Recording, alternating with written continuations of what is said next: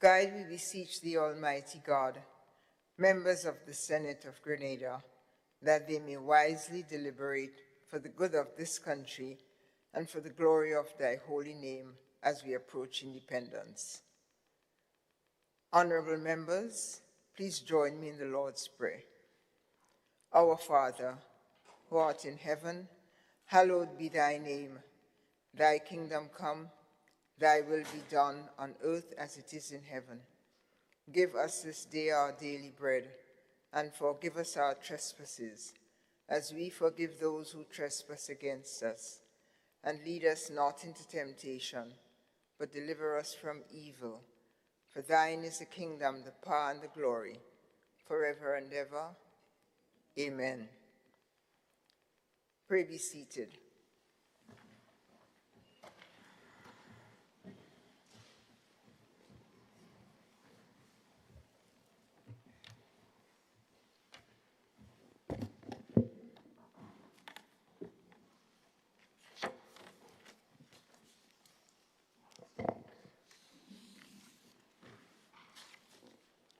Item number 3, oath of allegiance or affirmation of a new senator.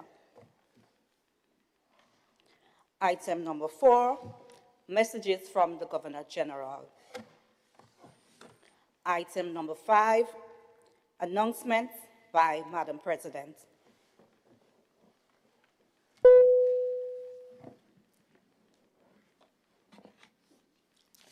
Distinguished members of the Senate, honorables, good morning. Happy New Year, belatedly. Wonderful 2026 to everyone. Families, constituencies, representatives, all. And on the eve of independence, we look forward to celebrating a happy 52nd anniversary. You will notice at the table there are 2 women, and in the chair there's a woman. Yes, woman power. 51% of our population, 33% just about here in the Senate. So we are delighted to welcome at the table Acting Clerk Melvina Galston, and ably supported by Palmer, Ms. Palmer. We are delighted to have them. And encourage women's leadership in decision-making. I hope that all women and girls in Grenada are encouraged by this new development. I also would like to report that the Speaker and I traveled to the Republic of India for a meeting of the presiding officers of the Commonwealth. I place on record our delegation's gratitude and deep appreciation for the extraordinary hospitality and warmth that was shown to us by our host, the entire Indian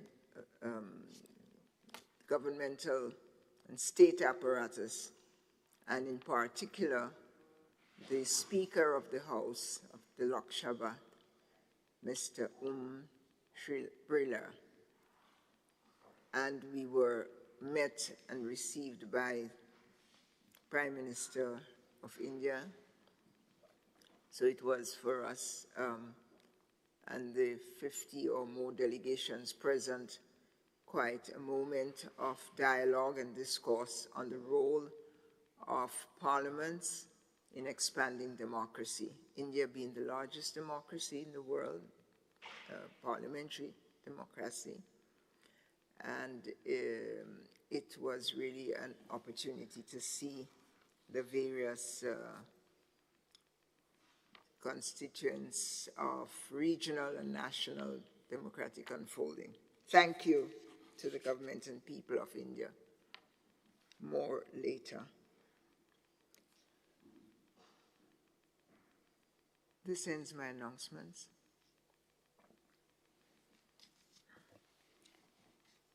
Item number 6, confirmation of minutes.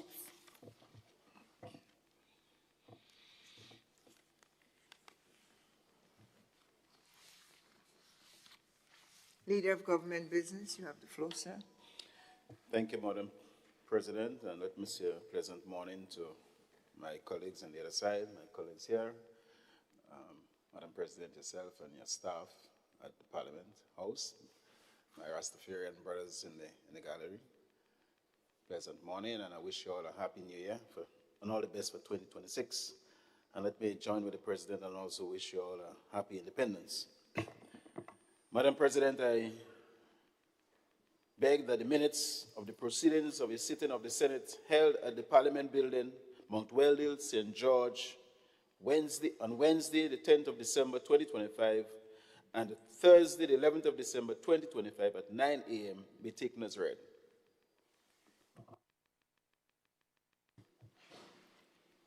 Thank you, Senator. Honorable members, the question is that the minutes of the proceedings of a sitting of the Senate held at the Parliament Chamber, Mount Weldale, St. George's, on Wednesday, 10th December 2025, and Thursday, 11th December 2025, at 9 a.m. in the morning, be taken as read. All those who are in favor say aye. Those opposed say nay.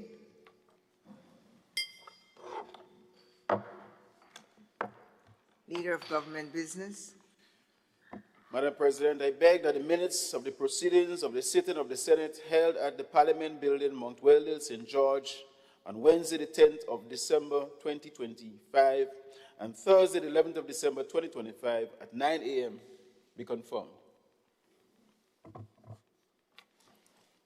Thank you, Senator. Honorable members, the question is that the minutes of the proceedings of a sitting of the Senate held at the Parliament Chamber, Mount Weldale, St. George's, on Wednesday, 10th December 2025, and Thursday, 11th December 2025, at 9 a.m. in the morning, be confirmed. All those who are so persuaded say aye. Those opposed say nay. Minutes are confirmed.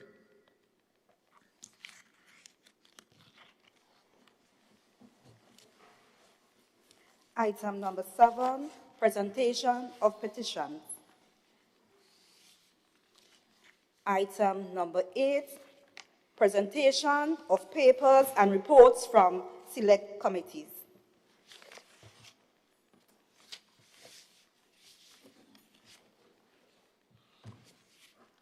Senator Adrian Thomas. Thank you, Madam President. Madam President, I rise to present the following papers and reports from selected committees. Number 1, State-owned enterprises and statutory bodies statement of performance report 2024. Number 2, Grenada Authority for the Financial Regulation of Financial Institutions, GAFIN, annual report and accounts 2024. Number 3, Grenada Authority for the Financial Regulation of Financial Institutions, GAFIN, report of the Supervisor of Insurance for the year ended 31st of December 2024. And number 4, Grenada Ports Authority financial statements for the year ended 31st of December 2024.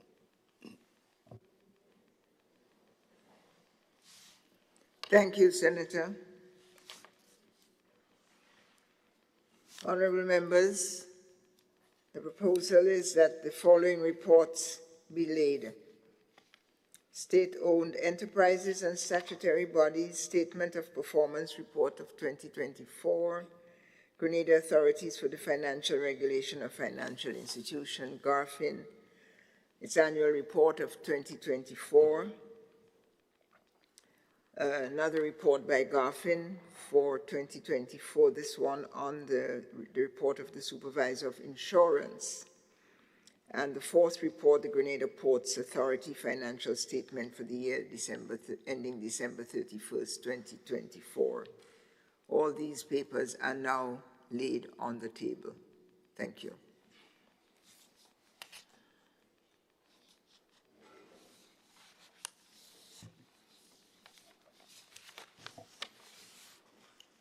Item number 9, statements by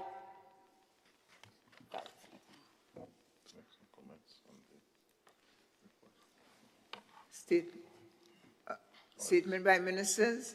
You have a question, Senator? You have the floor. Good morning, Madam President, and good morning to the acting clerks and supporting clerks, and of course, all the members within this chamber on both sides, and of course, our visitors and listeners on the outside, of course, along with our Sergeant of Arms. I rise, Madam President, to make a few remarks, not much on the reports that were just tabled. That's the purpose of the rising. I thank you. Two comments. One, I want to commend the different organizations for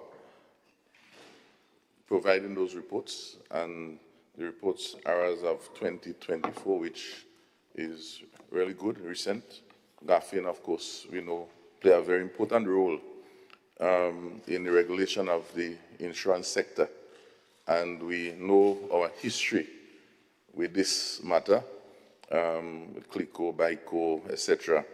And of course, their diligence on this matter provides some level of assurances for us as local citizens who utilize those services.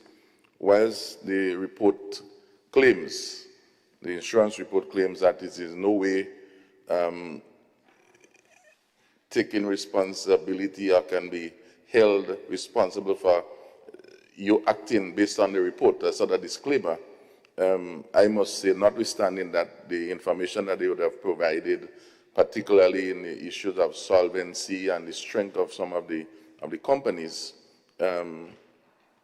would go a long way in persons making decisions. And what we have seen from the report is that the insurance companies are very strong and in order. And this means that they are doing a good job and ensuring that we are protected. So we want to commend them. And the fact that they are reporting so current, which is very current because we're just in the 2026, they must be commended.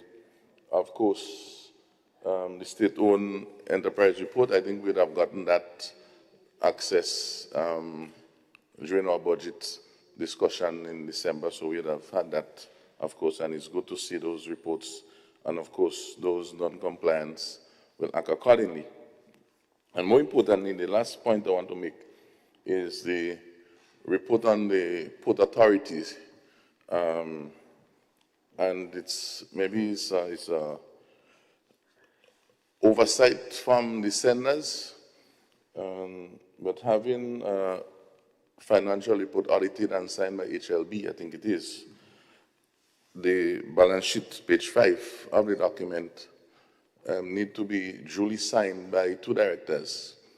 And I'm not too sure how it got passed through all the stages without being signed, because the directors would sign and say, well, we accept as true the report that is provided by the auditors, and we stand by it.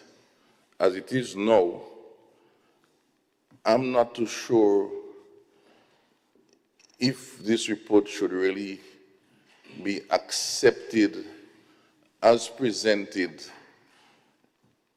because us accepting it in itself it's risky, because the owners has not even claimed it, and it's not in the approved form to come. I'm not even sure how the auditors even sign off on that, because they shouldn't sign off on that without the stakeholders, the shareholders, the owners, the directors in this case, saying, yes, we agree that what you have provided us, we're okay with it. So I think this might be a document that may need to go back and come back in approved form, because us accepting this is, well, there's really nothing to accept, really, because there is no ownership. And it could be an oversight with the format of the file that was sent. So I think this is something that could be easily verified by a phone call to finance or the port to have that resolved. Thank you. I thank you, Senator Sinclair, for your comments, observations, and I'm certain that Garfin will appreciate your remarks. Regarding your comment on the Port Authority's report as to its legitimacy without the requisite signature on page 5, I'm looking at the text that was signed on page 3 above, 3 and 4 above. Scanning it quickly to assess whether or not that the text there and the signature that follows, if that will constitute acceptance below, because the unsigned page says the financial statements were approved by the board, and you correctly note approved by the board on such and such a date and signed on their behalf by the directors. And as you correctly indicate, it's not signed. Now, immediately above, however, the certified chartered accountants have signed accepting the report. So I stand to be guided whether or not the acceptance of the chartered accountants and their signature thereunder constitutes an adequate subsidies, alternative for the director's signature. Are there any lawyers in the audience of the Senate? And our Attorney General is here. If there would be any comment on the legality or legitimacy of that. Senator Joseph, you're learned. No, Madam President, I have no comment simply because I don't see anything wrong with the report as presented. Thank you. I thank you, Madam. So, thank you. Senator Andre Lewis, good morning. Thank you very much, Madam President, and good morning to everyone. I know I'm speaking after certainly the Attorney General, who ought to be the expert in this field, but my very limited exposure to matters like these is that the document would not be properly before us unless it is signed off by the directors. The auditors are the ones who audited the document, and they are given their opinion. And what will normally happen is that a draft will be done, sent to the board of directors. They will then do the review, say yes, no, etc. The auditor will send the finalized document, and then the directors ought to sign off on the document before it has been presented officially. Because what we are looking at the financial document itself, and not necessarily just the covering letter from the auditors. My limited exposure to these, notwithstanding what my friend, the Attorney General, has indicated, is that for it to come properly before the Senate, it ought to be, unless I'm being told otherwise, it ought to be properly signed off by the the page where the signature is designed clearly states, as you read, in your exploration as to whether or not the auditor's letter will suffice. If we were just to read it again, because the people that will take ownership for this would be the directors. And it says here, these financial statements were approved by the board on X or Y date, and the provision for the directors. So that if the Senate has any queries about this information or document, it is the board will have to go to, through the necessary channels. So they must take ownership, in my view, for this document. Thank you very much, Madam President. I thank you, Senator Lewis. Any other comments?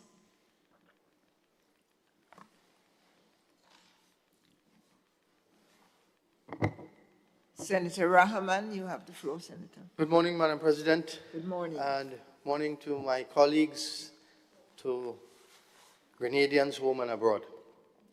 As far as I'm aware, Madam President, financial documents that are presented must be signed off by the Board of Directors. And if they are not signed off by the Board of Directors, then the people that are supposed to represent them do not represent them because their signatures are there. I'm sure this is a simple omission, but it's a significant omission. Simple in the fact that it was probably just an oversight, but important enough that it was flagged by one of our colleagues, rightly so. With regard to comments on the reports, I draw your attention to the performance report of the statutory bodies. To say that if you look at page 7, the bottom of page 7, under overall assessment of commercial entities, you would see it says here that commercial entities maintained strong liquidity during 2024. Profitability contracted sharply and solvency ratios weakened, reflecting heightened financial pressures associated with post-disaster recovery measures following Hurricane Beryl. Reversing this trend will require disciplined cost management and targeted operational improvements to restore margins and stabilize leverage. And among the major entities cited here are Grenlec, GDB, and Nawasa. Two of those we all rely on. So it just points out to us, the impact of hurricane on our statutory bodies, and the fact that now it puts additional downward pressure on these companies to perform. And such, you see in the next page, page 8, the actual overall risk rating for the commercial entities. So this is something that, that we will have to pay close attention to, because of course these services we cannot do without. Just want to bring that to your attention. Thank you. Thank you for your observation on risk management or risk aversion that we should be not only alerted to, but supportive of. Concerning the report from the port authorities, it's well understood that auditors are technical experts who verify data and methodology and so on.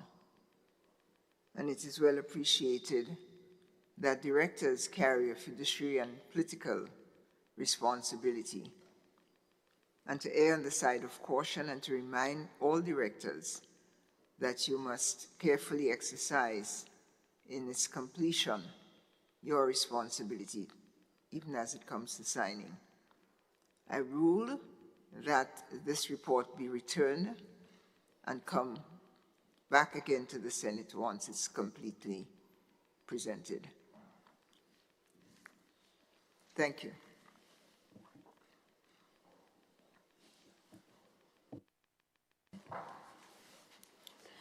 Item number 9, statement by ministers.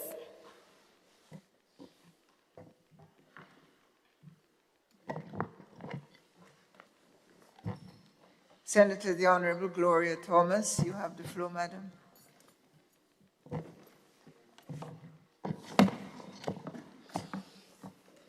Thank you, Madam President. Pleasant good morning to all in this honorable house. I take this opportunity to just update this house and the wider community as to the work that we have completed over the last month or so in the Ministry of Social and Community Development, Housing and Gender Affairs. Madam President, I want to inform that the National 5-Year Strategy and Action Plan to eliminate gender-based violence 2026 to 2030 has been completed and approved by Cabinet. This strategy represents a significant step forward in Grenada's response to gender-based violence. It establishes a coordinated, evidence-based national framework focused on prevention, strengthening essential services, supporting survivors, and ensuring accountability across all sectors. Importantly, it moves us from fragmented responses to a unified national approach. Madam President, the value of this strategy lies in its ability to bring all ministries, departments, and agencies together under a single framework. It mandates alignment of sector plans, ensuring a whole-of-government response that improves coordination, strengthens data sharing, and enhances accountability. This approach also enables the Ministry of Finance to better mobilize and align resources from both government and development partners to address GBV in a strategic and sustainable way.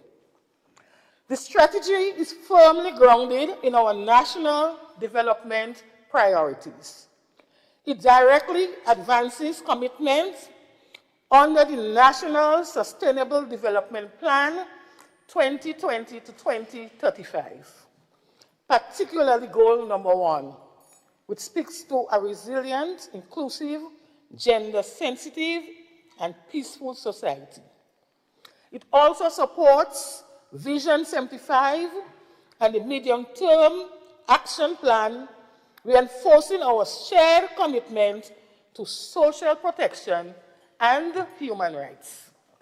Madam President, gender-based violence remains one of the most pressing human rights and public health challenges facing our nation. It carries a heavy social and economic cost, estimated at $171.7 million annually in lost productivity and services. These impacts are further intensified by emerging risks related to climate change, natural disasters, and digital forms of violence. In this context, urgent action is not optional, it is necessary. The primary beneficiaries of this strategy includes women and girls, survivors of gender-based violence, persons with disabilities, rural women, migrants, children, and youth. By strengthening prevention and response system, the strategy also enhances national resilience, particularly during times of crisis and climate-related shocks. To support effective implementation, a multi-sectorial steering committee will be established. This committee will bring together ministries, statutory bodies, civil societies, organizations, and development partners to work collaboratively towards shared objectives and measurable results.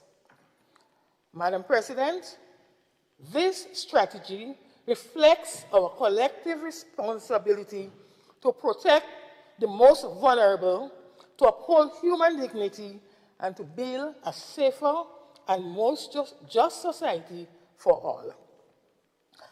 Madam President, I wish to further inform this House that the Ministry of Social Development has approved the Grenada Living Condition Index 2.0, known as GLCI 2.0, as the new national targeting tool for determining eligibility under the Support for Education Empowerment and Development Program, SEED. This revised tool will replace the existing tool introduced in 2012 and will take effect from this month, February 2026. Madam President, the approval of the GLCI 2.0 is both necessary and timely. The current targeting tool is based on data that is over 17 years old and no longer reflects the realities of poverty and vulnerability in Grenada today. As a result, it produces a very high level of error. Current analysis show that 59% of households that should be receiving SEED support are excluded, while 51% of those currently receiving benefits should not be included. These inequalities undermine the fairness, effectiveness, and the credibility of the program. GLCI 2.0 addresses these shortcomings by modernizing how beneficiaries are identified. The tool is built on the 2018 Living Condition Survey and Household Budget Survey and applies a proximate test methodology supported by predictive modeling. This allows for a more accurate, transparent, and evidence-based assessment of household poverty and vulnerability. Madam President, the revised tool significantly reduces both inclusion and exclusion errors and is fully aligned with Grenada's official monetary poverty measure. Importantly, it structurally prioritizes those most at risk, including elderly-only households, persons with disabilities, individuals with chronic illnesses, female-headed households, and households highly vulnerable to economic and climate-related shocks. It also strengthens gender sensitivity and responsiveness to crises. The ministry has already completed a pilot and finalized and updated the model.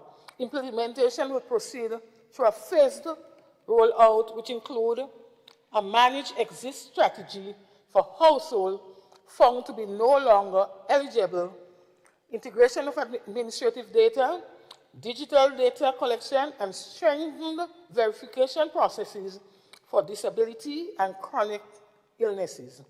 These measures ensure that the transition is fair, orderly, and socially responsible.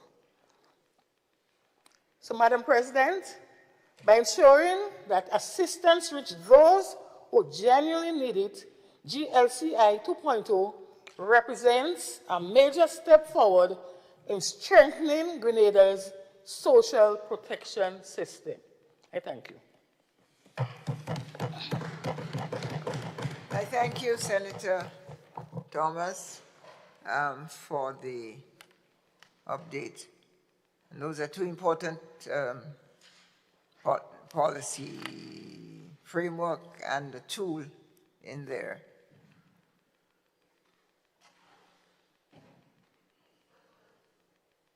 I note you said that you're updating it, but I also note that it's based on 2018 data, the GLCI 2.0. So I trust that the next iteration will clearly be using current data, but updating it is clearly an improvement in the question of establishing eligibility. Thank you so much. Comments or Senator St. Clair? Thank you, Madam President. I find myself having to rise because I always commend Senator Thomas and the reports from our department and the support she gets because, as I say, we discuss a lot of other things, but the social fabric is very important. We mustn't lose sight, and I really appreciate every time we come here and we get those reports. I look forward for them. I do. And particularly today, the issue on the gender-based violence, I think is a very important point that we mustn't lose sight of in the whole process. And we most time know the reasons and the background surrounding a lot of these things. And the constant education and self-awareness, and particularly to the women, to be able to stand up and given the strength and encouragement to stand up is very important. I speak a lot about that because I believe that, like yourself, the women power, women need to really surface, and whatever way we can create that rising is very important. I have that philosophy, and so this gender-based violence thing, not just only about fighting and beating up, but there are other forms of the quote-unquote violence and oppression that happens, and we need to find ways of education and self-awareness of everybody, you know, in the businesses, in the churches, in the organizations, you know, creating opportunities for that to happen, because women could do a lot of things that men could do, you know. Even if they have to raise 100 pounds or something, they may take it 10 pounds a piece and they'll get it done. Whereas women want to raise everything and then straight way back or something like that as men because you want to show you're strong. But it's important, And I think those lack of appreciation rule out women in the mix because you don't think that way. And I think, and I'm calling on men in general, especially in leadership positions, who can do better. And that I wanted to share those comments and that, and commend Sister Thomas on what she's doing and the ministry which she lead, that they continue to support her, because that is a very important part of our organization and country. It's not just the economics. That social part is very important. Thank you. Well, I think I speak for the nation in saying that it's wonderful to have a male as an advocate for an intergender-based violence, and there's thousands across the country. So thanks for giving voice to that this morning, and I'm sure Senator Thomas heard you.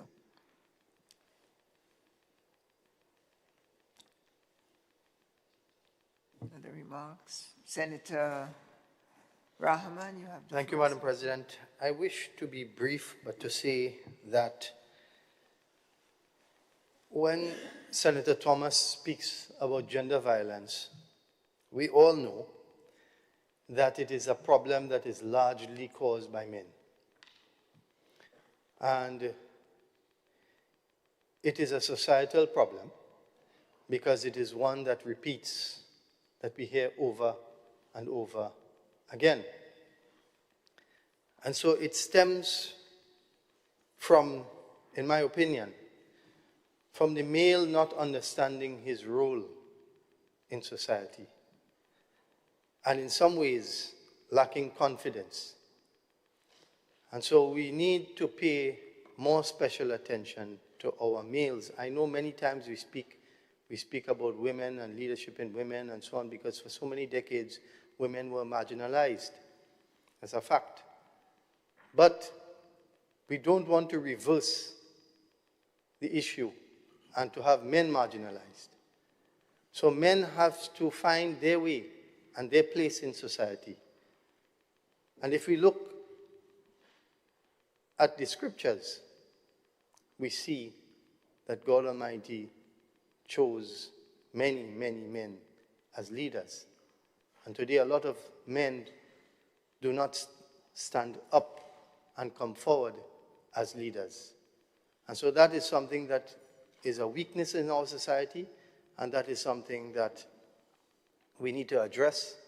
And I would like to say to our dear Senator Thomas that if there's anything that I can do to join you in the effort in speaking to some young men, I'll be happy to do so. Thank you. And I wanted to say that publicly. Thank you. Thank you, Senator Rahman. Thank you very much. And to remind everyone that Men's Day comes up every year.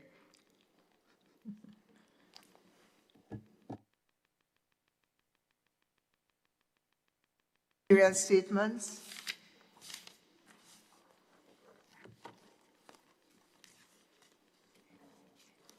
Hearing none, thank you for the ministerial statements. We move on.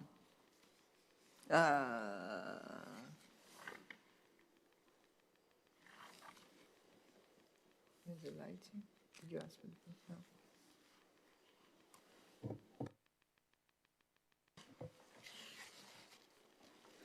Item number 10, government notices. Item number 11, unofficial notices. Item number 12, questions to ministers. Item number 13, personal explanations. Item number 14, motions. Item number 15, bills.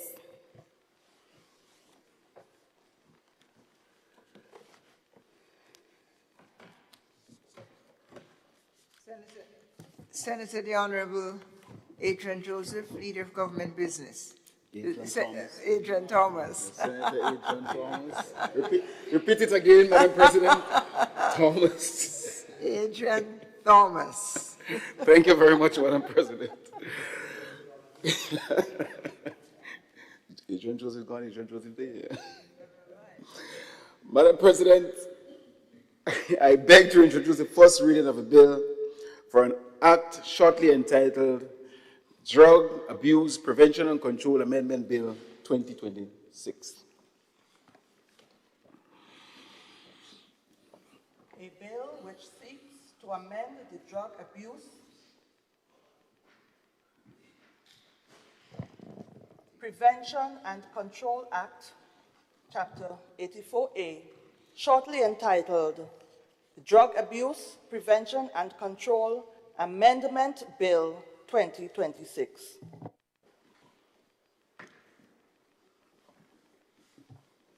Thank you, Senator Adrian Thomas. Madam President, I beg to move that the relevant standing orders of the Senate be suspended to enable the bill to be taken through all its stages at this sitting. Thank you. Honorable members, the question is that the relevant standing orders of the Senate be suspended in order to enable the bill to be taken through all its stages at this sitting. All those who are of that opinion say aye, and of the contrary opinion say nay. Ayes have it.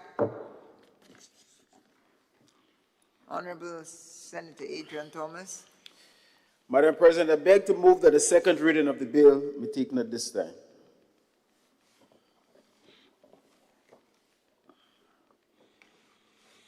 Honorable members, the question proposes that the bill be read a second time. Honorable Senator Thomas. Thank you, Madam President. Madam President, in responding to contemporary realities in public health, social justice, and human rights, this bill that we are about to present this morning represents measured, evidence-based reform of Grenada's drug control framework.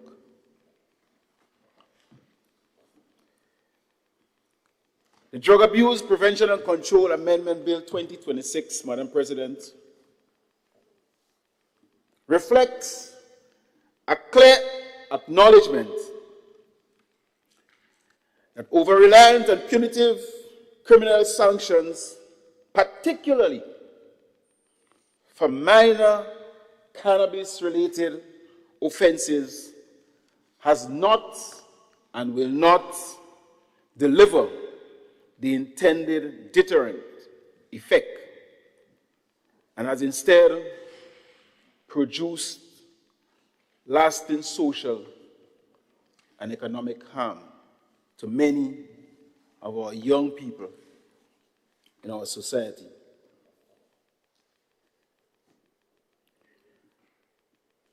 Madam President, the reform that we are embarking on, the reason why we are here today, is well informed by rigorous regional research and policy guidance by CARICOM, a reputable organization that we acknowledge in the Caribbean. And we take a lot of guidance from CARICOM, Madam President. In its 2018 report, Waiting to Exhale, Safeguarding Our Future Through Responsible Socio-Legal Policy on Marijuana, many islands in the Caribbean have taken the lead from there. And Madam President, the University of the West Indies, the university that we boast about and we are proud about, has done extensive research. And this, Madam President, has helped shape a Caribbean appropriate approach. One grounded in data, public health principles, and constitutional respect.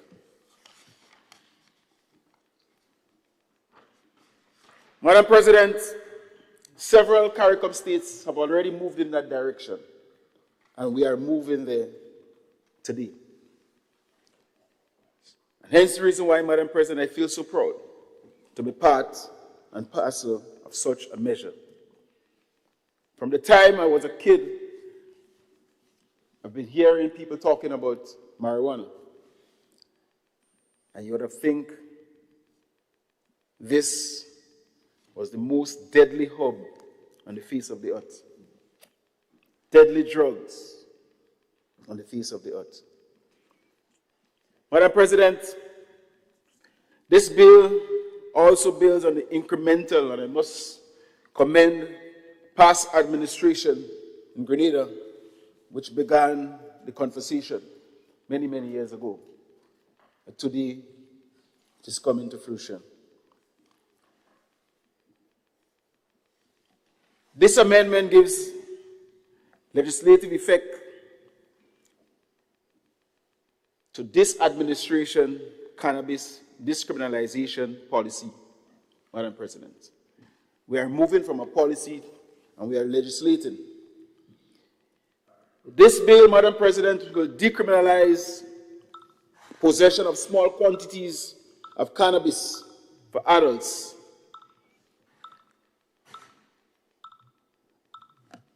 Sorry. Yeah.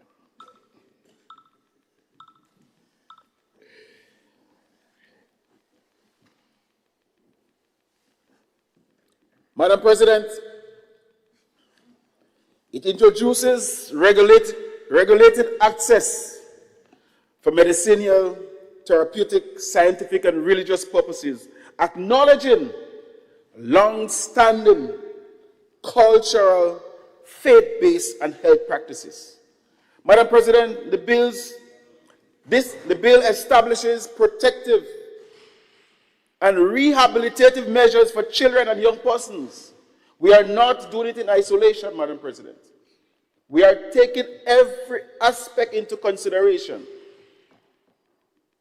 Wherever the potential lies to be dangerous, we are putting measures and structure in place that it does not give the kind of harm that our society has experienced many, many decades ago.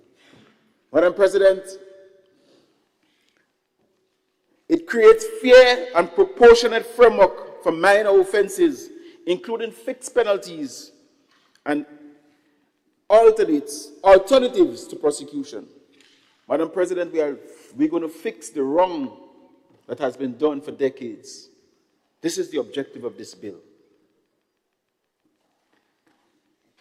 But, Madam President, it will be remiss of me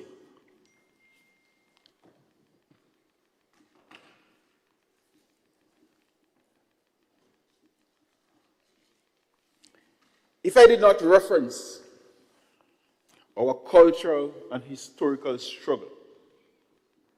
And I say cultural and historical struggle to get where we are today.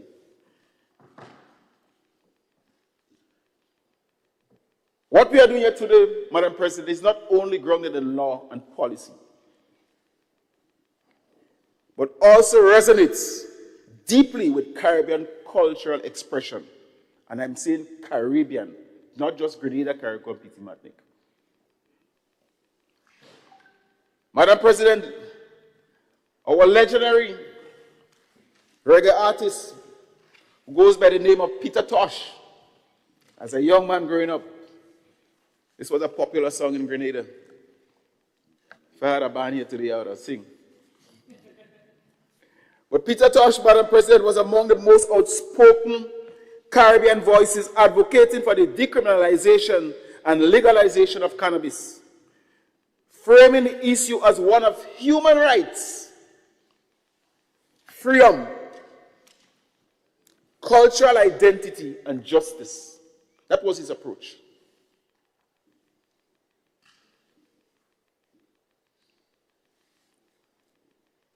And if we study the history of our colonial masters, one will understand where we're coming from. Through his music and public advocacy, Madam President, Peter Tosh challenged the criminalization of cannabis as a colonial legacy and disproportionately punished black and marginalized communities in those days. As you know, as a young man going to secondary school, whenever I was on holidays, vacation, I sometimes go to the courthouse and listen to some cases. And you always, when the drug cases coming up, you always hear the judges cry. Only the small fish we get in.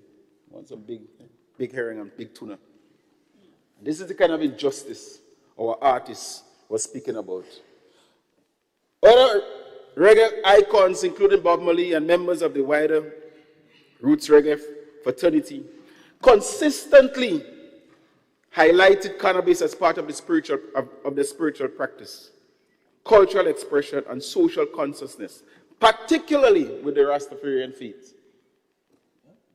Something that each one of us inside here met in the Caribbean, grew up well with, and is fully aware of the Rastafarian faith and the role that they have played in our culture, stability.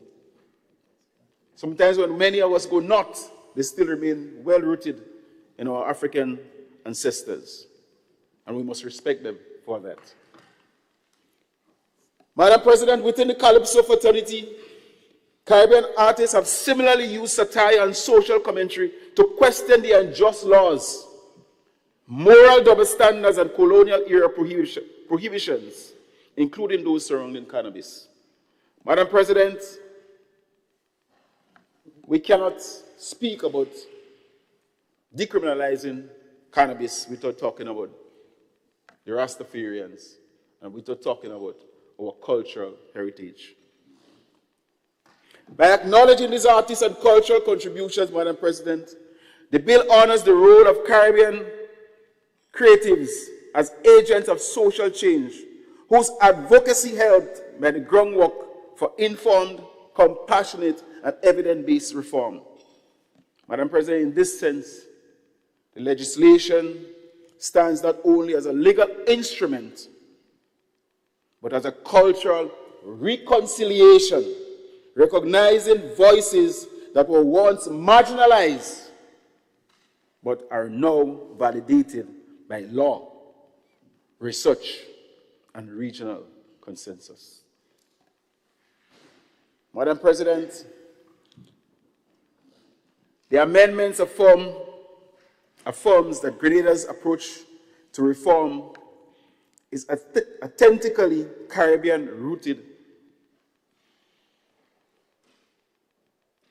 And above all, Madam President, this bill, I believe, and I guess all of us do, positions Grenada as a modern, responsible, and regionally aligned state, balancing public safety with compassion, evidence, and respect for human dignity. Having said this, Madam President, this morning we present this bill to this honorable House. Madam President, according to the Drug Abuse Prevention and Control Amendment Bill 2026, it seeks to amend the Principal Act, the Drug Abuse Prevention and Control Act, Chapter 84A, in order to give effect to the policy objectives by 1, decriminalizing the possession and use of cannabis in small quantities. Number 2, permitting the use, handling, and cultivation of cannabis for medicinal, therapeutic, scientific, and religious purposes under regulated conditions. Number 3, establishing protective and rehabilitative measures for children and young persons. Number 4, providing for the regulation of such activities. Number 5, creating new offenses and controls relating to the misuse of cannabis. And number 6 objective, providing for consequential amendments to the Rehabilitation of Offenders Act for the expungement of criminal records and discontinuance of pending proceedings in respect of minor cannabis-related offenses. Madam President, this bill contains 17 clauses, 1(7) and 1 schedule. Clause 1 provides for the short title of the Act.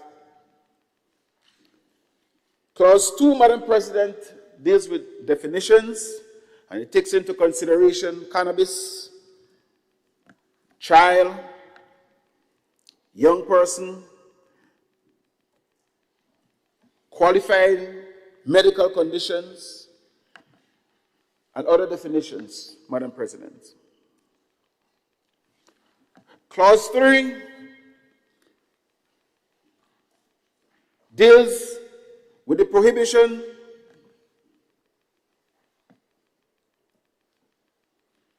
of importation of cannabis-based medicinal or therapeutic products, Madam President, and we will amend Section 4 of the Principal Act to address that. Clause 4 provides for the amendment of Section 5 of the Principal Act to permit the lawful production, supply, or offer to supply cannabis or cannabis resins for medicinal, therapeutic, or scientific purposes. Madam President, Clause 5 amends Section 6 of the Principal Act to decriminalize the possession of cannabis. And there, Madam President, we are talking about small quantities for personal use by persons who are 21. I repeat, by persons aged 21 or older, as specified in the new 8th schedule. Clause 6, Madam President, provides for the insertion of a new Section 6A in the Principal Act, which establishes protective and rehabilitative procedures for children and young persons found in possession of small quantities of cannabis or cannabis resins. I would not go into the details, Madam President, because the bill is provided to us. Madam President, under this new section, such cases are to be handled without arrest, charge, or criminal record. And I spoke about the harm that the old laws was creating to our society. Children under 18 years, Madam President, must be referred to the Child Protection Authority for assessment and, where appropriate, participation in counseling, education, a rehabilitation program. And young persons, people who are 18 years to 20 years, 21 years, 20, referred to as young persons, definition will speak to that, must be referred to a minister-approved counseling or education program. Madam President, we are not allowing these young people to be left on their own in situations sometimes they find themselves in being unaware, uneducated. We have a responsibility to guide them. And the new legislation will do just that. Clause 7, Madam President,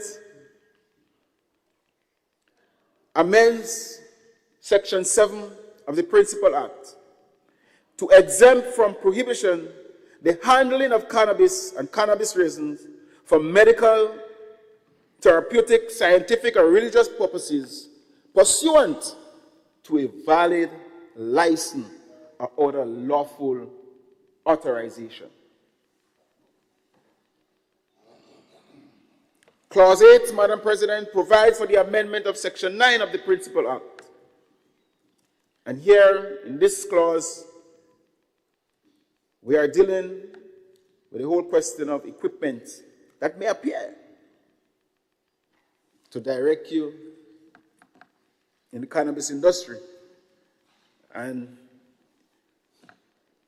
people who are in possession of pipes or any apparatus that may fit or intend for the preparation or use of cannabis, Madam President,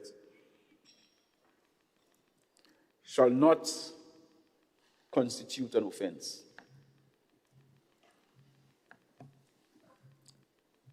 Section 9 provides for the amendment of Section 10 of the Principal Act to permit acts preparatory to the import, export, supply, or offer to supply of cannabis or cannabis resins for medicinal, therapeutic, or scientific purposes pursuant to a valid license or other lawful authorization.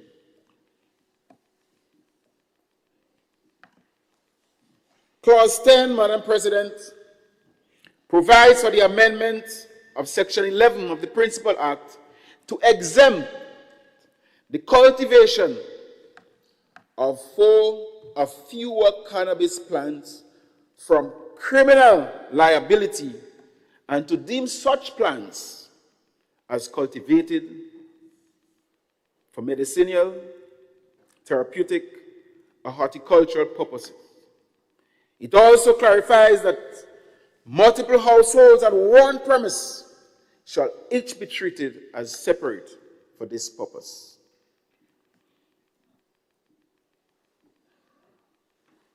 4 plants per household or less.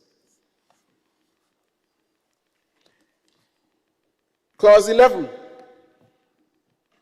Madam President, Clause 11 brings in 5 new sections. Section 13A, 13B, 13C, 13D, and 13E into the Principal Act. And so, Madam President, 13A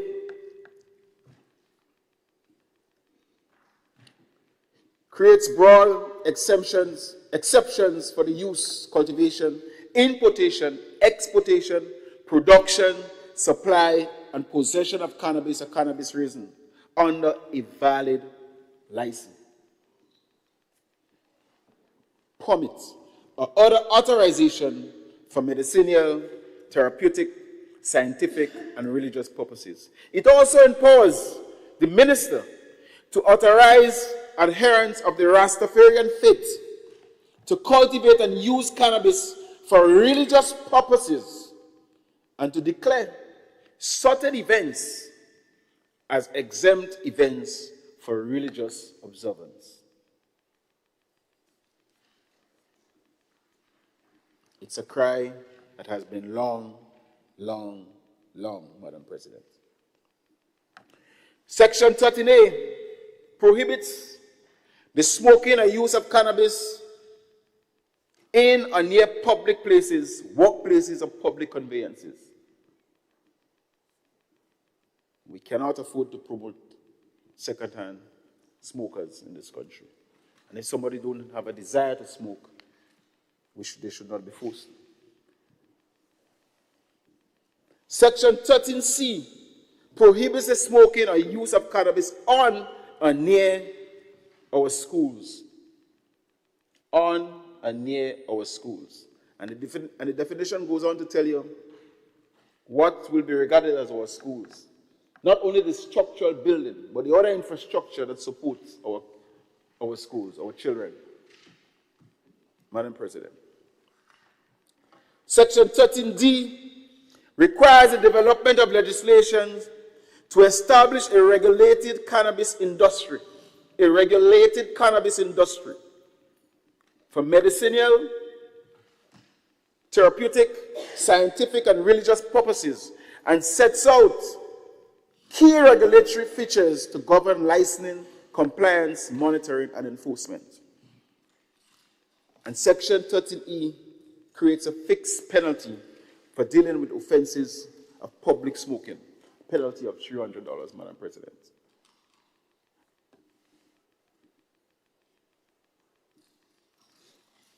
Madam President, Clause 12 provides for the amendment of Section 21 of the Principal Act. And here this amendment, Madam President, is recommending, stating that subsection 5 should be deleted. Because subsection 5, which clarifies that the provisions of Section 21 do not apply to the possession of cannabis or cannabis resin that is otherwise authorized under the Act. Madam President, Clause 12 provides for the insertion of a new section, Section 53. In the Principal Act, empowering the minister by order subject to affirmative resolution to amend the 7th, 8th, and 10th schedule.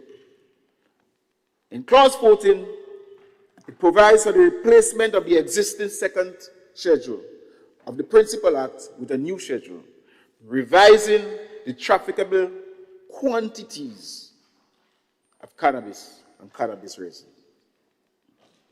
Clause 15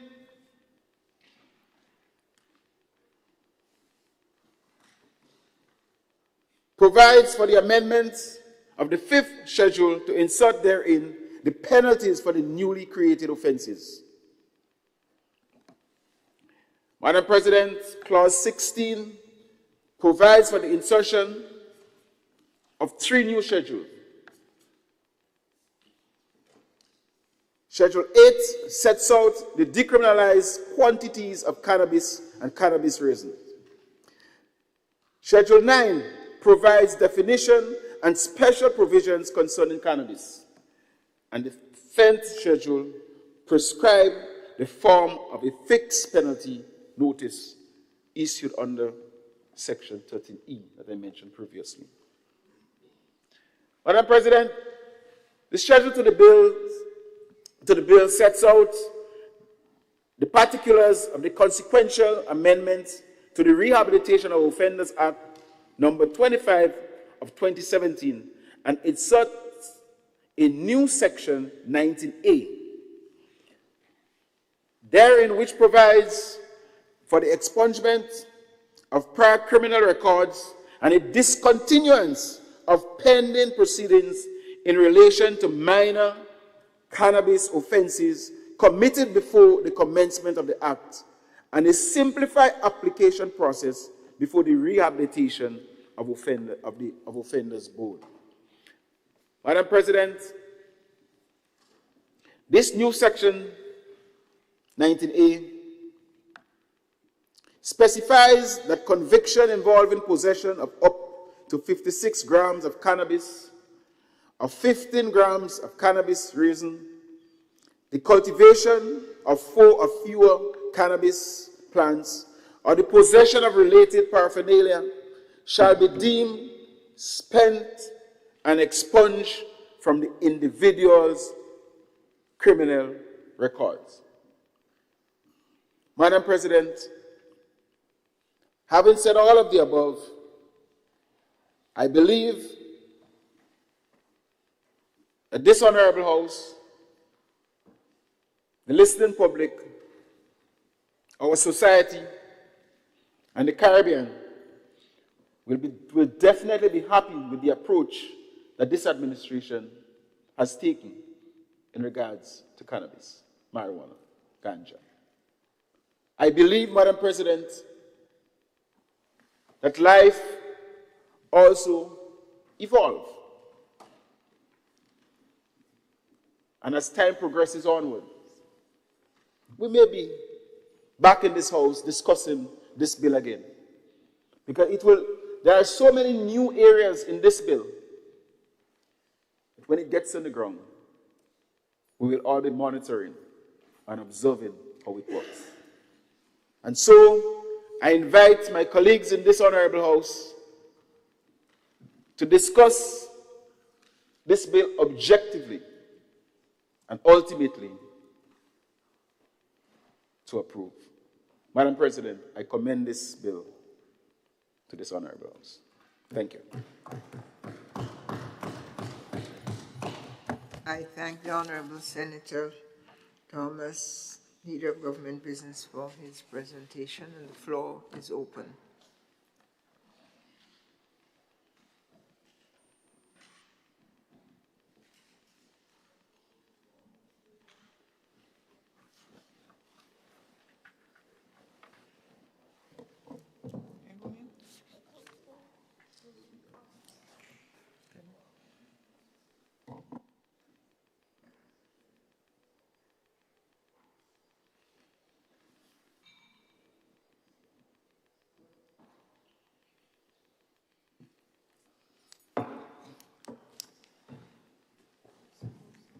The floor is requested by Senator Gloria Thomas, and I offer you the floor, Madam.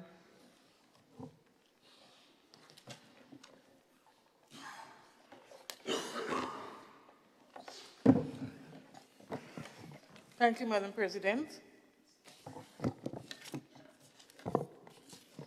I rise to support the bill that is before this House, Drug Abuse Prevention and Control Amendment Bill 2026. Madam President, it is an undisputed fact that the world is evolving, and so as a nation, we are also expected to step up and be responsive to the changing realities. I ask the question, will we continue to lock up our young people instead of investing in the development? And I believe we need to look a little bit closer at how we deal with our young people and the whole question of marijuana use. We do not want to create or generate a nation of criminals, a nation where we can assist our young people to be responsible, to exercise restraint and good judgment. So we need to look more on the positive side of things. Decriminalizing marijuana means that people are no longer treated as criminals for possessing small amounts of the substance for personal use. Instead of facing arrest, jail time, or a permanent criminal record, individuals may face a fine or no penalty at all.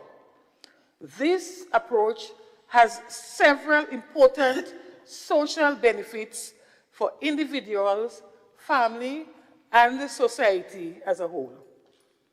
One major social benefit is the reduction of harm caused by criminal records.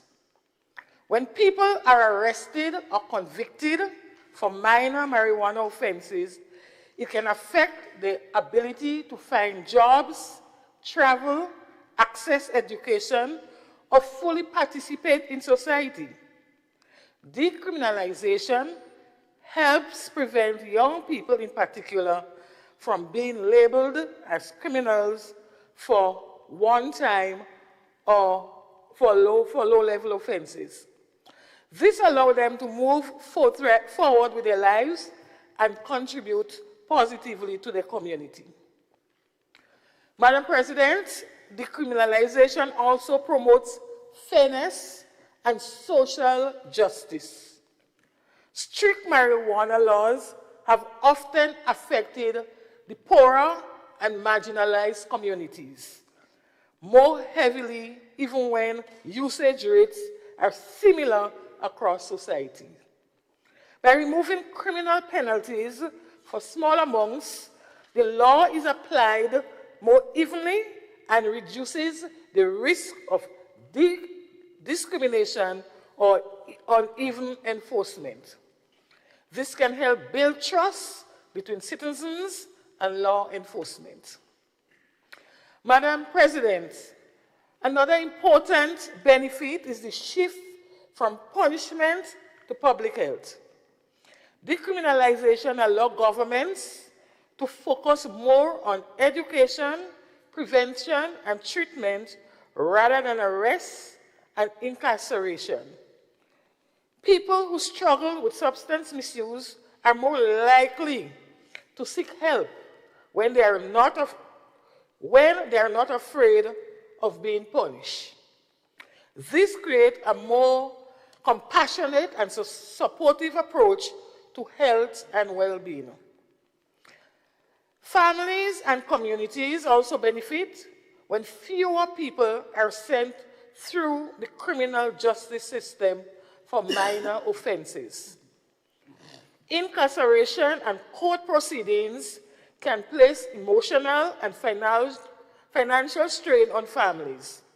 By keeping people out of prison for minor marijuana possession, communities remain more stable and family bonds are less likely to be disrupted. And we know quite well that when a family member goes to prison, oftentimes that person is just ostracized by family and by the community. Madam President, it is essential to recognize that this legislation does not legalize unrestricted recreational use. Rather, it decriminalizes possession and limited personal cultivation for adults aged 21 and over, while maintaining robust protection for public health safety. Under the new law, individuals age 21 and older, may possess up to 56 grams of cannabis without facing criminal penalties, and a registered household may grow up to 4 plants for private use. Madam President, finally, decriminalization can help reduce stigma around marijuana use. When society moves away from criminalizing users, it becomes easier to have open and honest conversation about responsible behavior, risk, and personal choices. This openness supports better decision-making and encourages respect for the law. Madam President, decriminalizing marijuana offers clear social benefits. It reduces unnecessary criminalization, promotes fairness, supports public health, protects families, and encourages a more human and balanced approach to drug policy. While regulation and education remain important, decriminalization is a positive step towards a more just and inclusive society. Thank you. I thank you, Senator Gloria Thomas. And I offer the floor to, let's see which one of you it is, Senator, the Honorable Nolan Cox. You have the floor, Senator.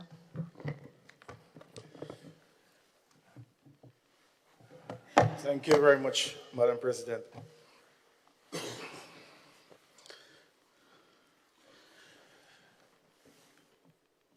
Madam President, I stand here today to contribute to debate on the Drug Abuse and Prevention and Control Amendment Bill 2026. Madam President, at the onset, let me be clear that we, the opposition, we have been consistent in our policy, approach, and attention, and of course an intention regarding cannabis as to how it should be administered and what format it should take. And of course, we have always been 100% behind decriminalization of cannabis. However, Madam President, the construct is one that must bear significant integrity for it to function properly, for it to achieve the intended objectives, and of course, to minimize any negative impact as much as possible. This bill, Madam President, represents, I believe, maybe one of the most significant shifts in the country's drug policy. And of course, the decriminalization of cannabis for small amounts has caused, not decriminalization, but the criminalization of cannabis in the past, or small amounts of cannabis, has caused a lot of social harm, and of course, particularly among our young persons and, of course, those in marginalized communities who have really been impacted in this. But reform, while reform is necessary, Madam President, we must be careful, we must be balanced and just. And of course, it is our duty as legislators, as senators in this honorable place, to ensure that good intentions are matched by good laws. So I think it's very important to highlight that. I believe it's important to highlight some of the strengths of this approach. I think it's important to do so. And this approach, I mean, it removes ordinary citizens from the grip of the criminal justice system just for small amounts of cannabis. Secondly, Madam President, the approach to children, while it's clear that there is some indication as to how you approach young persons and children who may find themselves in contact with cannabis, I still think that there is room for improvement and strengthening that approach, Madam President, but it must be commended that approach to look at them in terms of the counseling and also to ensure that no criminal record is assigned to persons in that regard. I think that must be noted. The third amendment that I noticed falls in line with the Rehabilitation of Offenders Act. I think that with the expungement of past minor cannabis convictions, that also is noted and commended. Madam President, these are real and meaningful advances, and of course, I think it's important that we acknowledge them. However, Madam President, one of the major concerns and probably major weaknesses of this legislation, or this bill before us, is a concentration of ministerial authority for something that is novel to this country, is novel to our approach, and it contravenes other countries who would have done the same thing and their approach to addressing the oversight, the monitoring, and of course, the implementation of this bill. Madam President, this bill begins with a significant over-reliance on ministerial discretion. I think that is something that we need to flag. And we'll speak more about it, and we'll dive deeper on why I raise this.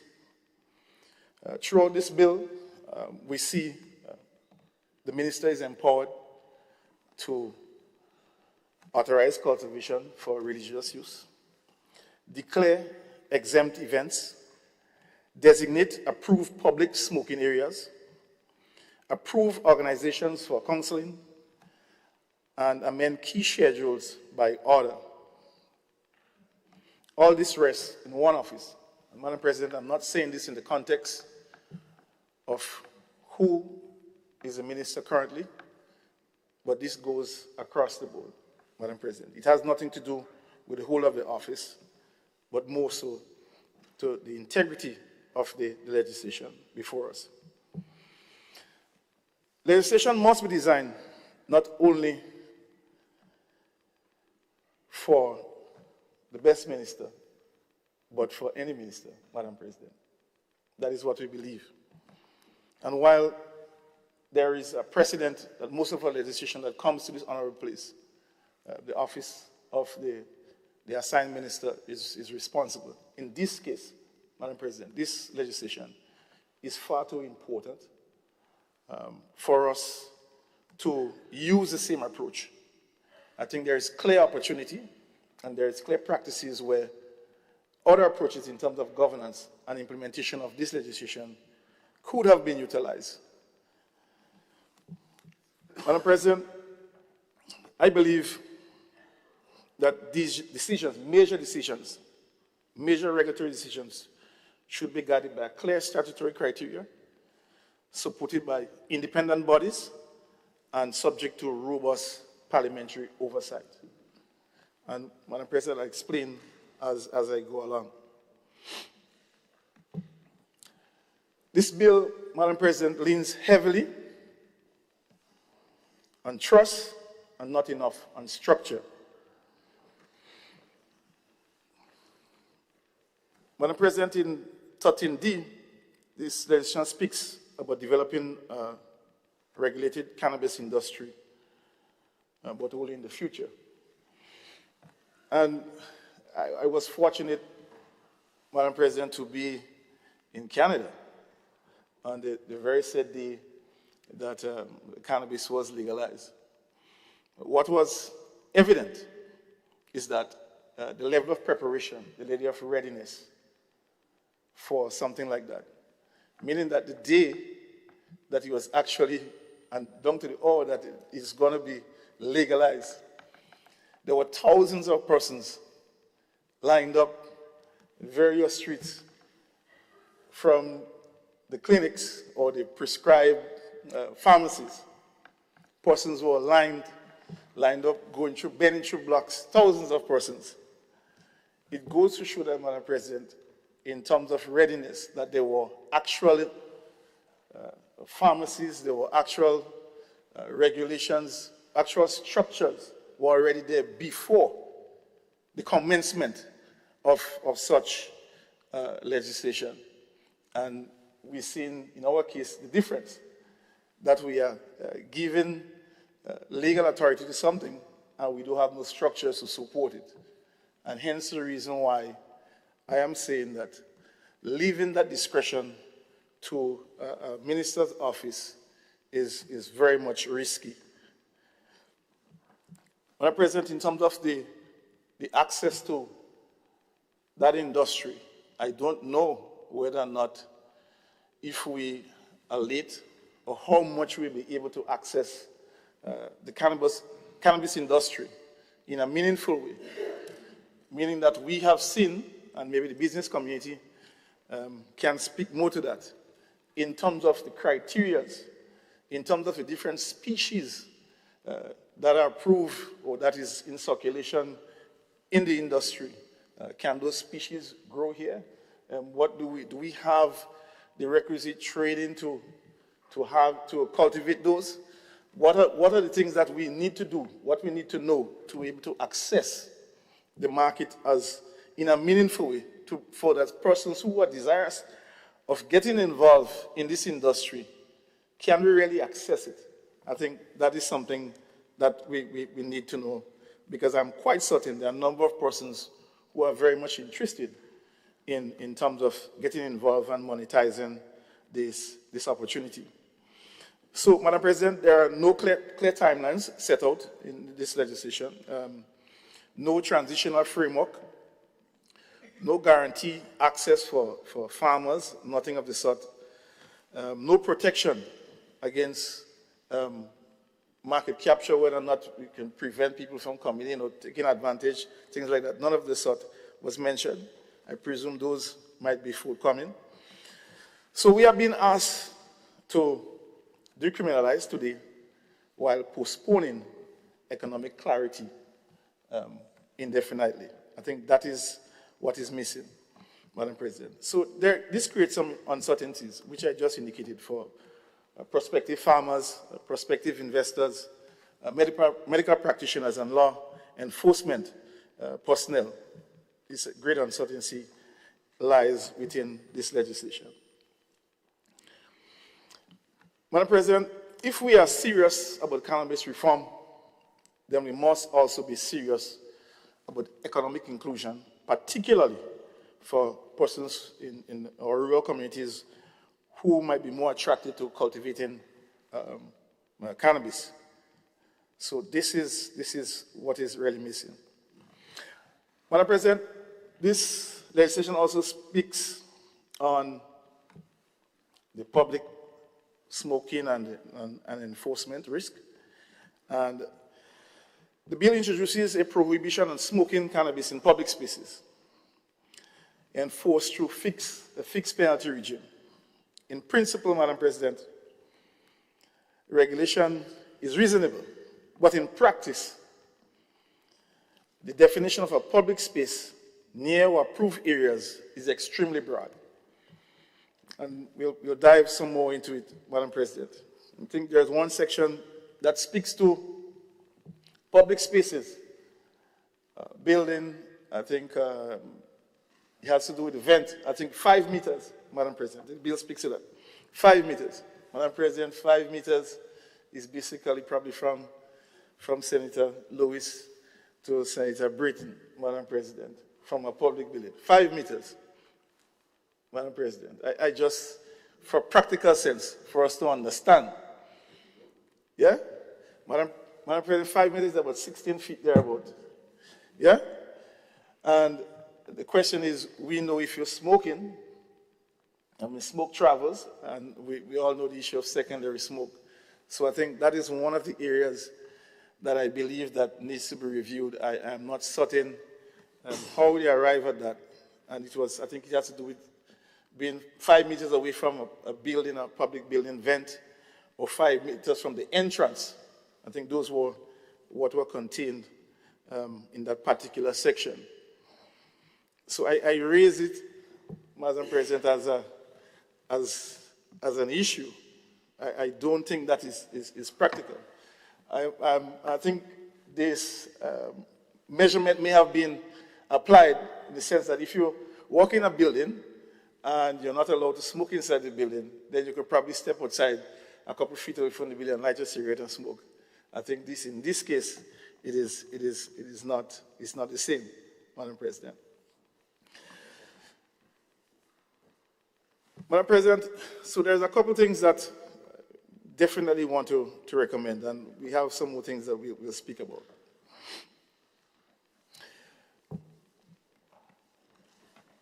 So the issue of protecting children is non-negotiable, Madam President. Our kids are, of course, parents' pride and joy. And the whole issue of the implications on young persons, we are all aware.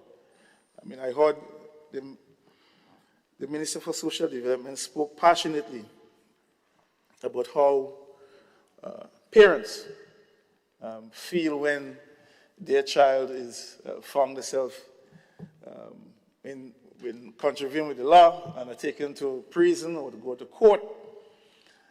Madam President, as a parent, I don't know how a parent will deal with a child who has been impacted mentally by the use of this drug, as we have seen, and having to go to a mental home for care. So there are two sides to this, Madam President. It's not just from the criminal side, but also the mental side. And we have been having significant conversations about mental health in this country.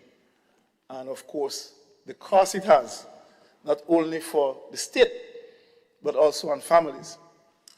And those of us who are parents and who have seen parents who have to deal with kids with mental issues understand the pain.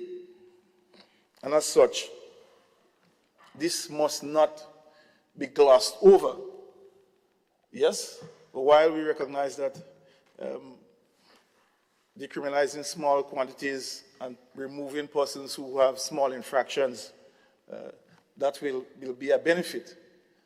But there are more important aspects of this law that we are trying to gloss over, which is the mental impact on our young people, Madam President. We have to take that into account. We must.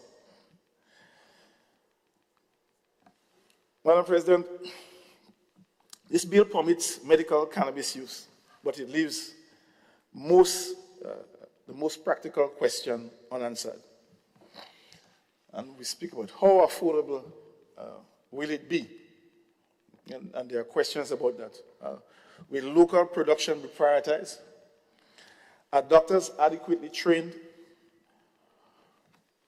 How will misuse be monitored?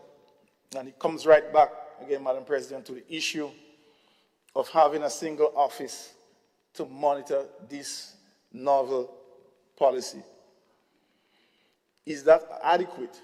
Would that be appropriate for the Office of the Minister of Health to be able to monitor the implementation of this law? I think, Madam President, the government side needs to think about this.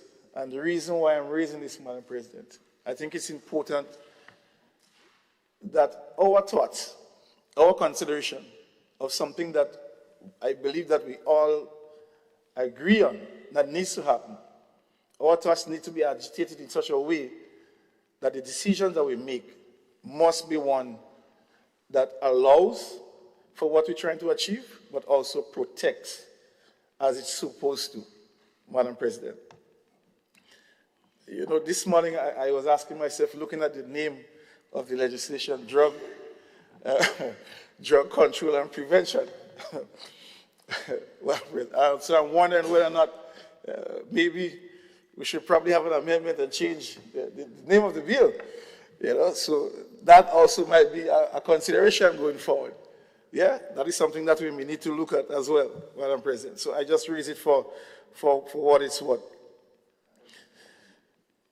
But I want to go a bit deeper, Madam President, on the issue of the ministerial oversight and why I believe that this amendment must be made, this amendment must be considered, because it's the right thing to do. I do not in any way question the drafters, but as the saying goes, it's the users that find fault of the manufacturers. And so it is our responsibility, it is my responsibility, while I'm in support of this, but I cannot support blindly, Madam President. I have to support because I too have two young boys, Madam President, who may choose to do that. I didn't know. I hope that they follow me and not do that. But you know how it is, Madam President. We have to be mindful of that. And we have a responsibility to the nation. But Madam President, why sole ministerial discretion is inappropriate in this context? All right? This bill introduces reform that directly affect criminal liability, public order, and use of public spaces. It also affects law enforcement practice and discretion, youth diversion, prevention, and social services, the establishment of a quasi-related cannabis industry. In such circumstances, vesting sole discretion, Madam President, in one minister or minister's office creates four material risks. One, legal uncertainty. As citizens and enforcement officers cannot know the full scope of their rights and obligations at the time the law takes effect. Two, inconsistent enforcement, as administratively developed rules may be applied unevenly across parishes. Madam President, and I make this to say that while the law indicates that you're not to no recreational smoking, but the same legislation indicates, Madam President, that at the minister's discretion, he could designate an area for smoking. So I don't understand what is it that we're trying to achieve. I am telling me to smoke in a particular, if I need to smoke in a particular area or at a particular event, then I have to go to a particular individual, a particular office to get permission to do so. We have to be clear, Madam President. I think this is where the inconsistency lies, and this is where confusion can arise. And it'll be difficult for law enforcement officers to be able to use their discretion in terms of how they should dispense their authority on this law. Governance fragility, Madam President. As policy direction becomes vulnerable to sudden change with the change of a minister. Madam President, if that's where the level of subjectivity comes in. Now, a minister might don't have a problem with giving permission to a particular religion or to perform religious act, whatsoever the case may be. But another minister who comes may not feel the same way. You know, where is the protection? And if we're speaking about for religious purposes, one minister may feel strongly against that. And so that is an issue that we have to manage. And I indicate that we need to protect this. If we're doing something, then we should put some structure to ensure that if this is what we want, that it remains. Reducing public confidence, particularly where discretion is broad and oversight is minimal. And I'm saying this, Madam President, you know, you go to certain places, and I'm speaking in the instance of just smoking in general. Some people don't like the scent of cigarette smoke or whatever smoke, they just don't like it. And we have to also respect their rights as well. And so within that context, we have to make this clear. Whether or not, what is the true definition of a public space? Can I go on the beach? You know, I don't know. So these things have to be clear.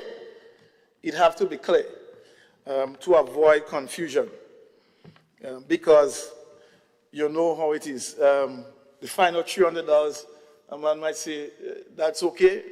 I'll just pay my $300 and I could just smoke my thing. You know, so that is something that we have to pay attention to.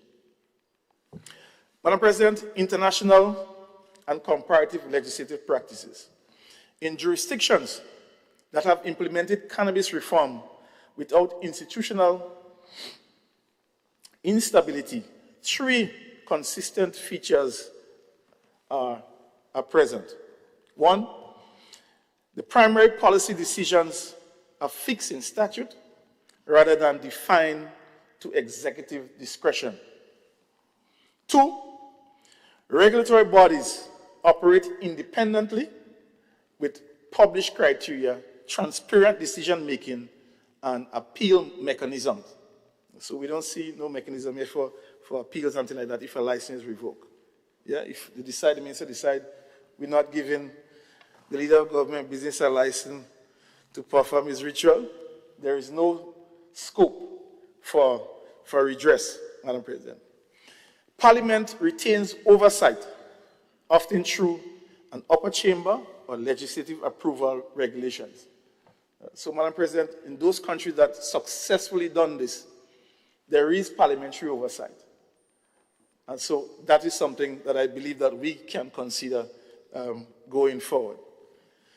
I just want to reiterate, Madam President, I'm making all this because I believe that we could do this better, we could strengthen this legislation in the interest of what we are trying to achieve. That is my objective, and nothing else.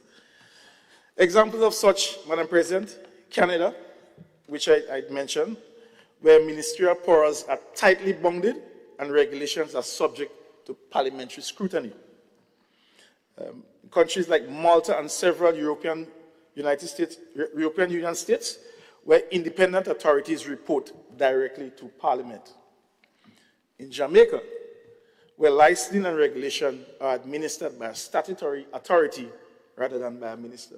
So there are clear examples that we can follow and adopt from to ensure that we get this right.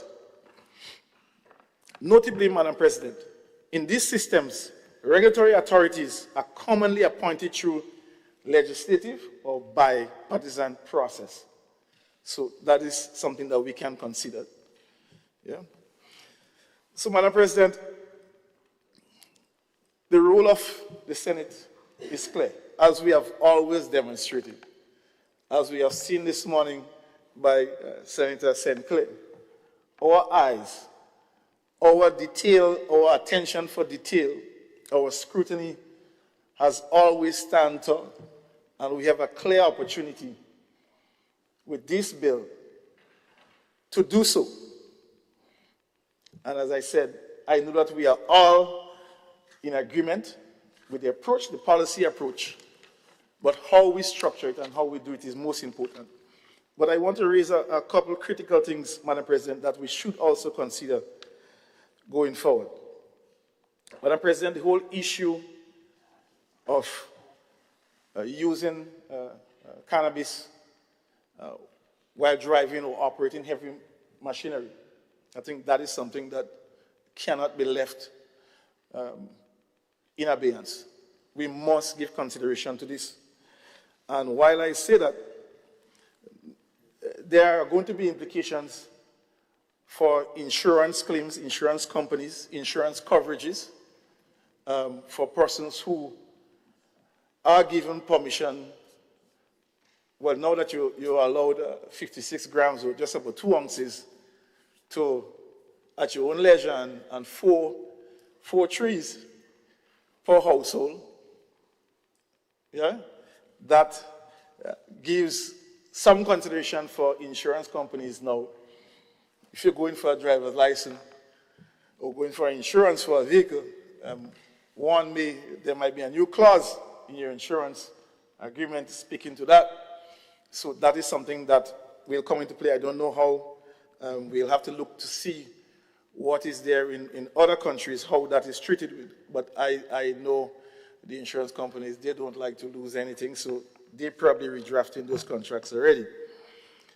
Madam President, also the labor representatives here and the business committees here, employers now may start to do random testing. Yeah, so those are things that we have to be mindful of.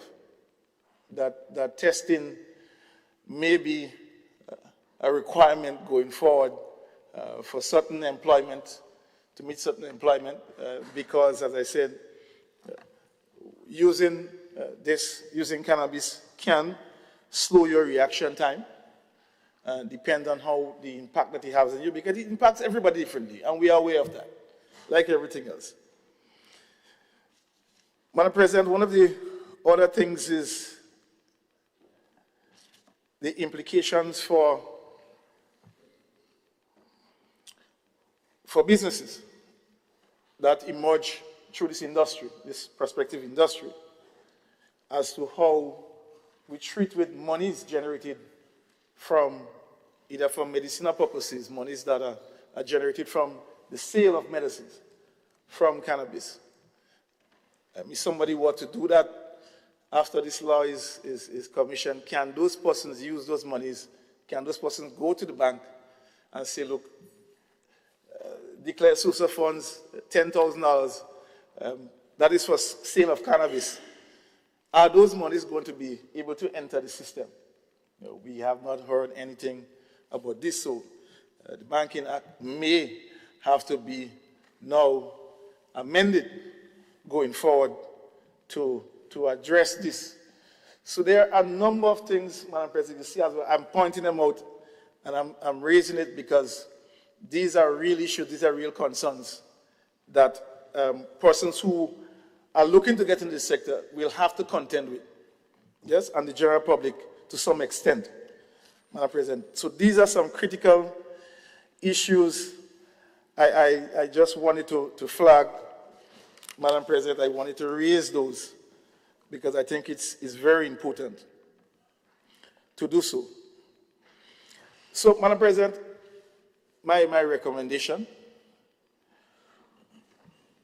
all right, my recommendation in terms of having a statutory oversight as against a minister or ministerial office does not mean that I oppose, Madam President. I just want to make it clear for the record's sake. You know, I am in support of this policy approach, but it's important that we get it right. I want to recommend there's a clear opportunity for us to have parliamentary oversight in this by embedding parliamentary oversight, establishing bipartisan authority appointed by legislature, or reducing ministerial control. Madam President, I think that is key. The Senate, this Senate, by making those recommendations, would not in any way be obstructing progress. So if members on the government side feel by pushing forward those recommendations, it might go against what they want to achieve, I am saying that that is not a move against progress. This is clearing a pathway, a structured pathway for progress to proliferate, Madam President. So I just want to close, Madam President, by saying that we have an excellent opportunity. And I do hope the government side, in some ways, agitated by my contribution, and in some way would have taken note to see how we can strengthen this legislation going forward, Madam President. So with these few words, as I said, I do support this bill, but I believe that there is a clear opportunity for us to make those changes. Whether those changes can be made now, that is up for the government side to decide. Whether those changes can be made soon, that is also rest with them. But the fact remains that if those changes, those recommendations, those amendments are not made, I believe that we are going to have significant difficulties in the implementation of this. I believe so, because there are significant gaps. There are significant omissions. And so it is for our consideration for this honorable House, through you, to the Leader of Government Business and his team, to seek redress on those issues that were flagged. And I guess as much colleagues on this side would have other things as well. So, Madam President, I just make this. These are my contribution, and I just want to thank this honorable House for giving me the opportunity to do so. Thank you. Thank you, Senator Cox, for your remarks. And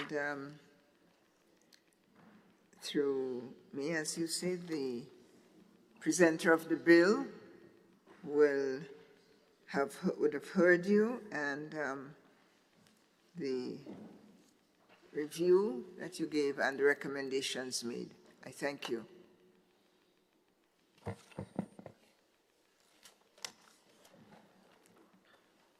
Senator Civil Francis has requested the floor and will now present on one of the two mics. There you are. Thank you. Thank you, Madam President.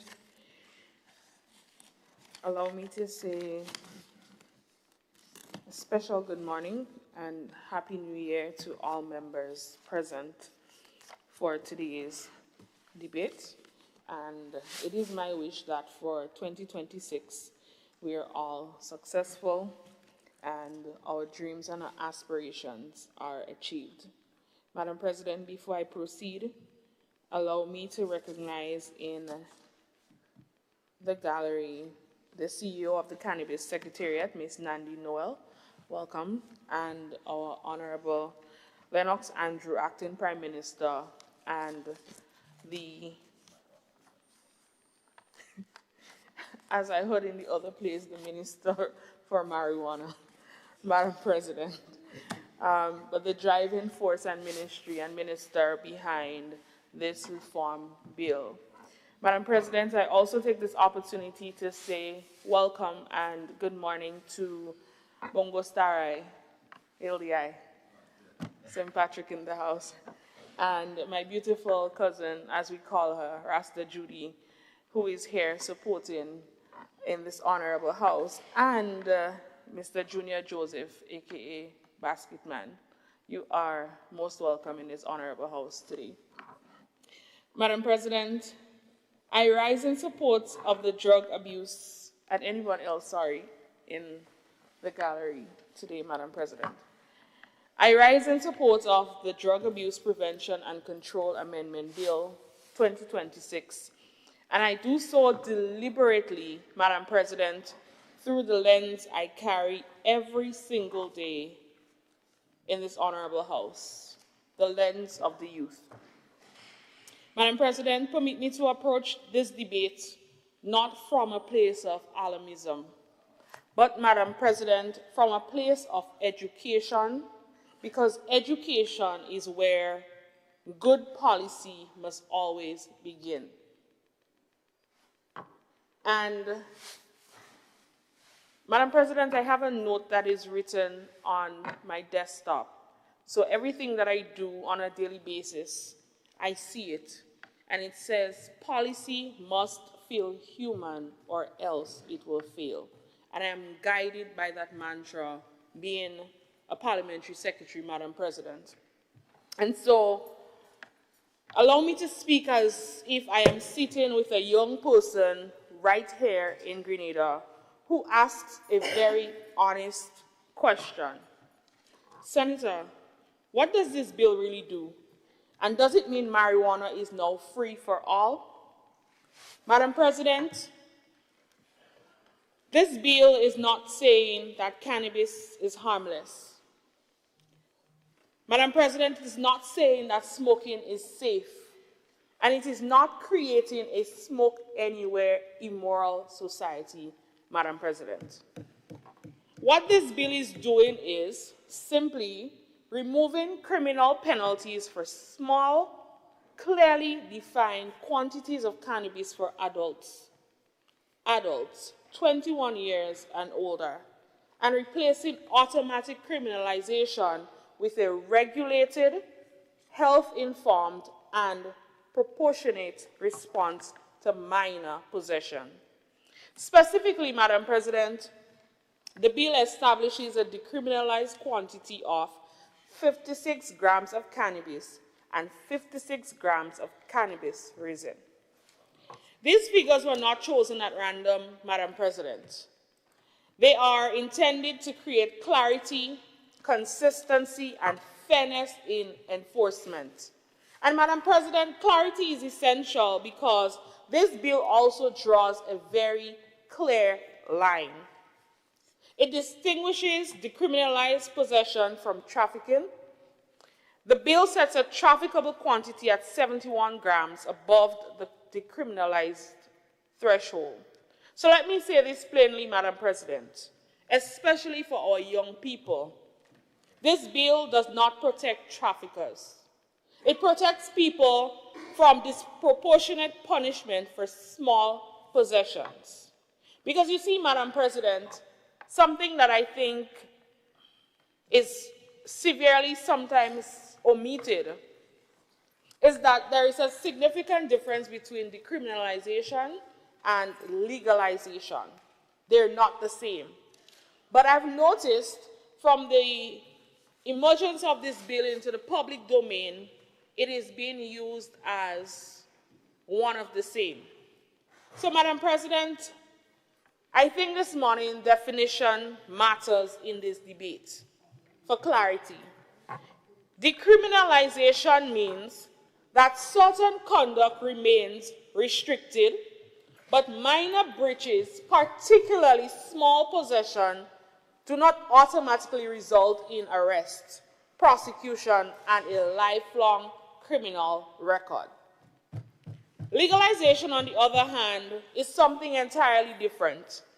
Legalization involves a comprehensive framework where you would have licensed production, regulated sale, taxation, inspection, compliance, and enforcement. The bill does not legalize recreational cannabis. In fact, it expressively anticipates that separate legislation, which will be required to regulate cannabis for medicinal, therapeutic, scientific, and religious purposes. But, Madam President, I think the emphasis is most times placed on the recreational smoking aspect of things. So if a young person is listening today, the message is simple and honest. This is not a hall pass. This is a shift away from lifelong criminalization for minor amounts. Madam President,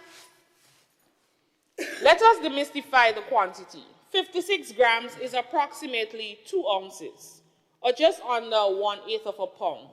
Because if we're saying 56 grams, not everyone might understand grams versus pounds versus ounces.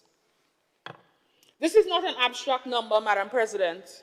It is a carefully defined threshold meant to prevent excessive, and I'm stressing on the excessive enforcement while maintaining that public order.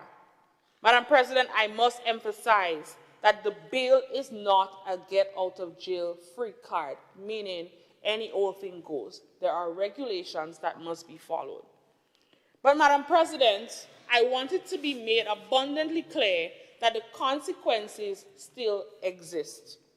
And here I'm not speaking just consequences in the judicial system, Madam President.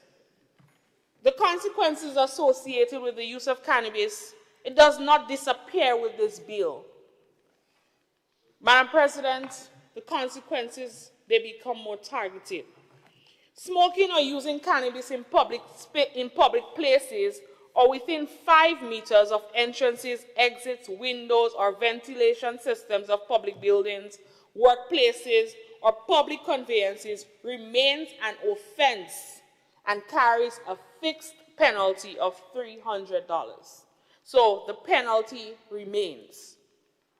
Madam President, smoking or using cannabis on school premises or within 100 yards of a school during school hours is strictly prohibited and attracts serious penalties. So, Madam President, I know in this honorable house here, we have studied this bill and we understand this. But I did preface my presentation by indicating that I'm speaking directly to the young people who are asking the questions. Madam President, so when people suggest that consequences vanishes with this bill, this is simply not true. What vanishes is automatic criminalization, not accountability. Madam President, one of the most progressive aspects of this bill is how it treats children and young people, something that I'm very much proud of the Secretariat and those involved in drafting this. Madam President, a child under 18 found with small quantities is referred to the Child Protection Authority for assessment, counseling, and support, rather than the justice system. A young person between 18 and 20, because we did indicate that it's for persons 21 and over, so a young person between 18 and 20 is referred to a minister-approved counseling or education program. And Madam President, I don't think when it says a minister-approved counseling or education program, it is essentially saying, for example, Minister Lennox Andrew or Minister Delma Thomas, responsible for mental health or so on, makes or refers that child or that young person rather directly to a program. Madam President, sometimes I wonder why we do this. We know better. And I don't understand why we try to mislead the public, Madam President. I believe that this honorable house is a place of education. It's just like in the Bible, Madam President, when it says man. It's not referring to the males only, Madam President. And so we know sometimes terminology is inclusive. So when it says here that a minister-approved counseling or is referred to a minister-approved counseling, it's not saying that the minister is handpicking this. The minister is obviously responsible for ensuring that the policy is there, the programs are there, and all of that. There's a team of people there, Madam President. So I expected better from us. And every time I come to this honorable house and I feel like we use the opportunity to mislead the public intentionally, it hurts me, Madam President, because our young people are listening.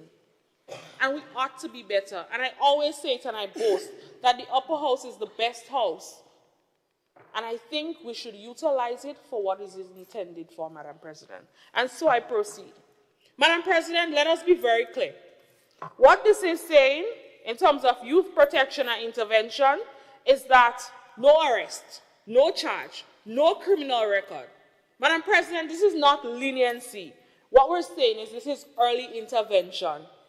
That is the difference between saving a life trajectory and destroying one.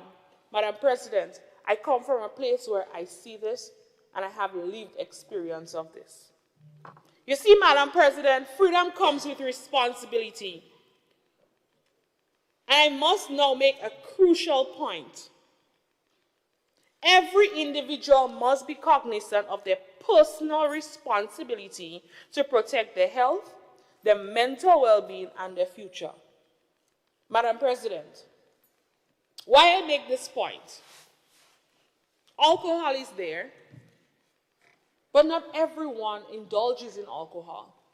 Cigarette is there, Madam President. Not everyone indulges in that. There are some people that take absolute charge and responsibility for their health. And so we're saying that it is the same thing here, Madam President. If you consume too much fatty foods, the consequence is obesity. If you consume too much salt, you have hypertension. If you consume too much sugar, then you end up with diabetes. And so we're saying here that yes, we know that the consequences exist, but it is also an individual responsibility to know what they ought to do and what not to do, Madam President. Madam President, one of the challenges in this national conversation is that we focus almost exclusively on the smoking. When the cannabis plant has recognized medicinal value in many parts of the world. Madam President, you see, medicinal cannabis has been used successfully to treat many things, Madam President. Chronic pain, particularly for patients who do not respond well to opioids, Madam President. Epilepsy and seizure disorders, especially treatment-resistant epilepsy, Madam President. Cancer-related nausea and vomiting caused by chemotherapy. Multiple sclerosis to reduce multiple spasticity, Madam President, sorry. I'm getting a bit emotional. Glaucoma by lowering intraocular pressure. Appetite loss and wasting syndromes, particularly in patients with HIV and AIDS, Madam President. So you see, Madam President, these benefits are accessed through regulated forms, oils, capsules, topical treatments, and not just reckless smoking. And I'm asking myself, why is it that we're focusing only on the smoking, the recreational smoking aspects, Madam President? And what we're saying is that a person who, take for example, suffering with chronic pain, Madam President, now has access to 4 plants, an adult, cultivated in their flower pots, in their homes, in their backyards, Madam President, and that can be used to help with their ailments, Madam President. So we're saying that there are other aspects that can be utilized, and let us not just focus on the smoking aspect of things. Madam President, so yes, cannabis has benefits, but benefits do not erase responsibility. The bill does not encourage reckless behavior. It creates a space for regulated medicinal use, research, and responsible policy. Madam President, our society will not collapse because we are decriminalizing cannabis, Madam President, as some people are putting out into the atmosphere. The fair narrative suggests that decriminalization leads to societal collapse. But the Caribbean has already tested this theory. We don't even have to get as far as Canada, Madam President. Jamaica decriminalized possession up to 2 ounces in 2015. Jamaica did not collapse. Trinidad and Tobago decriminalized cannabis in 2019. The society did not collapse. Barbados adopted a proportionate, non-criminal approach. Barbados did not collapse. Antigua and Barbuda reformed its cannabis laws. Antigua and Barbuda did not collapse. What collapsed was the idea that harsh criminalization was the only tool available. Madam President, and I can stand here and say, we will not allow our Grenada, Carriacou, and Petit Martinique to collapse because we are decriminalizing marijuana, Madam President. Madam President, I must speak from where I come from. Because when I stand here, I represent my community. I represent where I am from, the community that is responsible for who I am today, the lived experiences. Madam President, I am from Mount Church in St. Patrick, a place where people ask, can anything good come from this community? Madam President, a rural community long associated with these practices. I have seen firsthand how the lives of young men from communities like mine have been upended, not because they were violent criminals, but because of small quantities of marijuana. And let's be honest, Madam President, there are people in more affluent parts of this country who may possess cannabis and their doors are not being kicked in, and they're not being dragged and hauled and thrown into the back of a police van, Madam President. But in rural communities, young men have often borne the full weight of enforcement. Madam President, law must not operate like a spotlight that shines on some communities and not on others. Madam President, I recall walking through Monkridge with the members of the Royal Grenada Police Force just a few months ago in an attempt to bridge the gap, reduce fear, and rebuild trust, one that has been broken between the Royal Grenada Police Force and the community, Madam President. And the breakdown we confronted between youth, law enforcement, and the community was significantly linked to marijuana law enforcement. And Madam President, today, this bill speaks volume. For many of these young men, these feel like a guardian angel moment. Not because the law says anything goes, but because the law finally says, we will not destroy your future over a small mistake. This is like an olive branch extended further to continue bridging that gap, Madam President. Madam President, the young men in my community can now say, I can go and get a proper job. Not because I choose to engage in recreational smoking, Madam President. Madam President, you know, this is how I think of this. When you look at the big, corporate men and women in some instances across the world, on their break time, you would see they go outside, they would light a cigarette, and they would smoke, decompress. Madam President, so we're saying here also that you should not be able, or you should not be restricted from holding jobs or positions simply because you choose to engage in recreational smoking, Madam President. Madam President, I have never seen a person engage in recreational smoking of marijuana and went home and beat his wife to death, Madam President. But I've seen and I've heard, and I'm sure Sister Gloria has witnessed the same thing from her ministry, where persons consume alcohol and they went home and abused their families, Madam President. But we have alcohol lap and cut everywhere, and it's free for all.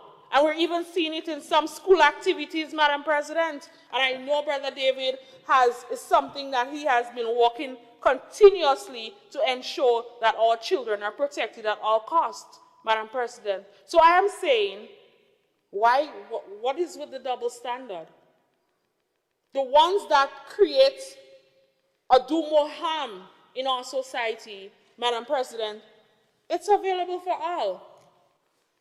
I'm sure if we go to the records office and traffic department, we will see how many accidents happens because of drinking and driving, Madam President, the consumption of alcohol.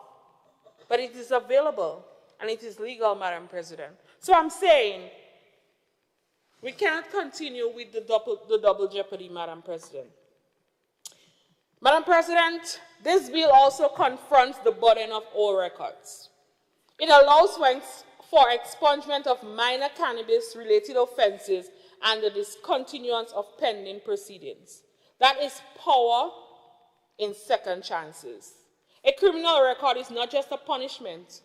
It becomes a permanent barrier, Madam President. And reducing the burden means fewer young people needing rescue later because we choose intervention over incarceration. Madam President, at the Ministry of Youth and Sports, we have programs like the Empower program, Madam President. We're constantly creating remedial programs because of incrimination of our young people, Madam President. Prior to this, I've worked with an organization that dealt specifically with young people, giving them second chances. And on the intake form, one of the questions that I always had to ask, and it was painful and woeful to ask, have you ever been in conflict with the law? And the answer was most times yes. And then I had to ask, what was the reason? And sometimes it was just for a spliff, Madam President. And because of that, they have a record. And then when they go to employers to get jobs, they're skilled young people, they're talented young people. Then they have those restrictions. And so we're saying that in an attempt to have fewer remedial programs, early intervention over incarceration is one of the ways that this bill is helping to do just that, Madam President. And in closing, I must say that this is not a celebration of cannabis. This is not what I'm saying at all, Madam President. It is a recalibration of justice. Madam President, it says that we can protect public health without permanently branding people as criminals. It says we can protect schools without destroying futures. It says we can address youth behavior with counseling and not cuffs, Madam President. And it says we believe in second chances. And Madam President, on behalf of the young men of my community, and every young person in Grenada, Carriacou and Petite Martinique, who felt like the system has placed them in a box, I stand today resolute for those reasons that I gave above, Madam President, in full support of this bill. Thank you, Madam President. I thank you, Senator Civil Francis, for your presentation and look forward to the recalibration of justice for young people through this bill. And I offer the floor to the next petitioner for it. Dr. Mariana Charles, you have the floor, Senator.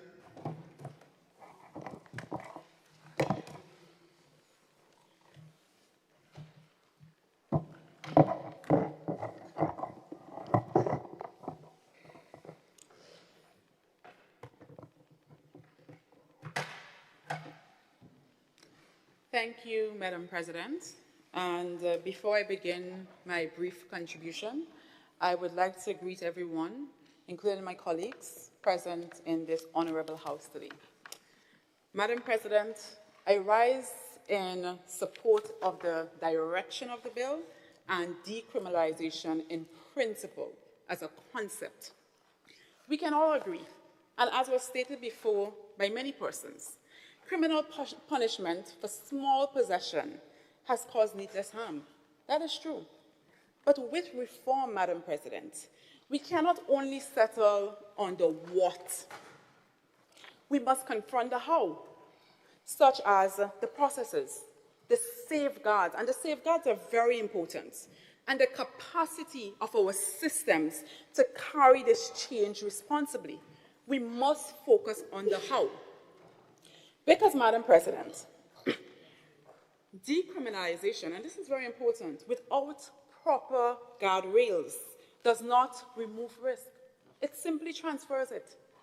It takes it out from our courts, yes, but it can potentially move it into our houses, into our communities, into our already overburdened healthcare system. So we need to also look at those guardrails. This is crucial. You know, and I would want to start with one of the first important areas. Protecting our young people must therefore be of paramount importance.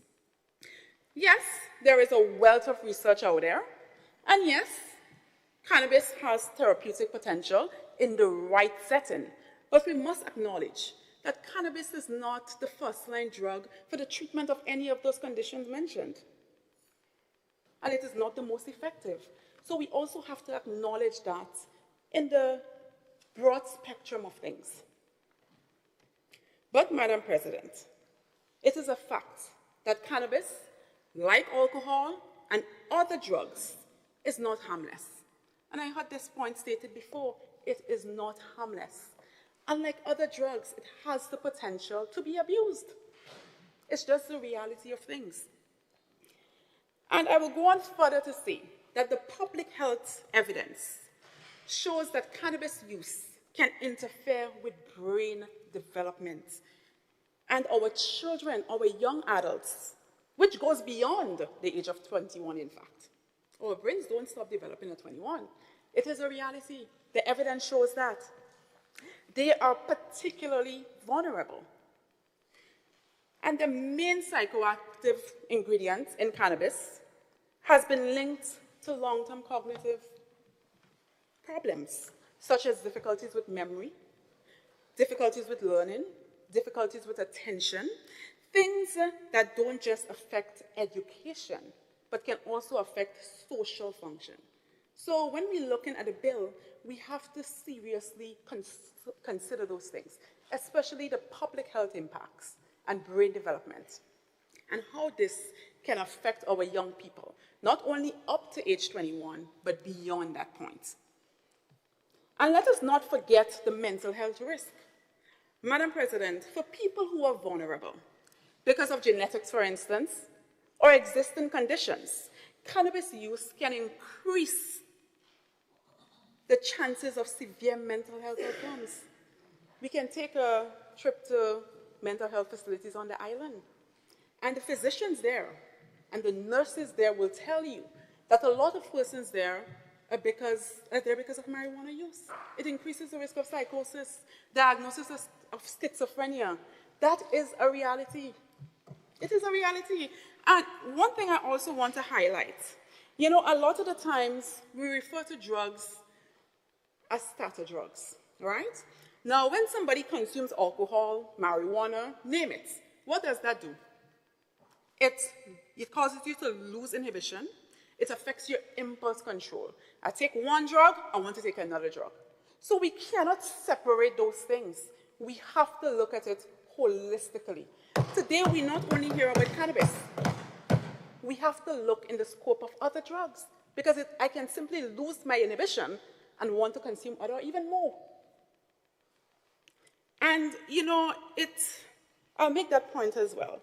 And when we look at social media, we have persons that scroll through social media. We call it a doom scroll. You're on your phone and you're just scrolling, scrolling, scrolling. It affects reward mechanisms in the brain. The same reward mechanism that drug can affect, causing addiction.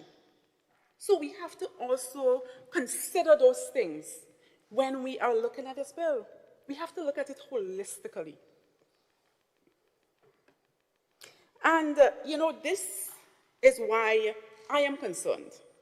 And the safeguards that I expected to see clearly outlined in this bill is, for the most part, at least in my humble opinion, insufficient. We must be cautious, because if we get this wrong, the consequences of this will land on our families, especially our children. In fact, as it stands today, some schools, and I know that for a fact, are battling the challenges of addiction, are battling with that. And in some instances, whether we want to acknowledge it or not, it is being purchased by our nation's children. Now that we are moving in this direction, it will become even more readily accessible. And this problem can now become even more widespread and difficult to control.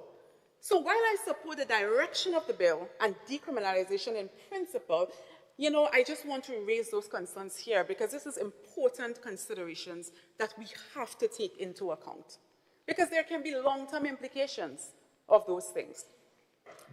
Now, decriminalizing cannabis, therefore, and with the points I stated earlier, requires robust public health protections and system frameworks to reduce, and even more importantly, prevent youth exposure and youth use. And we know it's the name of the bill, right? So prevention has to be an integral part, right? And let us be practical. You know, and this is an important point. and the persons raised that with me, parents in fact. Cannabis is no longer a roll joint that you go on the road and you smoke a spliff. Remember, this thing also comes in edibles and oil. Madam President, you may be surprised to know it comes in the form of candies. It can be placed in cakes. It can be placed in gummy bears, cookies, products that are all attractable to a child and they look ordinary to a child. If taken accidentally, and in some cases even experimentally, can have serious consequences. So we need to seriously step back for a moment. I believe so, in my humble opinion, and ask ourselves, are we ready for this? And do we have the proper systems in place to handle this at this time? We have to ask ourselves those questions. Another point I want to raise today, Madam President, you know, in all that I'm saying, my dear friend, leader of government business, I support the intention to divert people away from the criminal justice system and towards help. I think this is important. This, as put forward in the bill, depends heavily on what? We heard it a few times, counseling. It depends on mental health supports. Yet we all know that these services are already strained. Furthermore, counseling alone is not a full addiction response. You know, where are the addiction services that diversion will require in actual practice when this thing is being implemented? Services like drug testing, persons alluded to it earlier, detox support, a detailed rehabilitation plan, not just saying rehabilitation, for saying rehabilitation, but having a detailed plan, relapse prevention, ensuring structured follow-up. In other words, Madam President, and simply put, we need the infrastructure and the manpower to make this thing work. We need both. And it is no secret that we already face serious staffing challenges in our healthcare system. This is a fact, especially in the area of mental health. So before we build a diversion pathway that depends on mental health support primarily, we must seriously look at the capacity of our system to provide these services. We have to look at those things. How many trained professionals do we have today? How many additional case managers, social workers, psychologists, psychiatrists, you name it, will be required? Do we have a rehabilitation program currently in place to deal with things of this sort and to deal with addiction? Because it can become a serious problem. So we always have to look at it from all sides. Madam President, it is also important to note that the international examples that are often described as successful did not treat decriminalization as a standalone policy.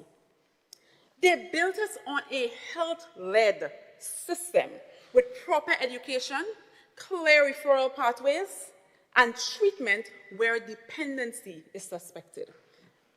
And this was supported with trained professionals, adequate funding, and independent oversight. We must insist on a similar approach if this thing is going to work. Again, we need safeguards that are practical, we need safeguards that are measurable, and independently supervised. And this was eloquently expressed by my colleague and brother, Senator Cox. And this is something we need to seriously consider. Again, I will close by saying, I support decriminalization in principle, but decriminalization without adequate rehabilitation services, without accessible addiction services, without real mental health capacity, and without clear safeguards, especially for our young people, risk creating new problems, even with the best of intentions. So I hope my friends on the other side and this administration will treat these safeguards not as optional, but as the foundation of responsible reform. Madam President, these concerns, as I mentioned earlier, are raised in good faith. with a single aim, that reform must reduce harm, not rearrange it or shift it. We do not only need, and that will be my last line, as it relates to that, and this is very important. We do not only need the concept of a plan, as I see in this bill. We need an actual plan to deal with this thing. Thank you, Madam President. Thank you, Senator. Senator Charles, thank you very much. May I pause to note that if everyone requires to make an intervention, that there are 7 speakers left, just about. So it may be advisable to take the next 2 speakers and then break for lunch. Just a thought. I wait till... We proceed with Senator Quince Britton. Senator Britton, you have the floor. Thank you, Madam President. Pleasant morning to you. And I wish you a happy New Year, you as well as all the members of the Parliament, my colleagues on the other side, the staff, police officers, people who are locked on and listening or watching. Best wishes for 2026 to you, all of you and your families. And of course, all this greeting is coming from the best parish in the West. My colleague that went before me, she can allude to that. So warm greetings from Sunset City in St. Mark. Madam President, I too would like to join this morning in giving support to the amendment of the Drug Abuse and Prevention Control Act as presented by the leader of government business, Madam President. And as my colleague, Senator Francis, who so eloquently explained, Madam President, of the many uses and all the medical properties and all the benefits that we have for,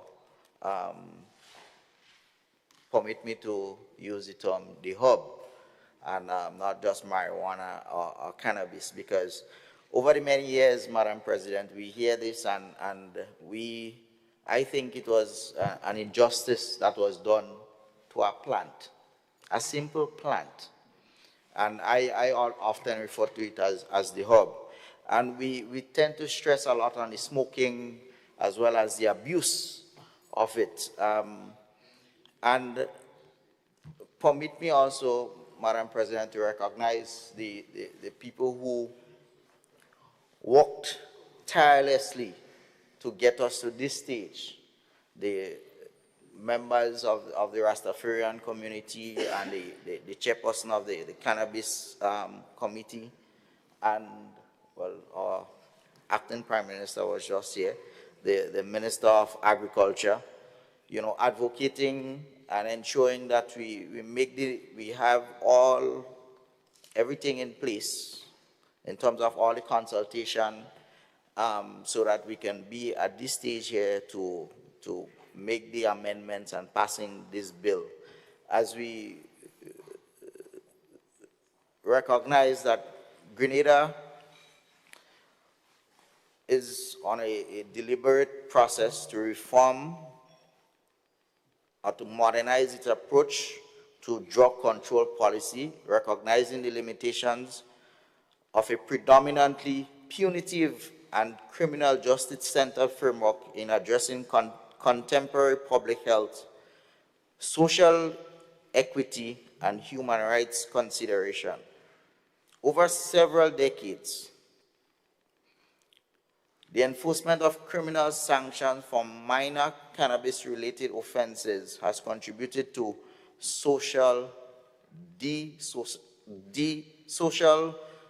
dislocation and barriers to employment, travel, and disproportionate impact on vulnerable and marginalized communities. And the minister or my colleague for the Ministry of Social, Community and Social Development had explained, so too has the representative for the youth gave, her experience of how this has impacted young men in particular, how they have been treated.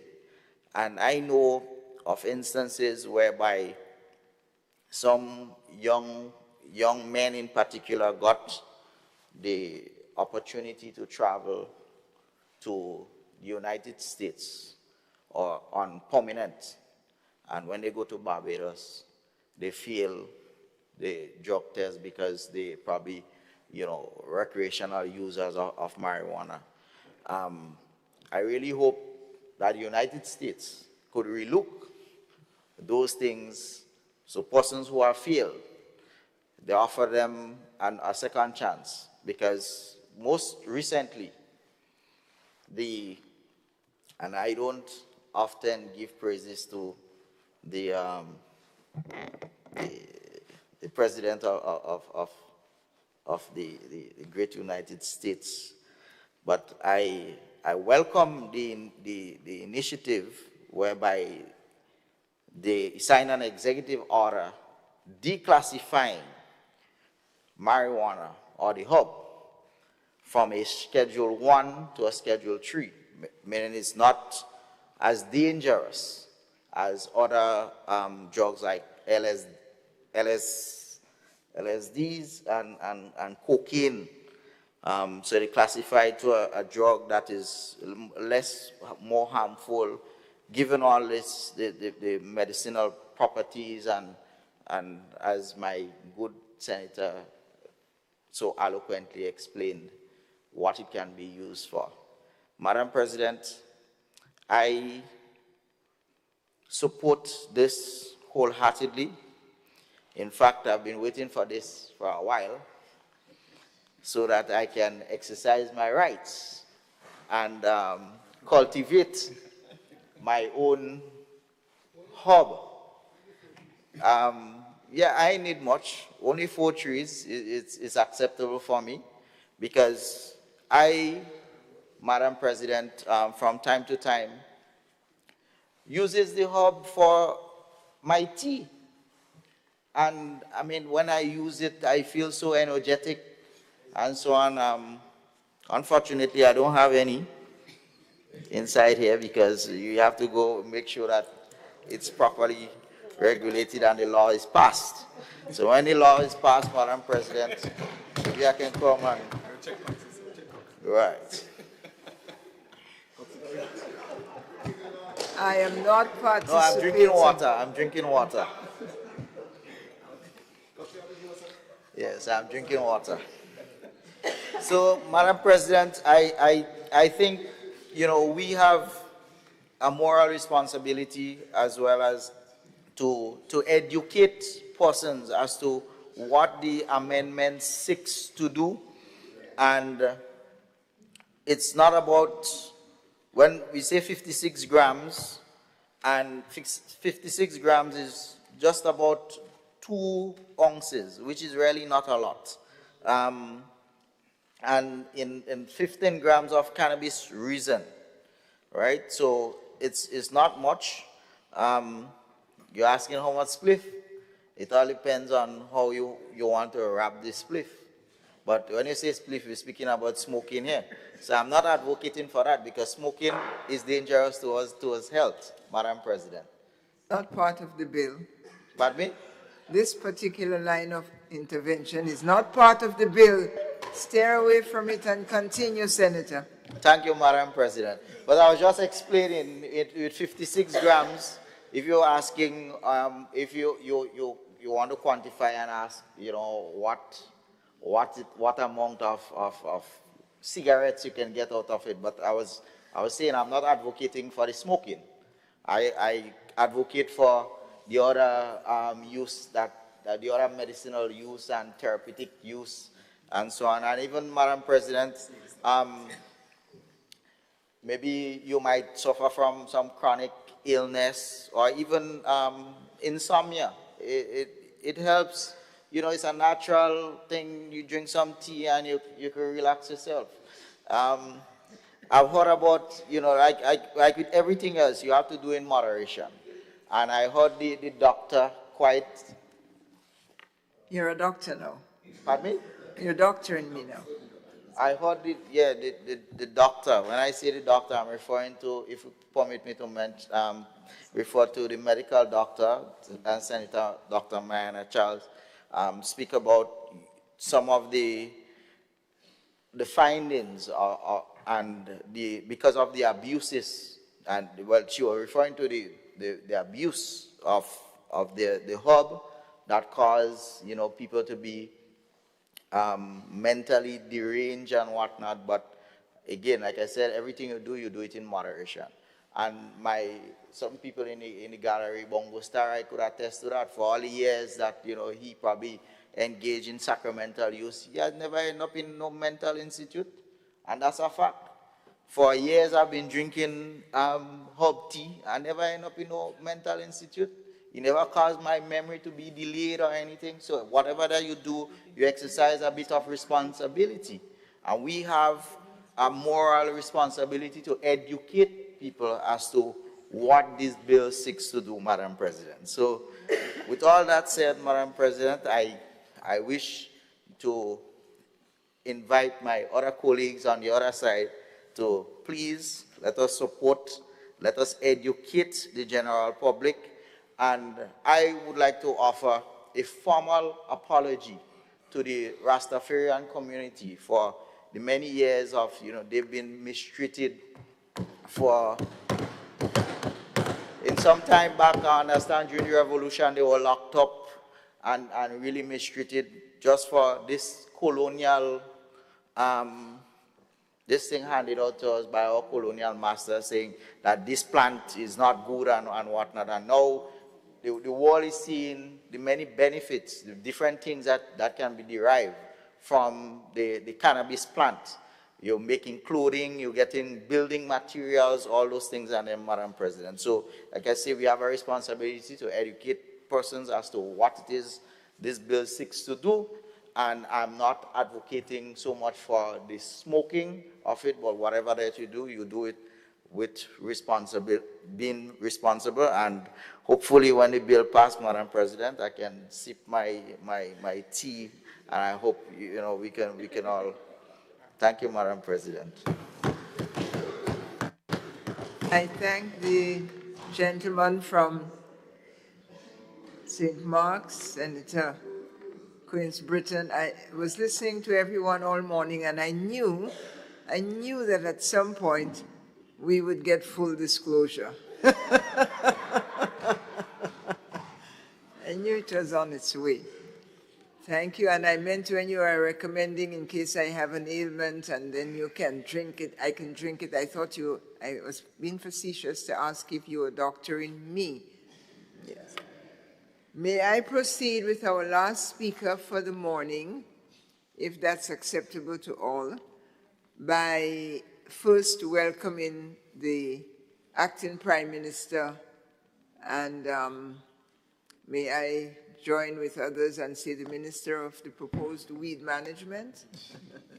Minister Lennox Andrews, welcome to our deliberations, acting Prime Minister. Thank you.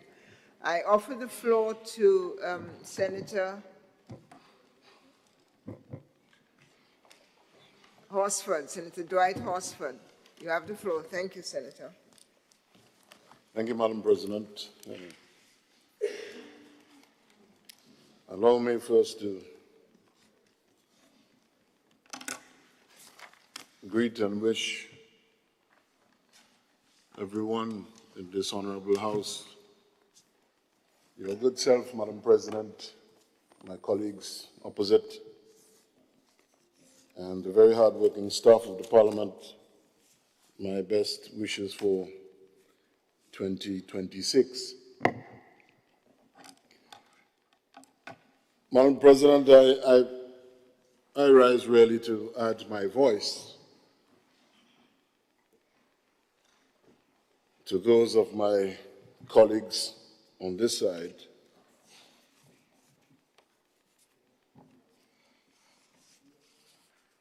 in our contribution to the discussion and debate on this amendment bill to the Drug Abuse Prevention and Control Act.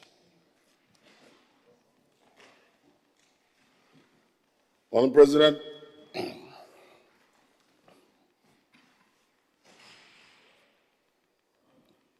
a constant refrain that you would hear certainly from this side of the House is that we do not oppose decriminalization of cannabis.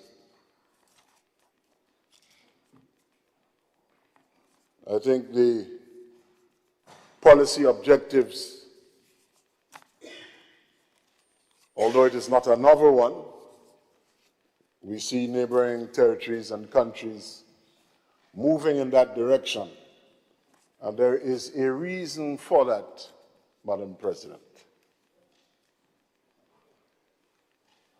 Decriminalization and legalization are very distinct concepts. They're quite different. And I was happy to hear Senator Francis emphasize that. Because this bill does not achieve any legalization of anything. In fact, as I would shortly discuss, the decriminalization that it proposes is very limited. But decriminalization is a form of control, drug abuse control, Madam President.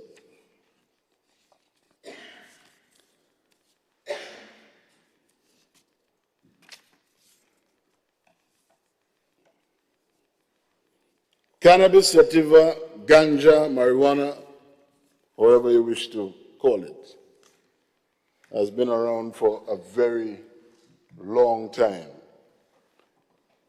Indeed, in the 1830s, Dr. William O'Shaunnessy, an Irish doctor working in India, discovered beneficial uses medically from his observation of the intoxication of Indians and their use of it. Beneficial uses in relation to easing seizures, vomiting, pain, and that sort of thing. Now, there is good and bad in everything. We must begin there. And all medical substances and ingredients that we use chemically now, whether it's in the form of potions, tablets, pills, are extracted from nature's givings, offerings, and plants and herbs. Let's begin there. But these are extractions through a process that removes ingredients and substances that are targeted to relieve certain ailments.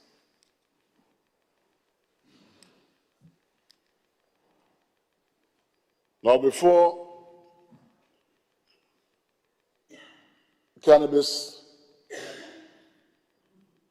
was put into a controlled drug category, it was widely used in some societies.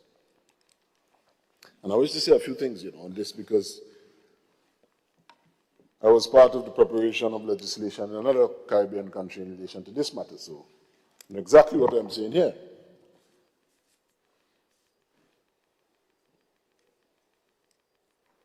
But take, for example, the coca plant. The leaf, if you chew it, and if you boil it as tea, it is beneficial in terms of suppression of hunger, fatigue, pain, that sort of thing. But the concentrated substance that is produced from it is a psychoactive drug everybody knows as cocaine. Good and bad in everything.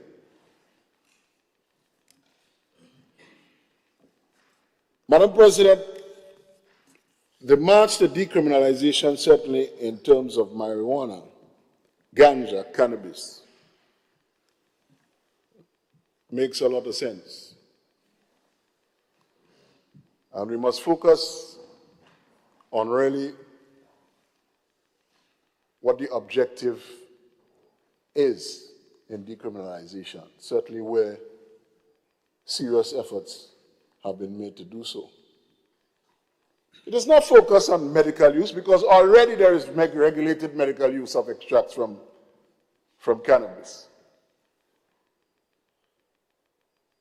It is in relation to smoking and addiction, drug abuse, because I began by saying, Madam President, it is a form of control. And it certainly makes a lot of sense because the statistics over the years have shown that the problem of abuse, overuse, has been in a certain demographic, certainly young people that have been engaged in deviant behavior. And so, understanding the social context and that we all need second chances, I support the move to expunge criminal records of people who have been criminalized, charged, and penalized for small uses, small amounts of cannabis. Very good idea. Because, you know, criminal records, Madam President, they don't disappear. One simple incident and the record of that stays with you until you're dead, no matter what the real circumstances surrounding how it came to be. And I think that is a very good idea. So decriminalization, there's nothing wrong with that. And expungement, absolutely nothing wrong with that. Not a new idea. Other places have been doing that.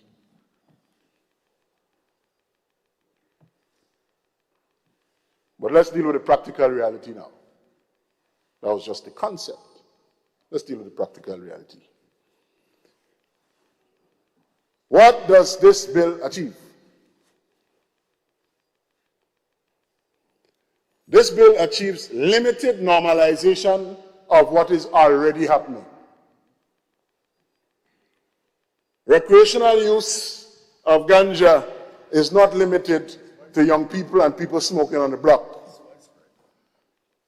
Its use pervades many social strata and social contexts and different age levels. That is the politics here. The politics here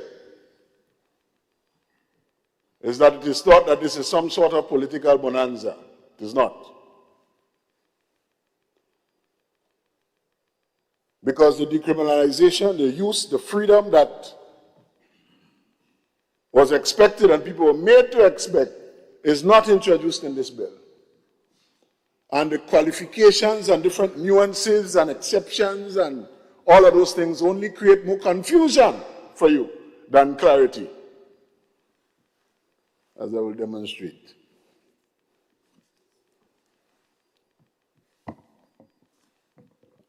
As my distinguished colleague, Dr. Charles, said, and before her, my brother, Cox, this thing is a serious thing.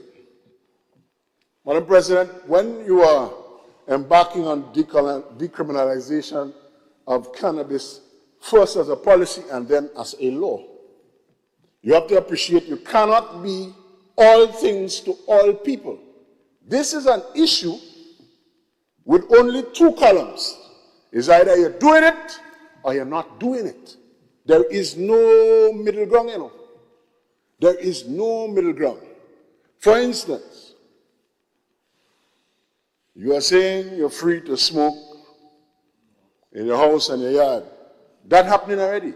So you're not giving any freedom to anybody. Already, law enforcement does not expend resources running behind small uses, fellas on the block with two, three spliff. They don't do that. They don't do that. So you're not liberating anything there. And now you have created the anomaly that, okay, I am free to smoke, because that is what it's about, to smoke on my premises, home and yard. You can't smoke at a bus stop, can't smoke a joint while walking along the road.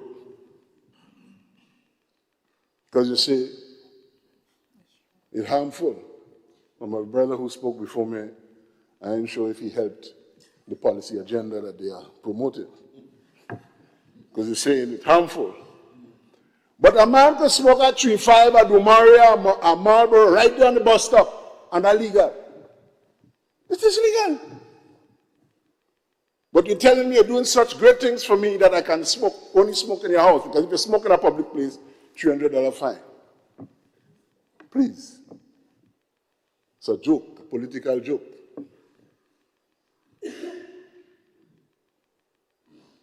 If you are doing it, you're doing it. You can't be all things to all people.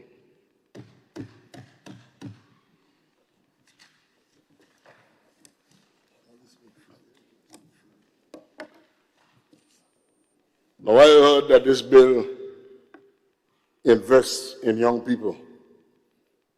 In what way and by what stretch of the imagination? This bill doesn't invest anything in anybody.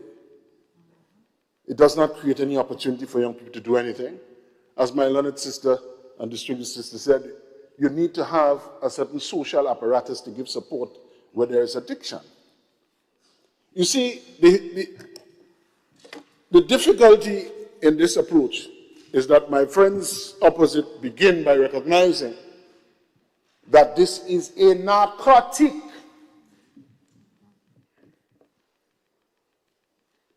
And even though they promised as a political matter, they will legalize, they realize that you can't do it. Decriminalization is a narrow field in which you can permit recreational, sacramental, and spiritual use without creating market economy in what is a narcotic.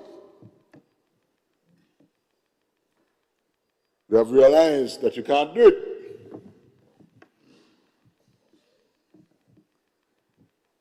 There are 3 major international treaty conventions. Madam President, you should be familiar with them. I think it's the 1961 Single Convention on Narcotics and the 1971 Convention on Narcotics and Psychotropic Drugs, followed in 2 in the 80s by the Convention on, I think, the prevention of trafficking in narcotics and illicit and psychotropic drugs. All countries, with the exception of a few United Nations countries, which I think are described, some describe them as rogue countries, do not and have not signed that, and are not committed to that. So we must begin by recognizing the classification as a narcotic.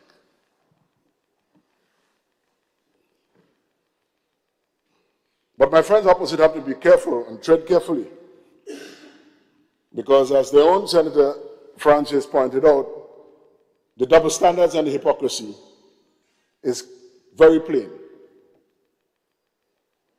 What recreational users were expecting in the proposed decriminalization, they ain't getting it. What they expected was more liberty in what they're already doing. What carnival time when you go on and party boat, you think they're smoking that?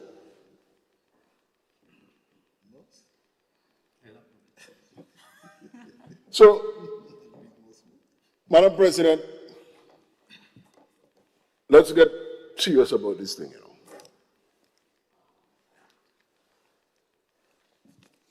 Let's get serious about this thing.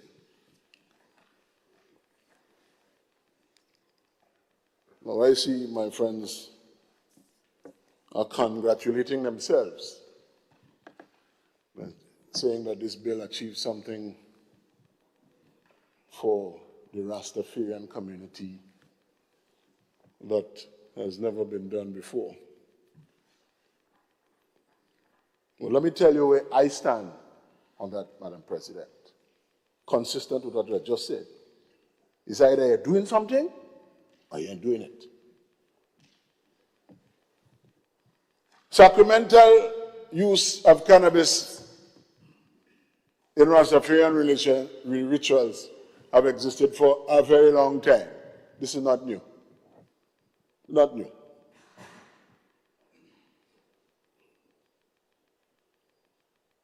But before congratulating yourself, be very careful about the signals that you are sending. If you are to be serious, first and foremost, I want to see the official recognition of Rastafarianism as a religion, as a faith. Start there, number one. Don't tell me inside this bill that you will have a minister that will make the decision to make a declaration as to what? Depends on political permission of a minister as to occasion and events for permitting the use. I mean, really? You cannot be all things to all people. It's either you're doing it or you're not doing it.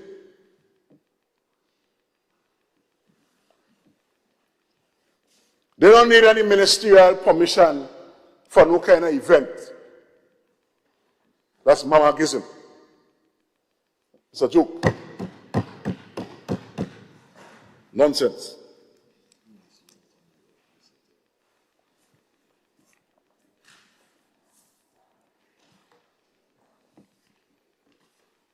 In fact, it's an insult for thinking people losing a mind for you to come and tell me a minister has to declare events as a religious event and so on, so as to permit the thing. If you recognize the religion and you recognize its importance ritualistically, sacramentally, permit it. And done. But we know, Madam President, that we are certainly here spend a lot of time flying and gathering and the time run out. So you have to start ticking boxes now. And as my good friend Senator Charles said, it's not even a full tick. What is that? A half tick. Don't play games. We see that a mile coming. Stevie Wonder, see that from your balcony?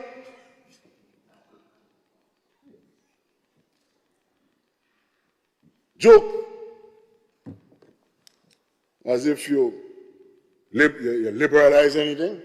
You haven't done anything. You're still tight. You're still telling them what they can't do. Stay home and do it. Please. My friend laughing. There's my partner. Opposite. He started off with Peter Tosh. You forget. Well, I like what I did to him. And right now, the one that constantly plays in my car is that we had to find a solution for this pollution. But I know the one you're talking about, the song is Legalize It. But you ain't legalizing it here. You're telling us all the reasons why you're doing it and all the reasons why this decriminalization effort is a tight and strict one. Yes. Yes. Tight and strict.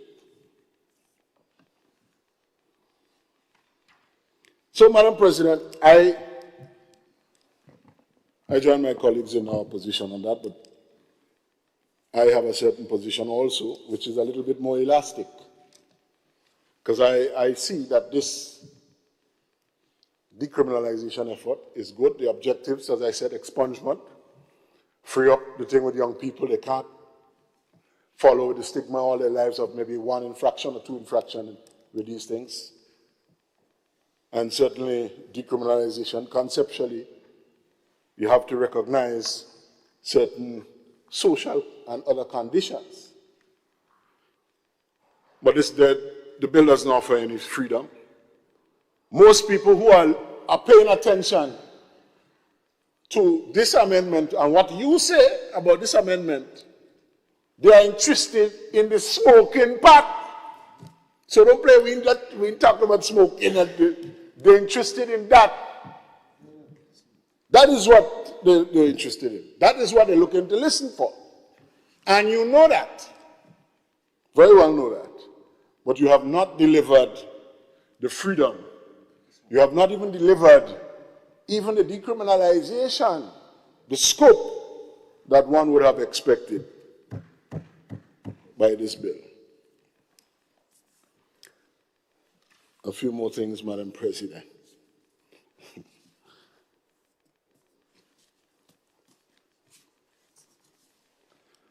Madam President,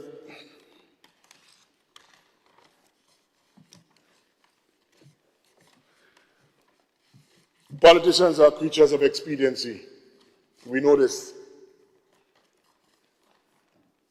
But there are some issues in our society that are not for expediency. Because the position of leadership that we hold for the time being, especially on certain issues, bears upon us a great responsibility for the implications for the future, the signals that you are sending.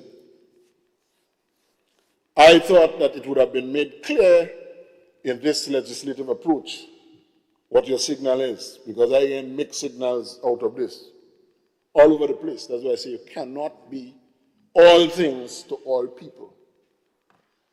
What you would have, or certainly if I had participated in something like this, as I did elsewhere, you want to make clear the bounds of decriminalization in terms of recreational use. It is not practical to tell people only in your house and in your yard. That ain't practical. You know you ain't going to monitor that, and you can't afford it. It ain't make sense.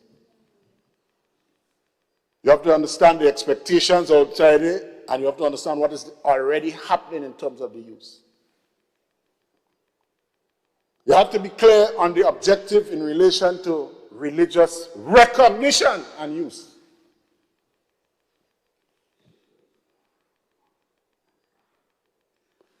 Third, you must be careful as to how it rolls out in relation to substance abuse and rehabilitation, because you're sending signals. This is for adults and responsible people and for responsible use. That's an adult thing. And so I don't want to repeat the admonitions of my sister, Dr. Charles, but they are quite valid, and they will do well to keep these in mind.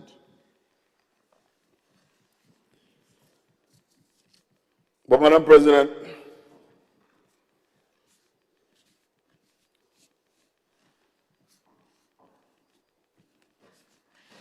my position, as I said, is a little bit more elastic. That is why I take the position from the beginning, you're doing it or you're not doing it. Because when we look at the situation now,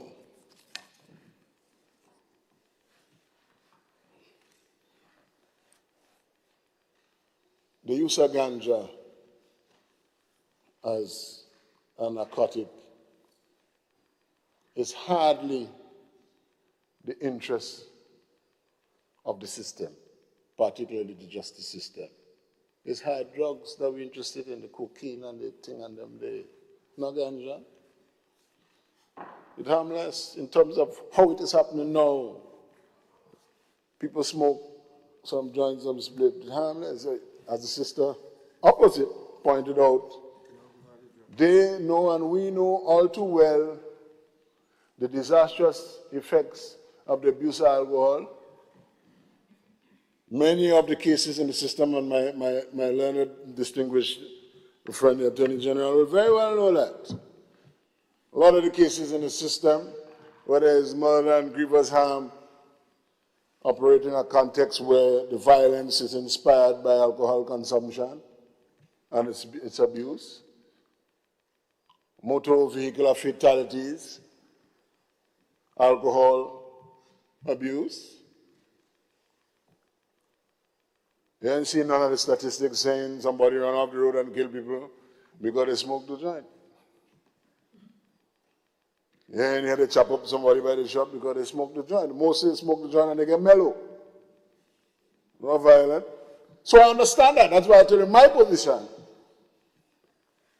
is that it's quite correct that in the system, even already, we don't need to be wasting resources running behind those things. But the important aspect of decriminalization must be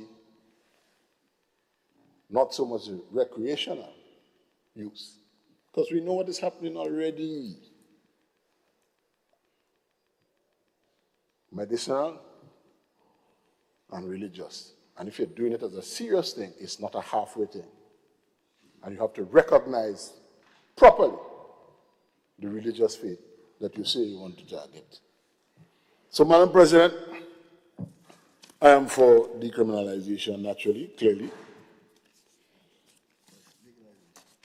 But we know clearly this is not legalization, very far from that, and it is not a generous at all decriminalization of the use of cannabis. Madam President, I am certainly in favor of expunging the record, especially when young people made a wrong turn in life before, given the social attitudes towards its use, and have had a record against them. Similarly, the objective in the bill regarding discontinuing criminal proceedings where small uses of cannabis are concerned, I fully support that, because that otherwise is time wasting and a waste of resources, manpower, and other time. The court system, justice system to be chasing. And the real value, the objective value of these interventions by that method, they're really not perceptible. You're not really seeing the real returns on that. But I felt it necessary to put this thing in perspective, to make it clear that you no political bonanza here. In fact, people are more interested in another issue about deportees, and there's another place about that than this issue here. So, Madam President, with those few words, these are my offerings, my contribution on this, and I wish to say that we will continue with our consistent approach to this particular issue. Thank you very much. I thank you, Senator Horsford. Thank you very much. And it's past the noon hour. Our lunch is here. 45 to 60 minutes maximum, and we will then reconvene. We have 5 full speakers and 1 or 2 other items on the order paper. Let us aim to complete today. The Senate is adjourned for lunch.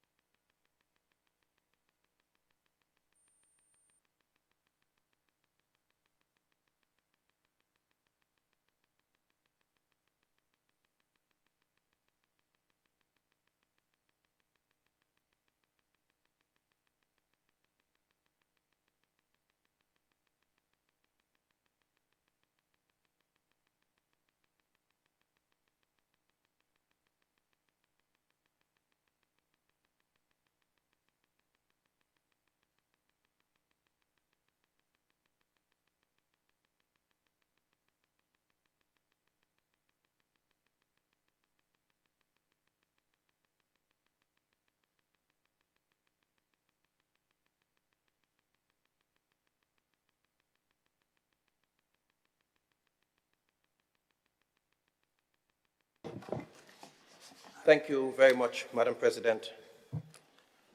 Good afternoon to you, and good afternoon to all my colleagues in this honorable House on this side, government side, and even on the other side.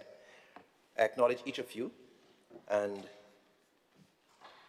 to everyone following this broadcast at home, abroad, wherever you might be.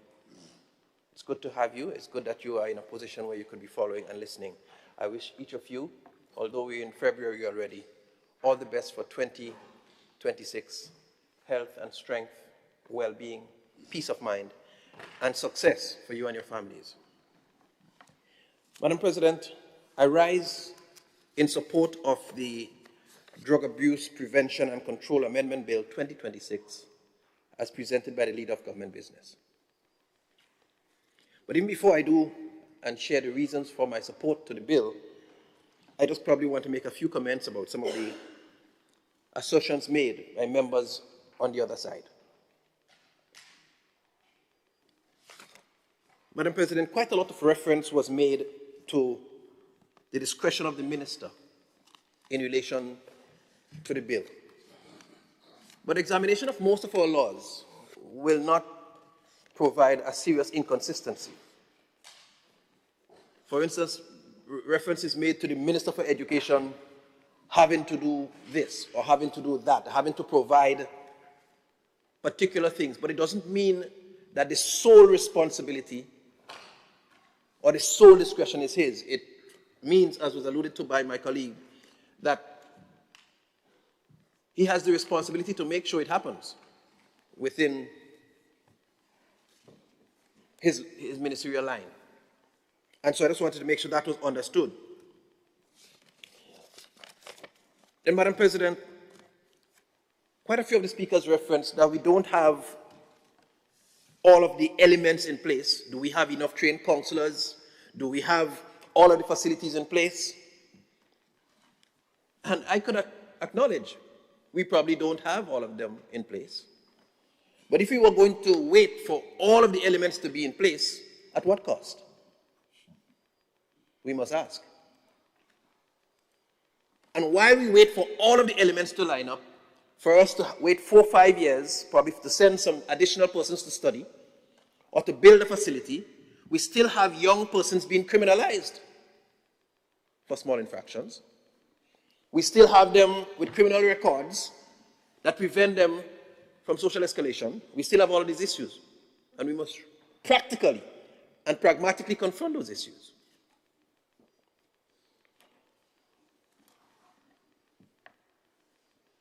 Quite a bit of suggestion was made too about us not having the complete plan. But sometimes I get confused, Madam President, here. Because my understanding is that in this honorable House, we make the laws. We discuss the legislation. And the actual fleshing out of the plan is not necessarily, by my understanding, the business of this House to that extent. I mean, we're interested in it, of course, because we want to set a legal framework that we feel confident can be fleshed out. But to ask for all the details here, my understanding is not that this is the purpose of this House. And so we must let the technical things be for the technical people, but we set the legislative framework within which those things will be developed and fleshed out. That's my understanding. And then, Madam President, my learned colleague on the other side says, what does this bill achieve if it doesn't make free commercial smoking randomly available, because that's what the people are interested in?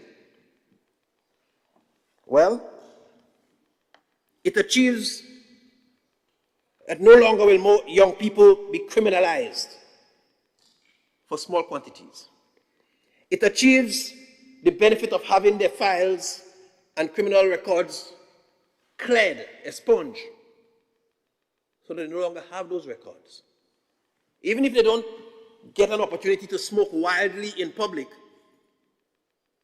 they get these benefits. Isn't that a lot? It is. And you see, we talk about achieving it and doing it and being practical, but my goodly brother Horsford on the other side, honorable member, he is representing a team that had the opportunity to fix this, change this, do it several years ago. They didn't do it for one body or for anybody. We are heading in that direction, and we know it's the correct direction. Madam President, I turn to my substantive presentation. This decriminalization bill, Madam President, comes at a critical time. And I want to set a little bit of the context for this decriminalization bill. It comes at a time when several countries in our world have, in some measure, decriminalized or legalized small quantities of cannabis for medical, therapeutic, or recreational use all over. Internationally, we can think of societies like countries like Germany, Belgium, Canada. Regionally, we can think about Jamaica, Barbados, St. Kitts, Dominica, the Cayman Islands, Trinidad and Tobago, and St. Vincent and the Grenadines. Grenada is actually playing catch up. So if we think we're doing something that's not almost within normal practice in several of our Caribbean neighbors, we have to think again. Grenada is heading in the right direction. But I want to point to, Madam President, we are having this decriminalization discussion at a time when we recognize that there are several critical benefits of cannabis. And we need to stop demonizing cannabis. Several years ago, Madam President, we were at Teachers Training College at what used to then be the Grenada National College. It wasn't even TAMCC at the time. And as part of our teachers training project, we did some presentations on the utility of the cannabis plant. And from that point, as an educator, I recognized that we were woefully unfair in the way we treated with cannabis, in the way we demonize it. And by the way, I've never used it, never had the zeal to, don't want to, never had the appeal. But I'm saying from an objective point of view, I recognize there's so many values. And we can talk about the value in medicine. Several studies have indicated that there are particular products that work, which are cannabis-based, that work in several ailments, several conditions. And I'm sure our honorable doctor on the other side can confirm same. But not only that, there are several environmental and industrial type uses and benefits of the cannabis. Fabric. We're talking about fabric, we're talking about clothing, we're talking about paper. All of these products can be made from elements of the hemp, which is a strain, a variety of the cannabis. Then we're talking about food, Madam President. It is well reputed that the hemp seeds are a superfood packed with protein, fiber, and essential fatty acids. And we can talk about the skin care, hair care, and the cosmetic industry, where several of the oils are good for skin, for hair, right? All of these things are benefits within the cannabis industry. But I still want to stay with the context, because, Madam President, we are discussing this bill in a context where, for decades, members of our Rastafarian community, many of them present here today, were debarred from the opportunity, were marginalized, were debarred from the opportunity to legally use their herb as part of the sacrament. They probably did it having to look over their shoulders, having to worry, would some change in thinking, in leadership, allow them to storm us again?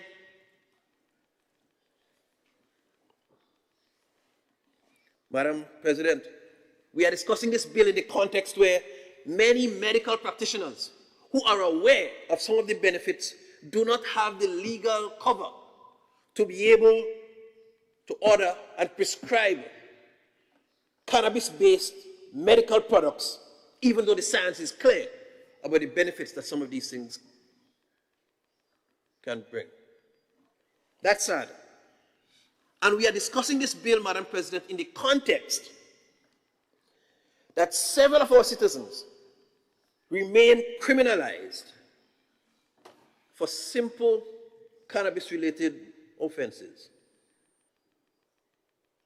If that's not a good reason to begin, if these are not reasons to begin to look and to change how we have treated with cannabis, I'm not sure we'd find any. But Grenada, Madam President, through rigorous consultation, has embarked on a deliberate process of reform to modernize its approach to drug control policy, recognizing the limitations of the predominantly punitive criminal justice-centered framework in addressing contemporary public health, social equality, and human rights considerations. We recognize that the enforcement of criminal sanctions for minor cannabis-related offenses has led to social, and my brother used the term earlier, social dislocation and barriers to employment and travel, and a disproportionate impact on vulnerable and marginal communities. Now you see, we have allowed our legal framework to push one set of people, squeeze one set of people, and almost create a certain kind of people, because from the time they're young and they make one of these offenses, you tell them, well, you can't get employed there, you can't go there, you can't get a visa, you're confined to a certain, you're constricted in a certain space. And the reality is that all of these things have happened in the marginalized communities without demonstrable effect. In other words, they have not benefited. All of the punitive sanctions have not created any major difference. They have not served as any kind of deterrent significantly. In fact, studies done in conjunction with the Inter-American Drug Research Institute, I think in 2013, among several countries in Latin America and the Caribbean in relation to drug use, pointed that for Grenada, the drug of choice then, since 2013, was marijuana among students. Now it might be something different, it might be changing. But I'm saying it was since then, and I'm pointing to the fact that all that time there was no legalization, there was no, well, let me correct that. There was no decriminalization, but those things existed. There are several other causative factors which we must examine practically. It ain't working since then. But many international organizations have moved to alternative approaches that emphasize public health, Madam President, education, regulation and prevention, rather than criminalization. And Grenada is heading in that direction. It is for all. So this bill, Madam President, let me just quickly say what it's not. It's not a free-for-all. And I think my colleague was making that quite clear. Because sometimes people get excited and they feel, that means I could go and I could smoke everything anywhere, I could smoke anytime, I could do what I want. It's not that. Because only small quantities for possession and use are decriminalized. 2 ounces. I don't know if you remember, Brother Quince and some of the others might be a little too young to remember when they used to send you in the shop to buy an ounce of cheese, or 2 ounces of this, and you come back with a little piece and you want to share for everybody. But anyhow, it's shared. For 2 ounces, for specific purposes, for medical, therapeutic, scientific, and religious use. So it's not free for all over the place. It's guided, it's regulated. But there's also an age limit. That is facilitated from the age of 21, and sooner or later I'll talk about why that's important. But in a nutshell, Madam President, the Drug Abuse Prevention and Control Amendment Bill 2026 seeks to amend the Principal Act to give effect to these policy objectives by 1, decriminalizing the possession and use of cannabis in small quantities, 2, permitting the use, handling, and cultivation of cannabis for medical, therapeutic, scientific, and religious purposes under regulated conditions, 3, establishing protective and rehabilitative measures for children and young persons, and that is key, because that's been an element that was not included in any previous legislation. So this is critical. 4, providing for the regulation of such activities, creating new offenses and controls relating to the misuse of cannabis. 5, providing for consequential amendments to the Rehabilitation of Offenders Act for the expungement of criminal records and discontinuance of pending proceedings in respect of minor cannabis-related offenses. So it attempts to do all of that. And Madam President, I want to run through a couple of the bills. Clause 3 in the bill. What it seeks to do is to ensure that sick persons can actually benefit officially from cannabis-based medical products. Because prior to that section, if it hadn't been amended, a doctor couldn't prescribe officially something that was cannabis-based as a medicine. But now, they're allowed to do so with the amendment in Clause 3. Right? So it says, Clause 3 provides for the amendment of Section 4 of the Principal Act to exempt from prohibition the importation of cannabis-based medicinal or therapeutic products by persons certified by a medical practitioner as having a qualifying medical condition in accordance with the prescribed guidelines. Madam President, I refer to Clause 4 of the bill. Persons can legally supply such products. So it says, Clause 4 provides for the amendment of Section 5 of the Principal Act to permit the lawful production, supply, or offer to supply cannabis or cannabis resin for medicinal, therapeutic, or scientific purposes pursuant to a valid license or other lawful authorizations. Right? Madam President, Clause 5 talks about the age that persons 21 years and above and older can have access and use and possess small quantities without penalty. And this is important, Madam President. We understand the dangers that a brain that's not fully developed is made to face the risk of. And as such, we understand in your teen years from 20 to 13, quite a lot is taking place in terms of that's 13 to 20, quite a lot is taking place in terms of your brain development. And we don't recommend that anybody under that age engages in consistent use of cannabis. So I'm saying this, again, as Minister for Education, to students, to young people out there. We need to recognize why we're trying to break the criminalization record of several of our young people. This is not saying that you need to get involved in smoking. Your brains are developing, there's a lot happening, and the active ingredient, THC as it's called, tetrahydrocannabinoid,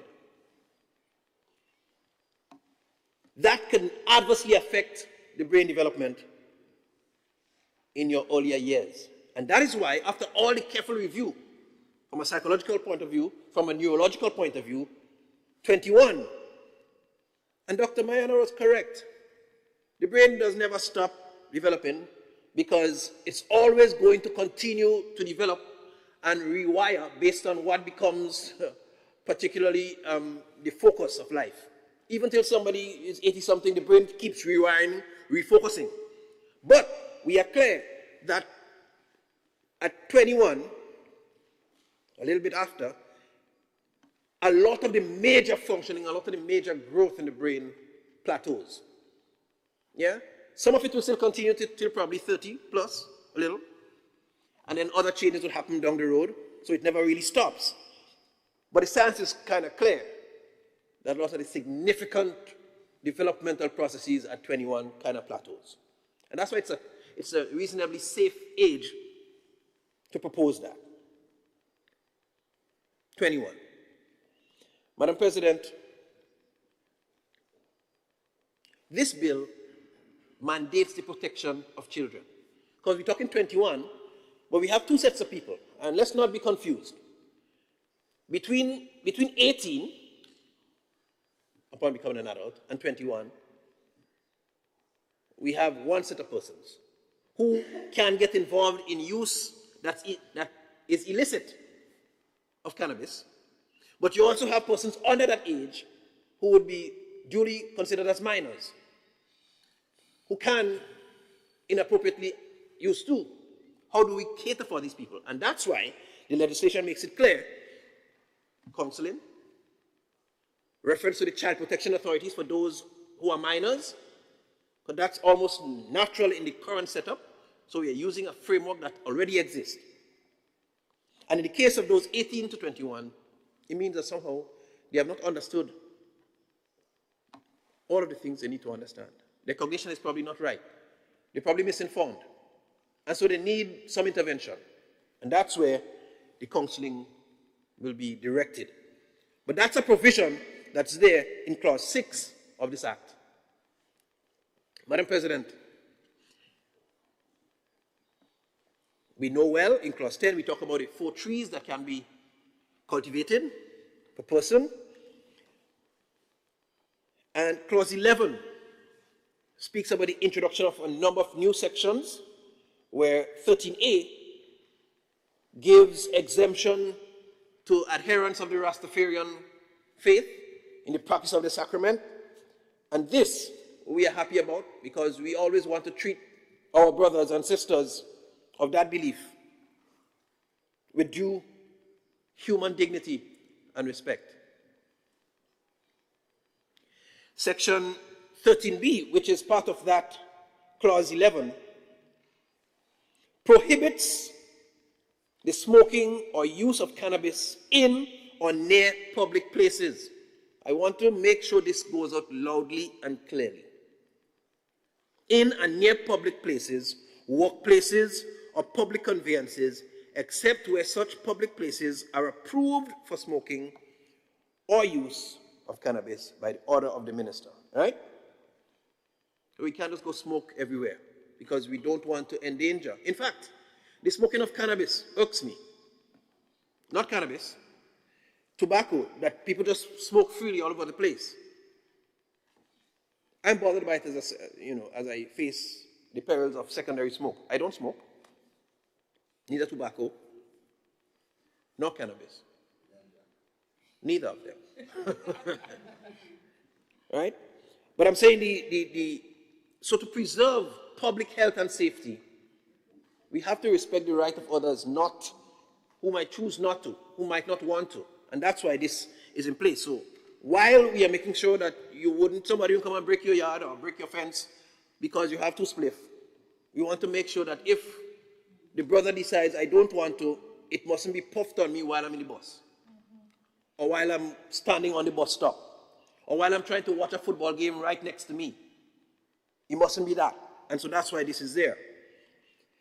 Section 13C prohibits the smoking or use of cannabis on or near school premises. This is very important for me. On or near school premises. That must not happen. As much as we are trying to decriminalize its use in small quantities, as small as the quantity is, if you find yourself smoking on school premises or near school premises within 100 yards, I think, that will constitute an offense. And I will share the schedule a little bit later that will obtain. Section D requires the development of legislation to establish a regulated cannabis industry for medical, therapeutic, scientific, and religious purposes, and to set out key regulatory features to govern the licensing, compliance, monitoring, and enforcement. Now you see, Madam President, this is the beginning of a journey. We understand to have a viable industry, cannabis industry, takes a while. How do you set up the shops? How do you set up the farms? Who sells what? Who has the license to do what? Now this is saying we know this has to be done, but you have a legal obligation to ensure that it happens. So I hear the skepticism, I hear much of the talk on the other side, but the reality is, when this is legislated, it puts an obligation to ensure, on the part of the minister, to ensure that this happens and that the regulations are indeed put in place to regulate the industry properly, which is the next step. Right? And Section 13E creates a fixed penalty for dealing with the offenses of public smoking under Section 13B. So if you smoke in public, you will have a fixed penalty. Instead of being subject to a criminal charge, it won't go on your record. Just as you have a ticketing, a traffic offense that you get and you pay your fee, you will get a smoking in public fee, $300. Hopefully, if you don't refuse to pay it, there'll be no further action. That's what that is. Right? So, Clause 15, Madam President, provides for the amendment to the 5th schedule to insert therein the penalties for the newly created offenses under 13B. And I want to share the penalties to make sure we are quite clear what the penalties are. So for smoking or using cannabis or cannabis resin in or within the radius of 5 meters of the entrance, exit, window, or ventilation intake of a public place, workplace, or public conveyance, there's an A. There's the issuance of a fixed penalty notice, $300. And if there's a summary offense, a fine of $5,000. But I move to the next one. Section 13C, 1. Smoking or using cannabis or cannabis resin in or near school premises. And listen to this. People of Grenada, this is serious. We don't want you smoking in or around schools.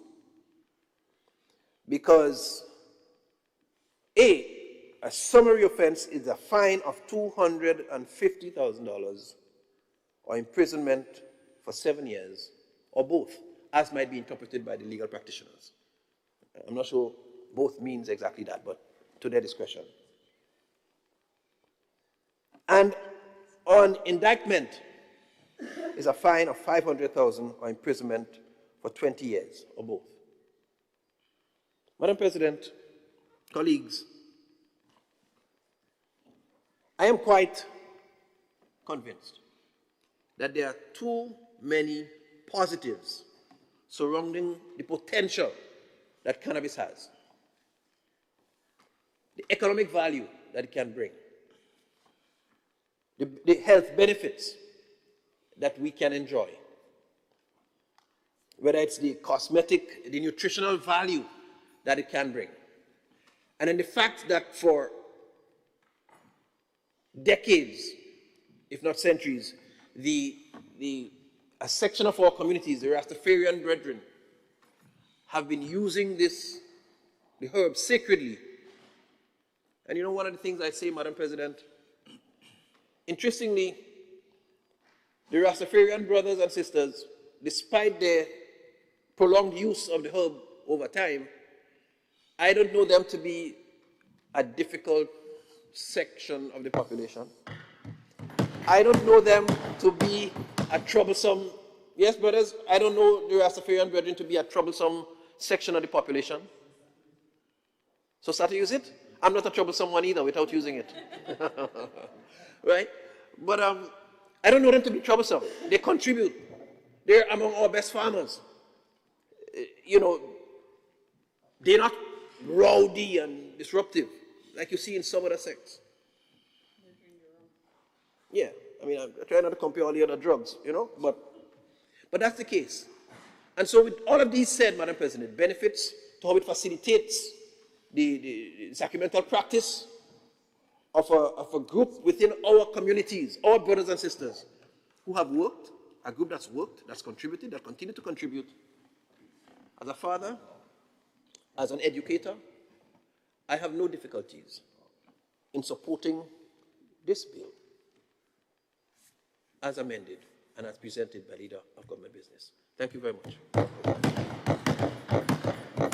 Thank you, Senator Andrew. Thank you very kindly.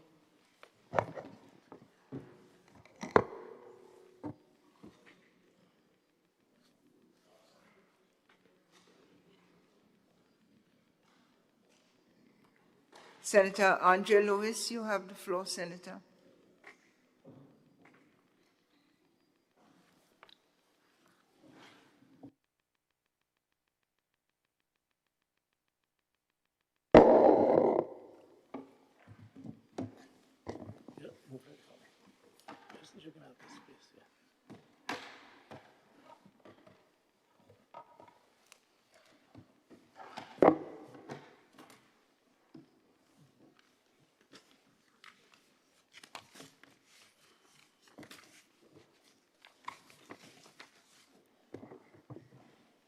Thank you,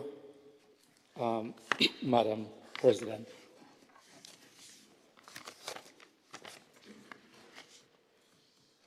Before I get into the main aspect of my presentation, it is really good to see and hear all the accolades that are given to our Rastafari brethren and sisters, you know. The trials and tribulations that Anne and I went through over the many years, right? I know this bill, in other words, the bill is bringing out a number of contributions. And especially in this period, it is really important to recognize the injustices that were done to, in particular, the Rastafari movement. I mean, a number of people went through this, but the fact that it is not recognized by everyone who have spoken, the importance of cannabis or marijuana as a sacramental, as part of their religious procedure, speaks volumes. But I do not want us to just speak about the Rastas just in the context of marijuana, right? Because it's far much more than that. But they have been responsible for a large part of our black consciousness and a large part of keeping us grounded with our motherland.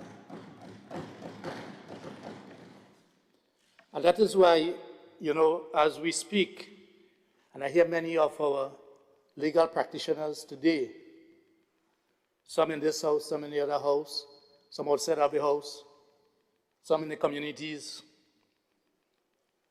speaking and praising and recognizing the injustice that was done and what this bill is seeking to do in terms of decriminalizing. And by the way, Madam President, I am taking it from my learned colleagues on the other side that there is indeed a distinction between, or a difference between decriminalization and legalization, right? Although I've heard it in the other place from people that will know better, that there ain't no difference, yes? But I'm taking it from my long colleagues here that just as we all know, there is indeed a difference. That the law practitioners who made all their money by defending or not defending the ordinary man and woman, just as Senator Francis and Britton in particular, and my colleague, Senator Andrew, spoke about the marginalization of a segment of our society who are the ones who are always caught with one spliff, having to run from the police. And let me just say, the police are following the laws, eh? So this is, we have to, the police only following the laws. Yes? The police is the enforcement arm of the state. Yes? So this is not an attack on the police, but this is a recognition that the police are doing that which the legislators call for. But, you know, we must, as we recognize the trials and tribulations that that segment of our society went through, I think we also need to recognize the role played by a number of legal practitioners whose society even condemned, and even in the political field were condemned, many times by saying that all that you're doing is recognizing or representing people that use marijuana, etc. And certainly we must recognize, in my view, people like Peter David as a lawyer, Ali Gill, and these are those that stood out Anselm Clouden. And not because I'm saying there are a number of legal practitioners who saw it as a disdain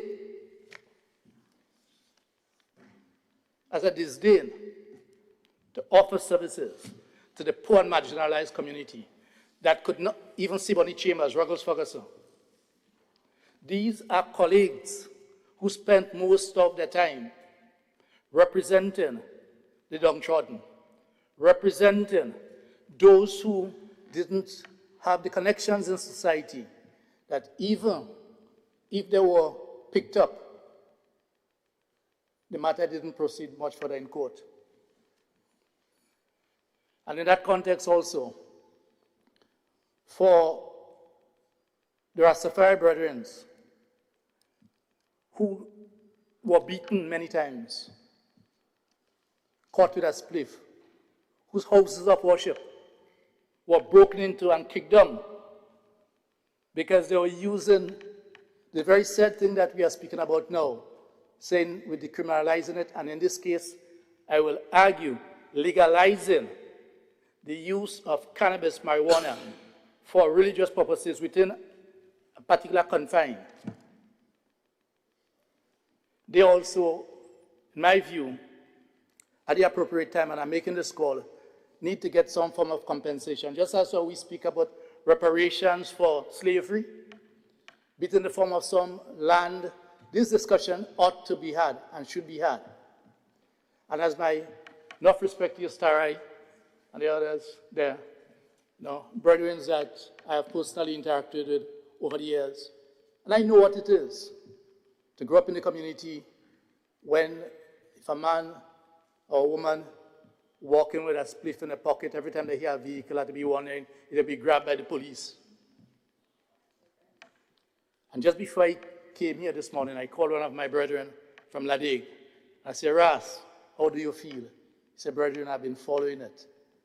It's not far enough, but it's a good feeling. It's a good vibe.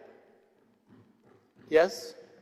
And we need to recognize this, and therefore I'm making a call for compensation. Because as we expunge the files, which are important, right? Because it is not just about the Rastas. It is about that criminal record that prevented a number of youth who went through the rite of passage and had that criminal record that impacted their ability to get a good work, to travel. This is a positive. So one must recognize that the Prevention and Control Drug Abuse Bill 2026 is progressive and largely commendable. We must recommend this.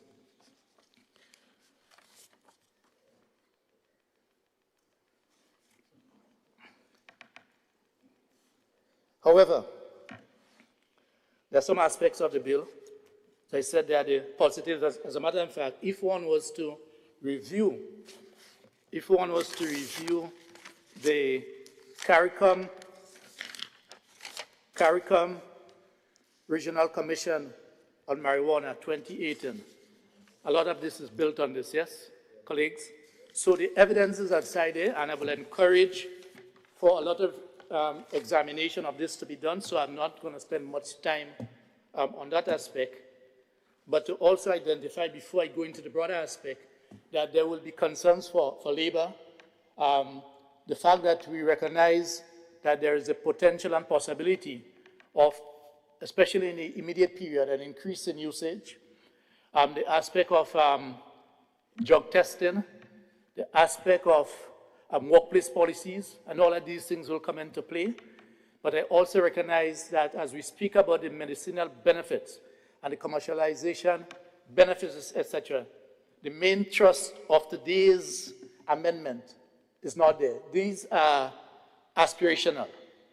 These are aspirational. And in this context, Senator Andrews, as the Minister for Education, we are expecting the state to make the necessary budgetary allocations to ensure that the possible fallout and challenges that you yourself has recognized as a professional, highlighted by Dr. Mayana Charles, some of it highlighted by Senator Horsford, that we put the necessary resources in place. Now, I know it will be a challenge because we have limited resources. And that is why, Senator, through you, Madam President, it was not just a concern of what do you do first. It's a question that here we are, but we need to speak about what needs to be done and what needs to be done as a priority. And I will just focus now that decriminalization, rehabilitation, over-punishment, and record expungement are long overdue. We see here, for instance, that when we look at, there appears in our view, some internal inconsistencies and drafting issues, because good policy must still be matched by careful drafting, constitutional restraint, and clarity in enforcement. It is on those grounds that I raise several concerns which I believe the House should seriously consider. Under decriminalized possession, we see what appears for cannabis, it is 56 grams. For cannabis resin, it is 15 grams. We also see that trafficable quantities, cannabis is 71 grams, cannabis resin is 30 grams.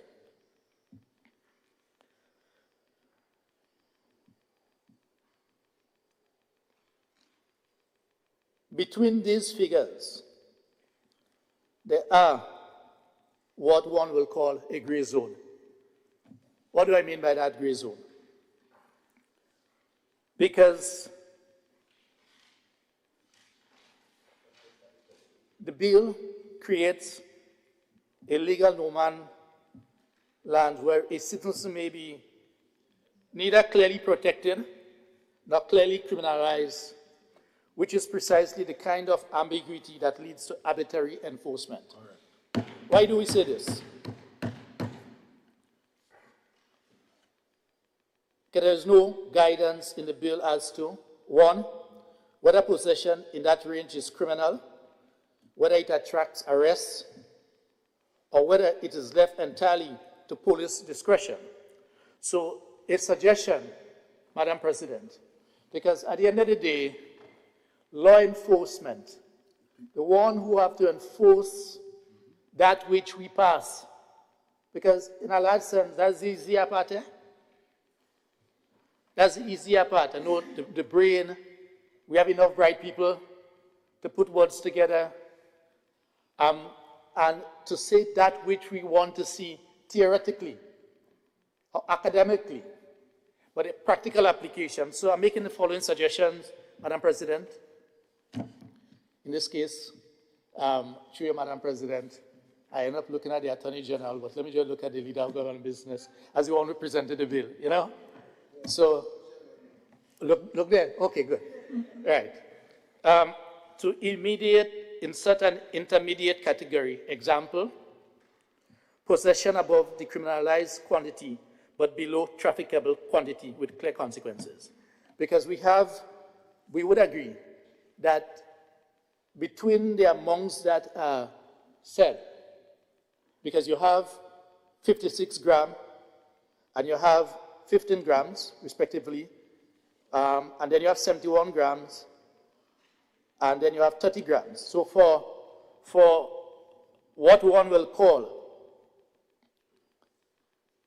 where you can, if you are caught with 56 grams, you are allowed to have 56 grams.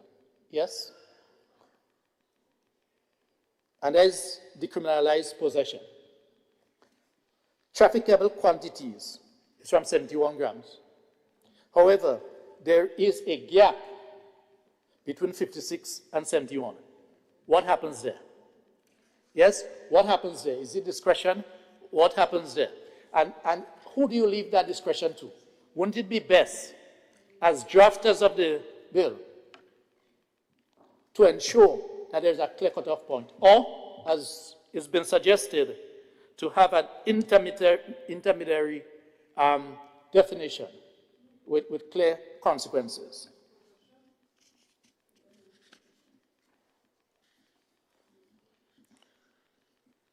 Then let us go now to inconsistent AIDS treatment across certain parts.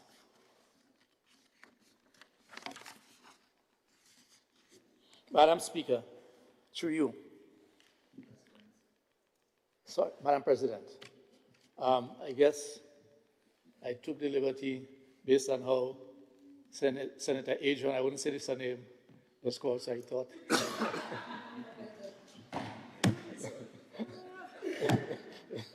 Yes, thanks very much, Madam President. No, you see, because these are serious matters, I haven't heard any voice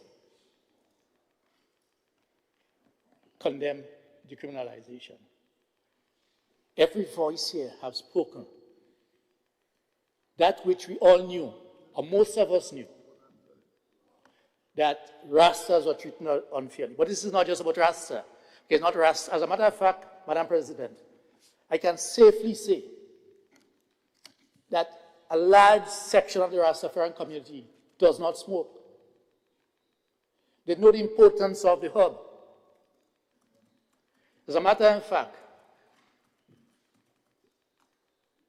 on a per capita basis, if we were to take the Rastafari movement, right, one who identifies himself as Rasta, and we wouldn't get into the discussion as to whether or not you have to be dread to be Rasta, yes?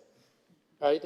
These are different discussions, but they have always been speaking of the importance. As a matter of fact, one of the earlier things that one heard growing up, but the importance of cannabis for glaucoma and how these things were hidden from us, yes?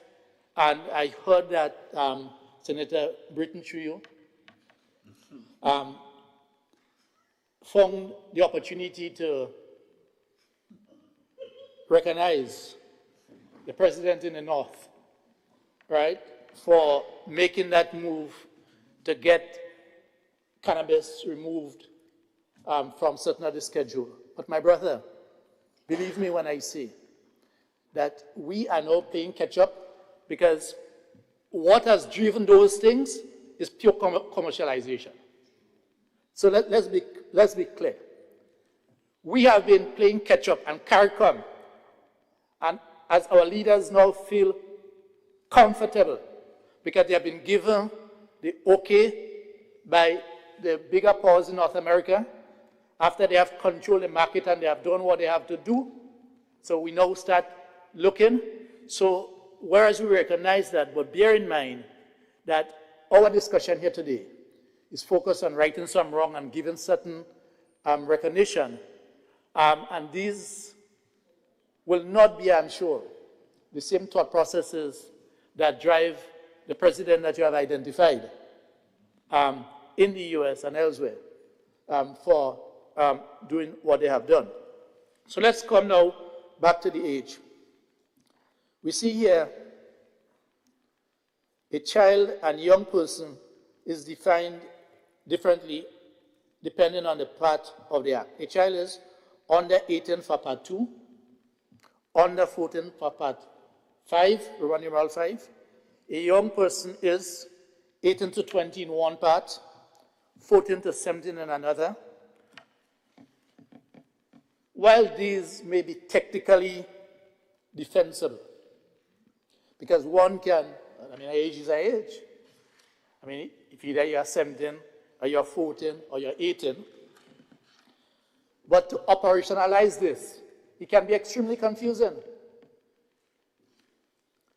especially for police officers and social workers. Magistrates tasked, therefore, with applying diversionary and rehabilitative measures. Clarity in criminal justice, Madam President, justice legislation is not a luxury, it is a necessity. So we are making this appeal for the drafters to have a relook I mean, when a police sees someone, and I mean, whether you have to remember which part, 18 or part 2, part 5, 18 or 14, 18 to 20, 14 to 17, it creates operational headache. It must create operational headache for the people and the institutions tasked with that responsibility.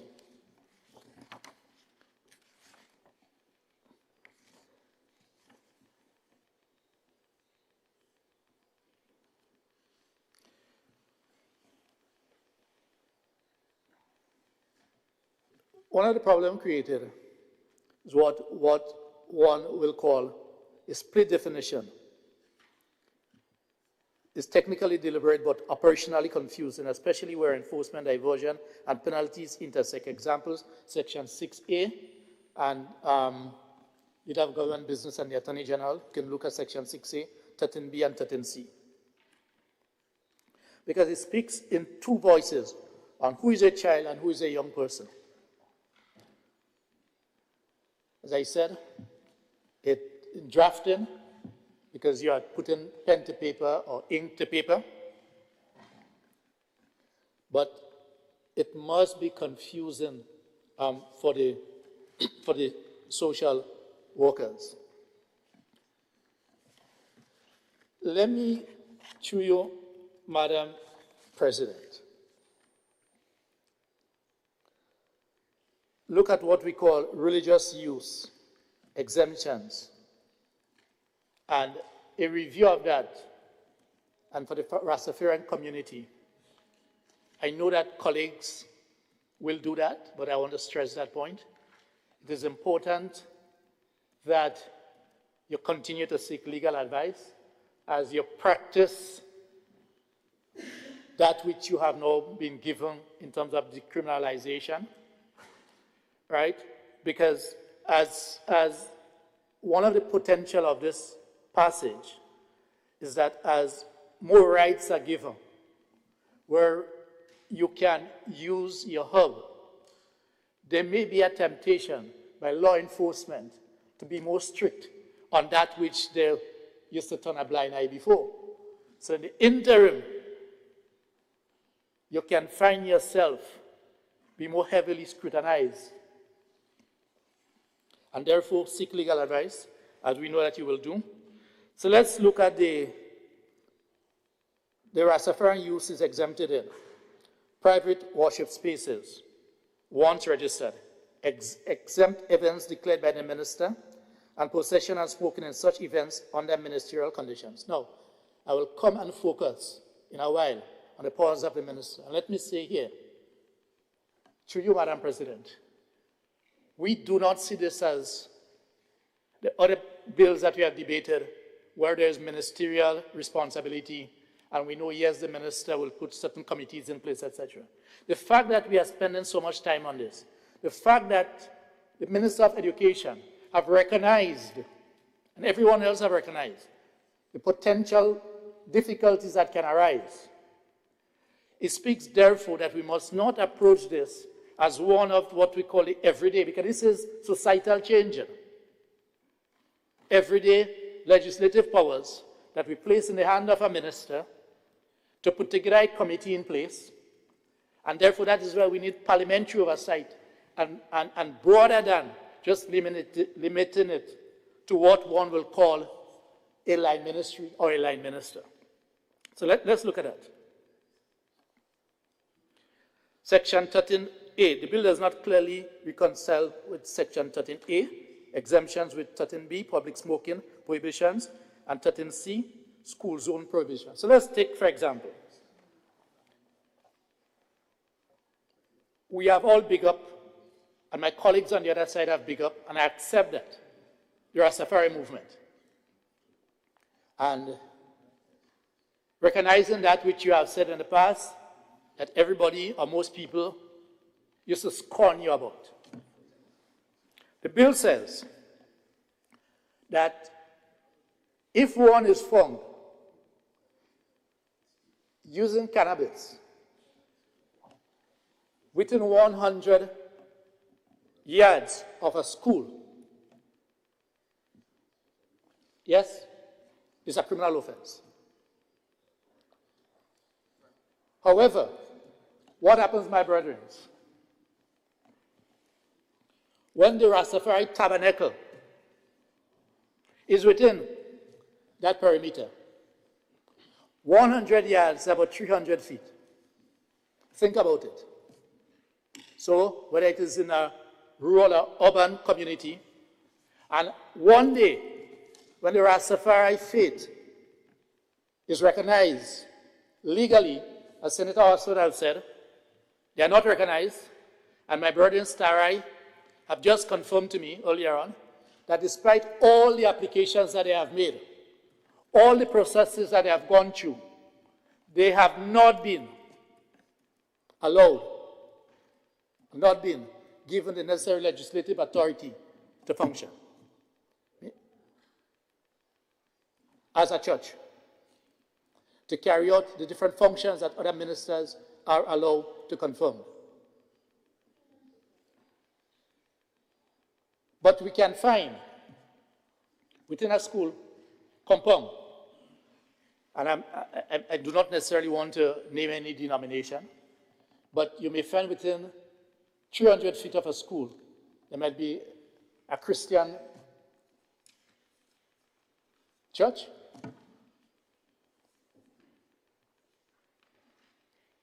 So what happens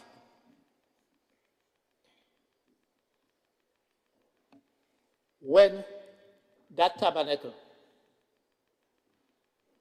or that religious activity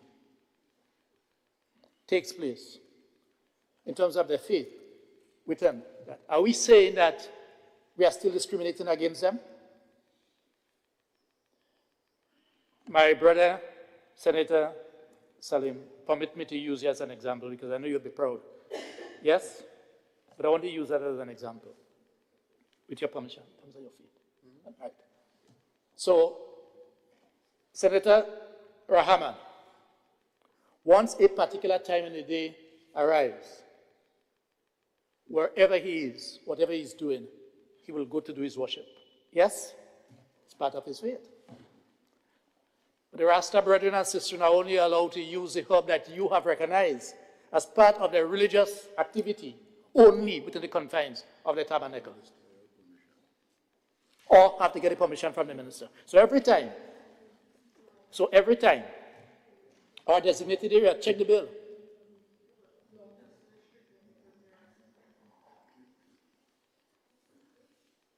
I'm saying, if we are recognizing and we do not want to discriminate, these are areas that must be addressed, in my view. And I'm not saying where I stand. This is a discussion, a debate. We are interrogating the bill before us.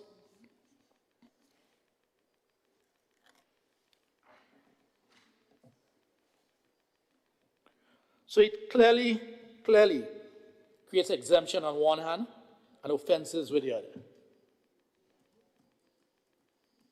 That's what it does. And probably it is matters like these that may encourage other onlookers to question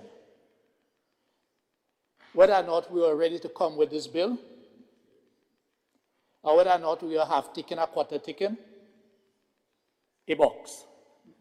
And we accept, and I accept, that expunging criminal records is a major achievement, and it could not have been done sooner enough.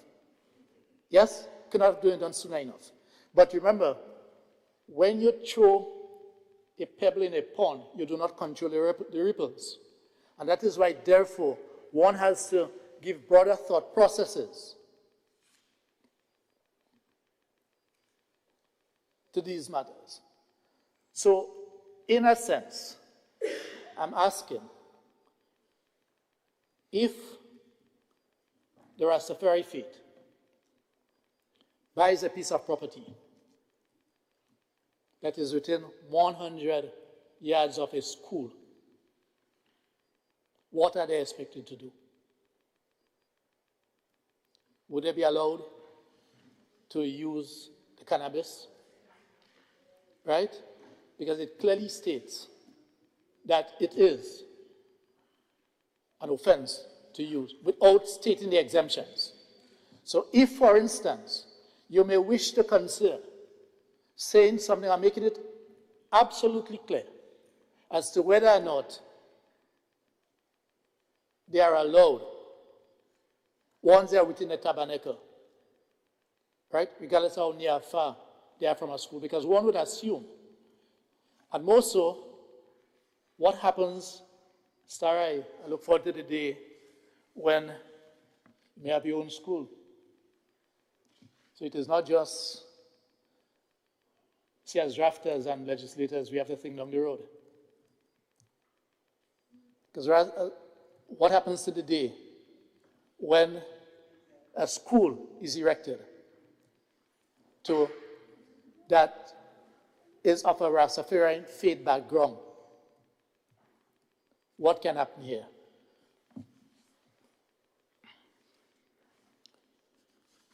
I wish to go to what one will call the powers of the minister or ministerial overreach and delegations concerned. In our view and our research with our legal colleagues, because on matters like these, Madam President, just as I've encouraged our Rastafarian brethren to continue to seek legal advice, we in Labour do the same thing on matters like these. So, and just to piggyback on the point made by my other colleagues, this is not about a person or a position, but this is about a function. If we look at Section 13A, Madam President, the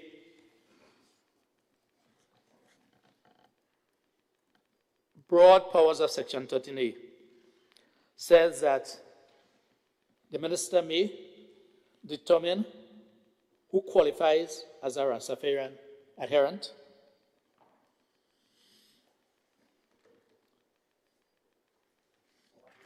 it will also raise the question of what is the discretion I use? In other words, whether or not everyone that have locks is a Rasta, or whether or not someone who does not have Ras is not a Rasta. And we turn to Morgan Heritage as a group that comes out of a Rastafari family, Morgan, who says that you do have to dread to be Rasta. And I'm saying this because within the Rastafari faith, just as so within the Christian faith, you have different denominations. And it is not for us to go into, not my purpose here, but to indicate that people worship or carry themselves along that faith in different forms. You don't have to dread to be Rasta, you know. But they have contributed a lot to our health in terms of a number of the things that we do today. Some of the meat and things that you are refraining from eating today, had you listened to them many years ago, we are a much healthier society today, you know. So, designate lands for religious cultivation, declare exempt events, specify quantities and conditions for possessions and use, and regulate places of worship.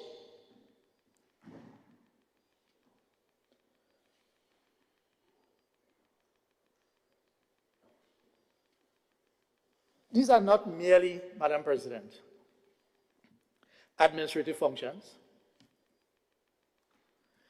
And that's what I keep saying, that in a number of the other places that we have spoken about, what we call powers of the minister. We have raised our concerns, but every situation must be treated on its own merit. So let's delve a bit further into what we are addressing here. That is within the domain of that minister or ministerial portfolio.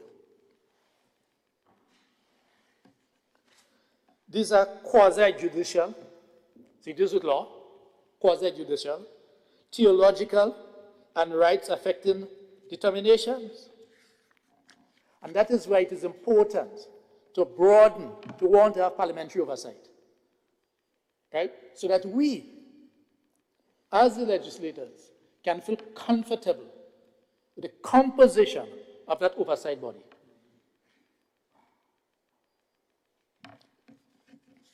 There are, Madam President, through you, no statutory criteria, not seen any statutory criteria, no appeal mechanism,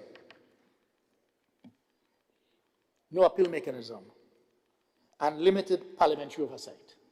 We want to see more oversight, as I've indicated, but this is not just, these are dealing with theological issues. So one would like to be able, from Parliament, to have to be able to say, look, we recommend that this oversight, because we will not do it, but the composition is made up of X, Y, and Z. Are you following me, Madam President? Yes? In a secular constitutional democracy, no single minister should be the arbiter of religious legitimacy. And I take the point, as Senator Andrew quite clearly stated, that this is not about a minister making a decision. The minister may delegate that to a committee, but remember, the line minister, the minister, has that ultimate responsibility. And we are saying that that ought not to be the case. So broad are the issues.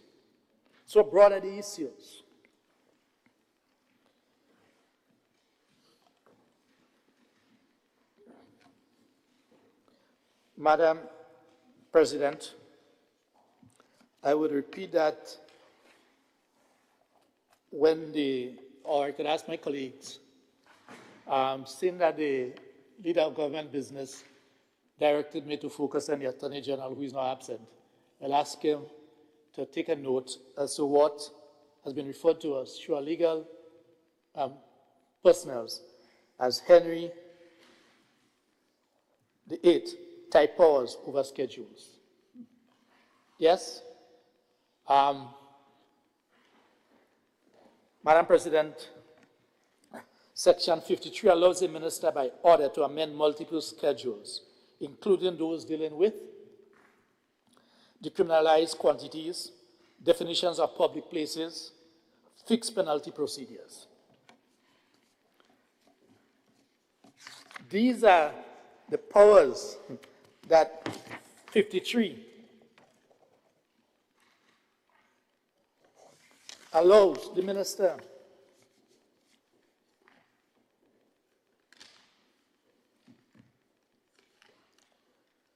These are co-elements of criminal liability, not minor administrative details. By permitting amendment by ministerial order, even with affirmative resolution, we are arguing Parliament is delegating its law-making responsibility in a way that should concern all of us. I wish to repeat this. And I'm calling on my colleagues on the other side, Madam President Shio. Let us not look at this as though we are coming after a minister. This is not the case. We have said openly and frankly that this is an important amendment that we are doing. And we take your point, and this is up, well, in a number of instances, a lot of us have been saying that for years. Stop running down and picking up with brethren for one spliff. As a matter of fact, it wasted resources. It wasted resources. So, through you, Madam President, my dear Senator Francis, and from our rural village of Montreach, and Montreal, and Hermitage, Rosehill, and Tivoli, and La Poterie, and La Digue, and Mamakans, where our brethren know what it was to face the onslaught of the law. And remember, the police are doing their job here. Let me make that point. Yes? We understand that.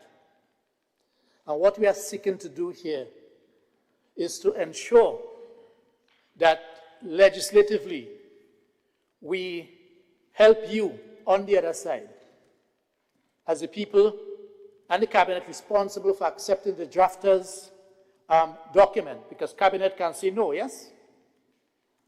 Cabinet can say no. And by the way, Madam President, through you. Yeah, policymakers. By the way, Madam President, you know, many times, especially from on the other side, almost everyone stands up and proudly say that this is the best house to be in. You know, in the upper house, but yet still, in the next few months, most of them might be trying to go to the next place, you know. You know, why try to move away from the best place? No, I say most. No, I said most. Yes, Madam President, you know, it's something I keep hearing. Yeah, because that's where a number of decisions, so for instance, as in terms of regulations, just as how the amendment to the Pension Act spoke of statutory bodies where you have collective agreement and with pensions, and you will not have the new pension there.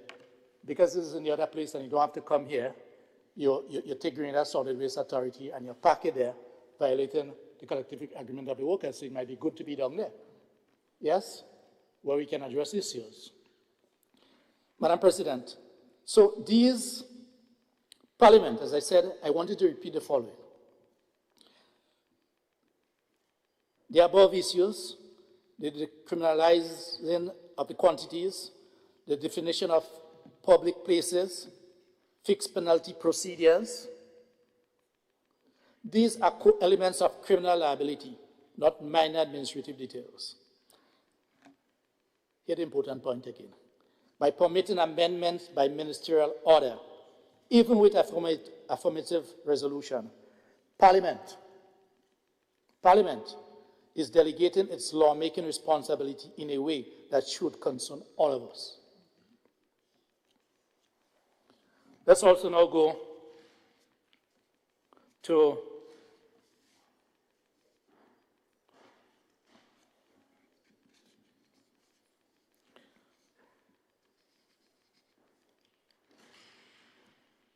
we are suggesting that as it relates to the religious legitimacy and what we see as putting our responsibility in a minister or a portfolio that is beyond them, we are suggesting the following: that we move the criteria into primary legislation.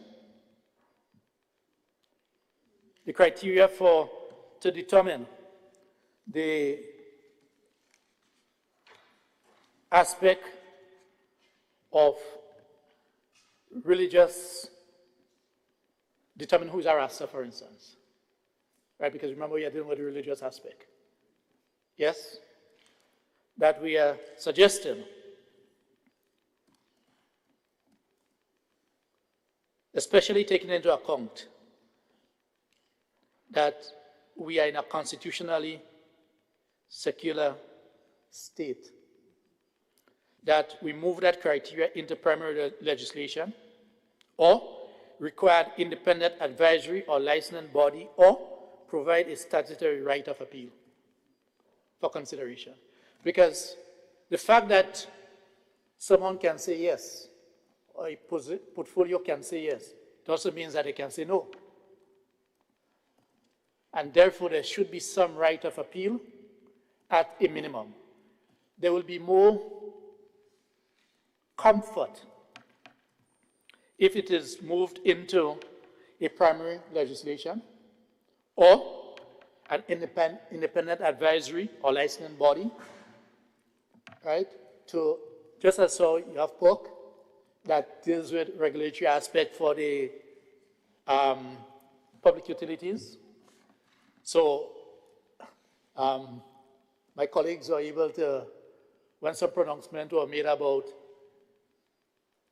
water rates, to jump up quickly and say, no, no, no, these decisions are not made by us, but it is made by POC, the regulatory authority. So remember, he's not a minister. And you know why that was moved out? Because it was also felt that ministers got a lot of flack, even if they still have policy influence, for increasing rates. So you can stand off now as a politician and say, it's not me, it's the body that is in place. We are calling for that independency and objectivity to be placed and not be limited to a ministerial portfolio.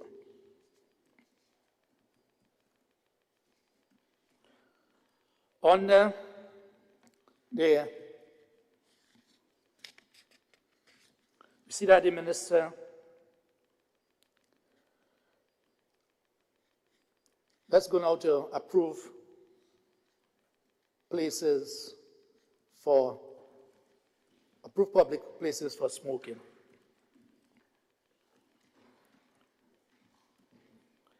We see here the minister may amend, that's the schedule, yes? 7th, 8th, 9th, 10th schedule by order subject to affirmative resolution. One of the problems with this is that these schedules, when one closely examines it, include decriminalized quantities,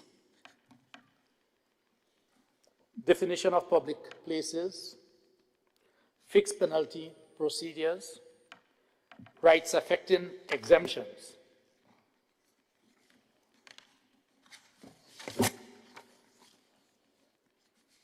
Once again, this is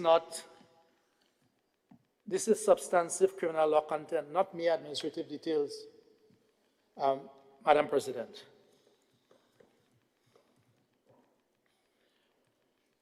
We are delegating too much power to the minister to redraw the boundaries of criminal liability by order. That's our legal advice. That has identified as Henry, the 8th clause in all but name. I want to repeat it. This is a Henry the 8th clause in all but name in terms of legal understanding and powers. Supreme or sweeping powers.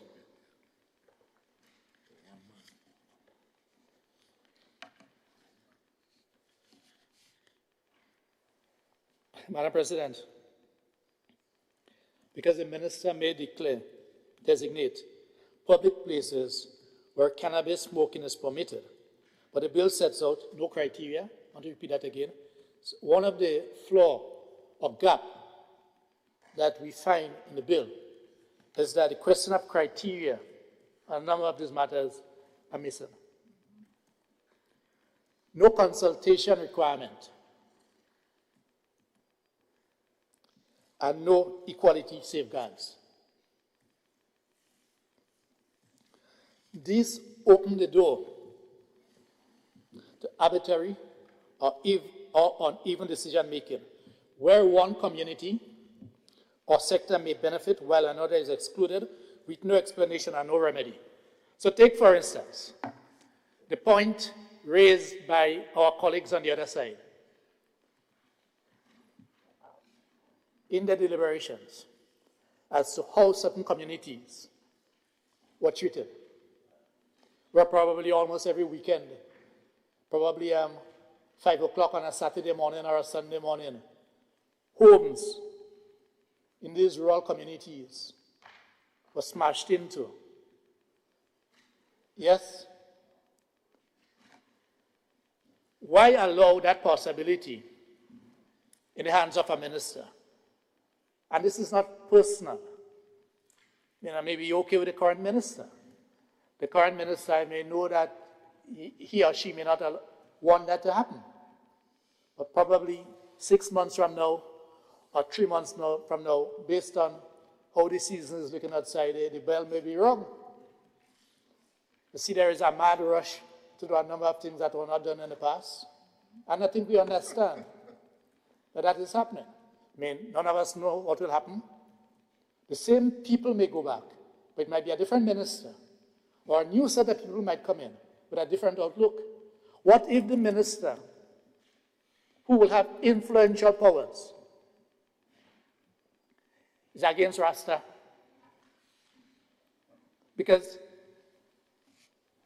there is no doubt that there is still, in a number of people's eyes, and in some other faith-based organization eyes, who looks down on the Rastafari movement. What if that minister, I'm not saying my good senator here, Andrew, will do that. And he will understand, because we grew up around the same community. We understand that. We understand the challenges that came. There are some religious practitioners that are opposed to drums, more so cannabis. And if you have the authority to give permission to designate places of worship, you can say no. As a matter of fact, someone pointed out to me in the independence celebration, it was clear. There are certain religions that are against jab and against our culture. It was openly said. Are you following me? And I'm saying, especially these days, where more and more religious practitioners are getting involved in frontline politics. No, it is because it is acceptable most of these days that some of your faith-based work has to be done in a practical way. And I'm saying, let us put safeguards in place that regardless of who that comes, right, we have a broader body, we have parliamentary oversight to minimize the possibility of continued discrimination against that group, which we ourselves are saying that we want to remedy.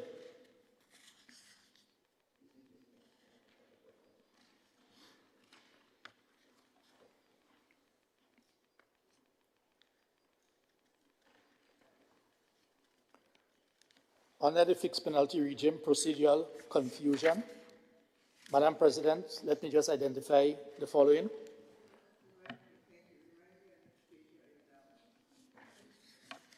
No, I was just going through my notes. This here, sorry, one bit.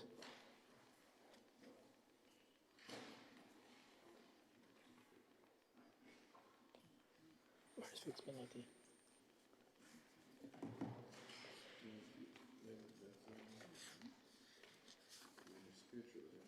Yes, under the schedule, procedural confusion.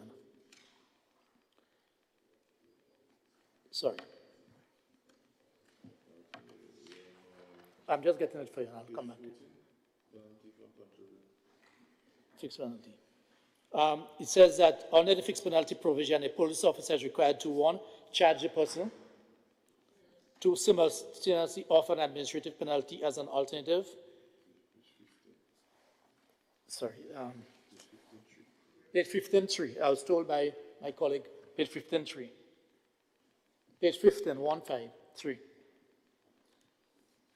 And we are saying that this blurs the line between criminal prosecution and administrative disposal.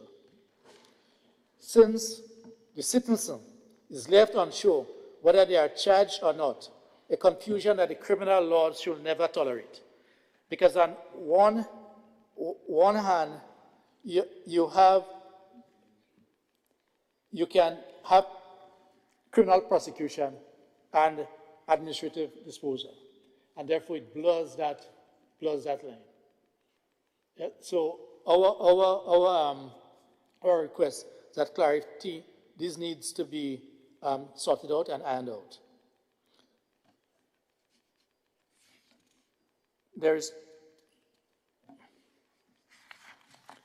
So this is, so I can better be more precise by saying it's 13E2, 13E2, yes?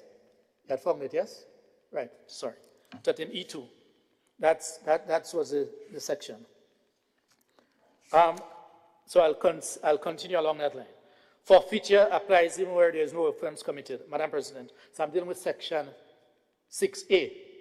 So thanks for pointing out to me. I guess that's where you got lost. So I hope I've brought us back on the same page. Yes? So under section 6A, cannabis is seized and forfeited from children and young persons, even though no offense exists. That's 6A. And just to point out that the problem we see here is it raises property rights and proportionality concerns. What do we mean by this?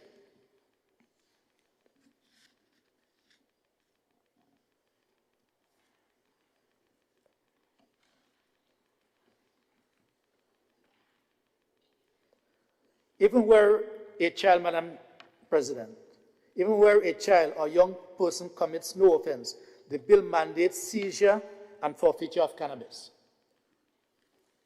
While rehabilitation is rightly prioritized, punitive confiscation without judicial oversight raises proportionality and property rights concerns. If conduct is not criminal, punishment should not be disguised as administration. You see, what we are doing here is to open up the possibility and probability, probably, well, I shouldn't say probably, some lawyer looking for some book, right? That when these things happen, to raise issues, and I know that is not the intention of the other side. I've accepted, and we have all accepted, because the foundation on which we speak, right, has to do in 2 or 3 parts. The aspect of the expunging of records, the aspect of giving the Rastafari community more liberty for the use of marijuana. Remember, I'm not saying smoking. Smoking is broader than just the Rastafari community, right? But we have to ensure that we are not opening up the door for infringing on other rights.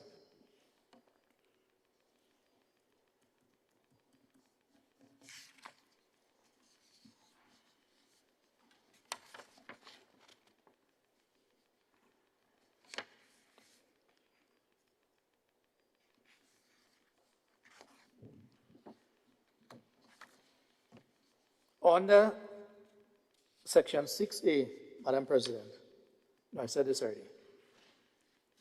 I want to note that the bill rightly rejects criminalization, but quietly retains punitive confiscation without judicial oversight. And that's the danger. That's the danger. Let me repeat this again. Our advice is that the bill rightly rejects criminalization, but quietly retains punitive confiscation without judicial oversight.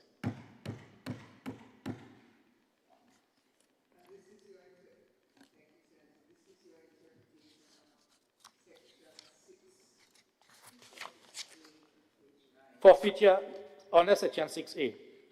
Cannabis is seized and forfeited from children and young, yes? Because it raises, the problem it raises is property rights and proportionality concerns.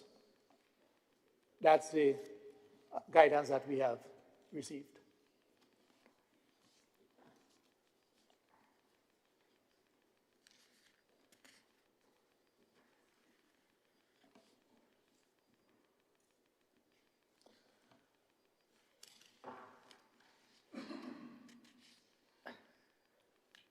What is the possibility of the following?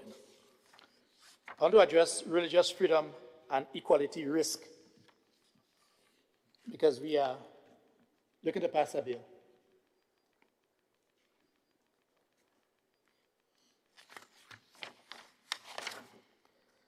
The bill gives specific recognition to Rastafarian religious use, which is historically understandable. However, Madam President, the absence of a general religious use framework means that protection is extended to one faith alone, based entirely on ministerial discretion. What does that do? It raises that structure may expose the act to constitutional challenge on equality and freedom of conscience grounds. See, as I say, when we throw a pebble in a pond, so we accept everything, yes? So we must be aware of what are the possibilities. We must be aware of the possibilities.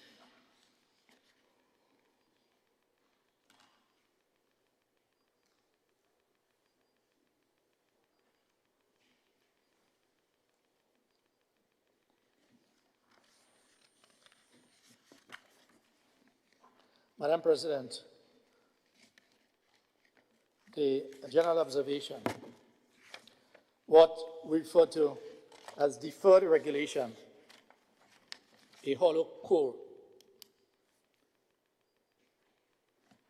After I make this presentation, there's some labor issues I wish to address under the bill, but I'm just dealing clearly with what I call the legalistic aspects that has been advanced to us. We look at Section 13D.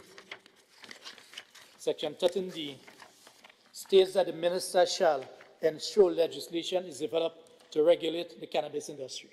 Let me repeat that again.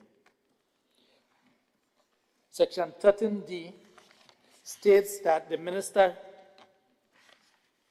quote, shall ensure legislation is developed, end of quote, to regulate the cannabis industry. This is aspirational language, not enforceable law. Parliament has been asked to pass a bill whose regulatory heart is postponed to an unspecified future statute with no timelines and no guarantees. That's what we've been asked to do. And this, again, I doesn't like to keep repeating it, but I'll do it because I refrain. We on that side have constantly been saying, this is not an opposition to the bill. This is not taking a swipe on the other side. But this is our deep dive into this matter.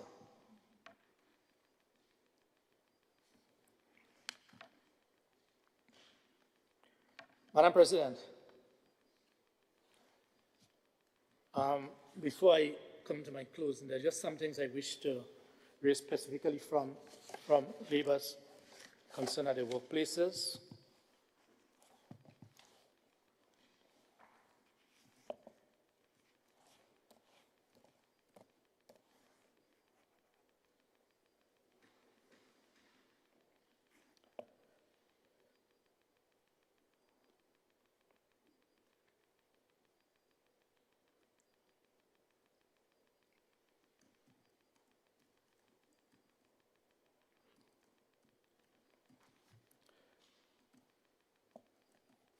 Madam President, I wish to place the following on record also, that some of our recommendations from the labour sector,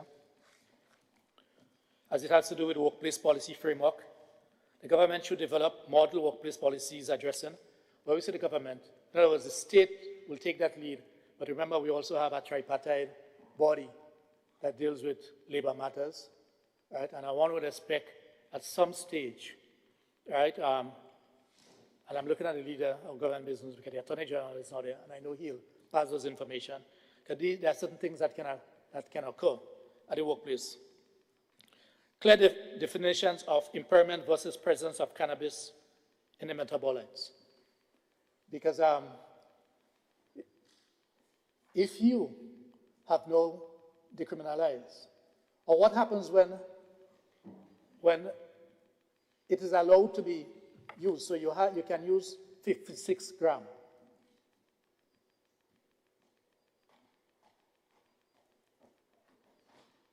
I can see some concerns being arising at the workplace, right? The question of testing, yes, because there are certain functions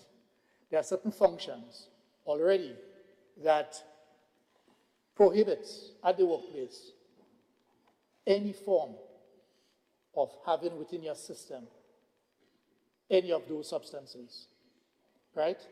And my understanding, it is not just because at the moment it is illegal, it is a criminal offense, but the impact that it can have on judgment, just as alcohol and other stuff.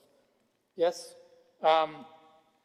Procedures for reasonable suspicion testing in safety-sensitive positions. Will the labor movement have that responsibility?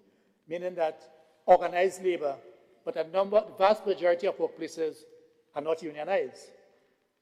And therefore, they can be the subject of discrimination and abuse. So therefore, that is why nationally we need to have some clear guidelines.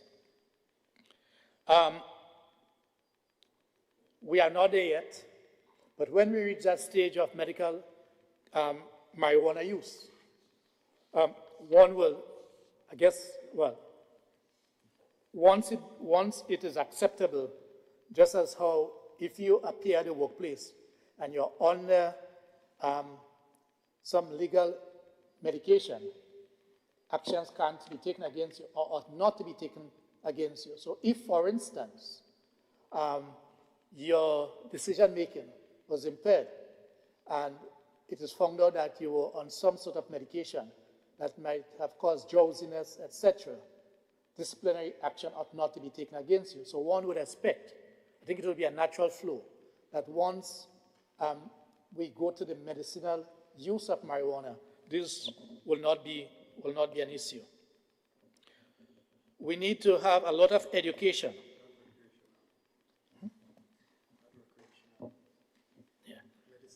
Yeah, medicinal, yes. I didn't say recreational. Medicinal, yes.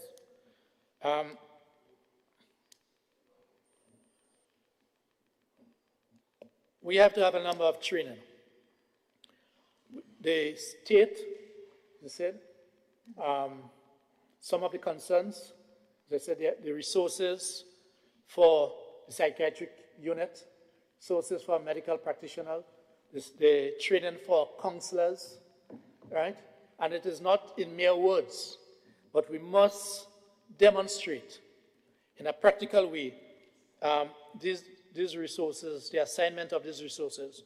And Madam President, through you, I can see our Minister of Social Services, etc., having a lot on her plate. I mean, it is her right now, but it can be anybody else. And therefore, take these as our observations in good faith.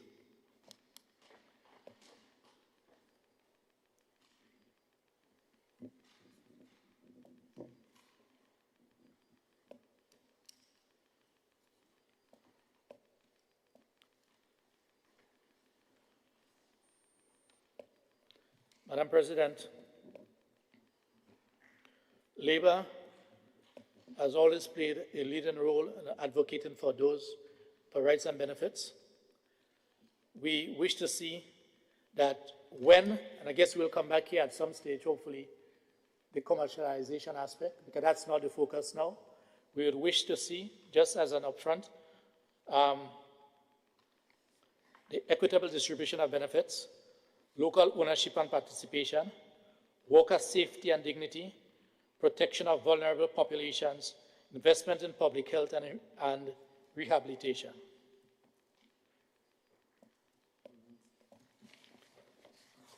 With these words, Madam President, let me just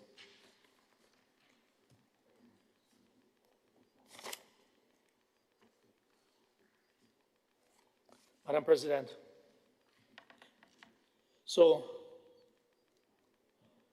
I just go back to say that Parliament has been asked to pass a bill whose regulatory heart is postponed to an unspecified future statute with no timelines and no guarantees. Madam President, in closing, the bill is right in direction, but uneven in execution. It modernizes our approach to cannabis, but concentrates excessive power in the minister, leaves dangerous gray areas in criminal liability, and risk inconsistent and arbitrary enforcement.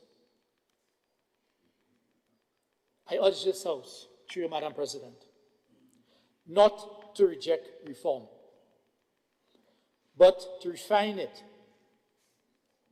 by tightening safeguards, clarifying thresholds, and restoring Parliament's proper role in defining the criminal law.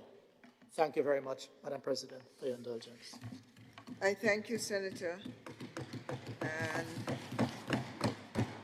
just to pick up on that last point that you made about the unevenness that is anticipated in execution, I think you're correct. I don't think that any bit of legislation can anticipate every potential scenario. But I wonder if you have in your consideration that the notion, and I think it was said by the other side here, that the notion of minister is a collective. It's a consultative. So that ought to help with the unevenness. I'm not defending, I'm just wondering out loud as we analyze this. If there is such a potential for, as I say, the minister as a collective or not, and also in the initial stages of new legislation, I believe it's customary to draw on the courts to help give more certainty and even out the unevenness, because, as I said, so much cannot be anticipated. So just those 2 points struck me as you were making this very valuable analysis of where you think the bill ought to be. Thank you. And at the podium is Honorable Salim Rahman, our next speaker. Thank you. Proceed. Thank you, Madam President, for the opportunity to say a few words on this matter. I begin in the name of God Almighty, the knower of the apparent, which is the now, and the unseen, which is the future. This particular bill, we will see the effects of this bill in the future, as we do with other laws that are passed in this Honorable House. This Drug Abuse Prevention and Control Amendment Bill proposed could otherwise be known simply as the decriminalization of marijuana bill, to call it what it is. I've been told that legally, in order to give those that need to use the cannabis products for medicinal purposes the ability to do so, that there needs to be decriminalization, and that in order to provide for the Rastafarians to be able to practice an aspect of their faith, there needs to be decriminalization. While we have tolerance for the belief of others, as others have for us, it is difficult for me, Madam President, to be expected to have empathy for the use of a substance outside of those two reasons that I just mentioned. Religious purposes, the allowance for that, and medicinal purposes, which are proven, the allowance for that. Outside of that, it is difficult for me to have empathy for the use of a substance which is proven to damage the developing brain. We come in this house, we speak about the youth, we speak about protecting the youth, we speak about math, we spend millions of dollars on education. And especially when you have a family member, as I do, who has been negatively affected by this drug forever after his father died. He went through a period of difficulty, young boy, 18 years old. And that forever damaged him. It does not, and it is not equal to all minds. And I don't know that passing a bill for recreational use, we'll get to that. So, Madam President, when it comes to well-being of our people, economic issues, moral issues, etc., I try to be as direct as possible. And I do this because I see life and our responsibility in this House as a trust given to us by the people and the sectors that we represent. A trust that is given to me and to us by the maker of the people, by God Almighty, which I don't take lightly. Madam President, the fact that government has taken a while to come forth with this bill is, in my mind, due to the significant risks that the abuse of marijuana presents. It is real, Madam President. We should not sugarcoat this, as abuse can have serious implications. Just a few examples of these risks I will mention. One, for young adults, the risk of dependency is higher. Let me repeat that. For young adults, the risk of dependency is higher. 1 in 6 may develop the propensity to become dependent. And as I said, one mind lost to any drug is a reflection of the society that made it available to him or her. 2, lasting cognitive issues. That means cognitive problems that do not go away, such as memory loss, loss of ability to pay attention, psychosis, and schizophrenia.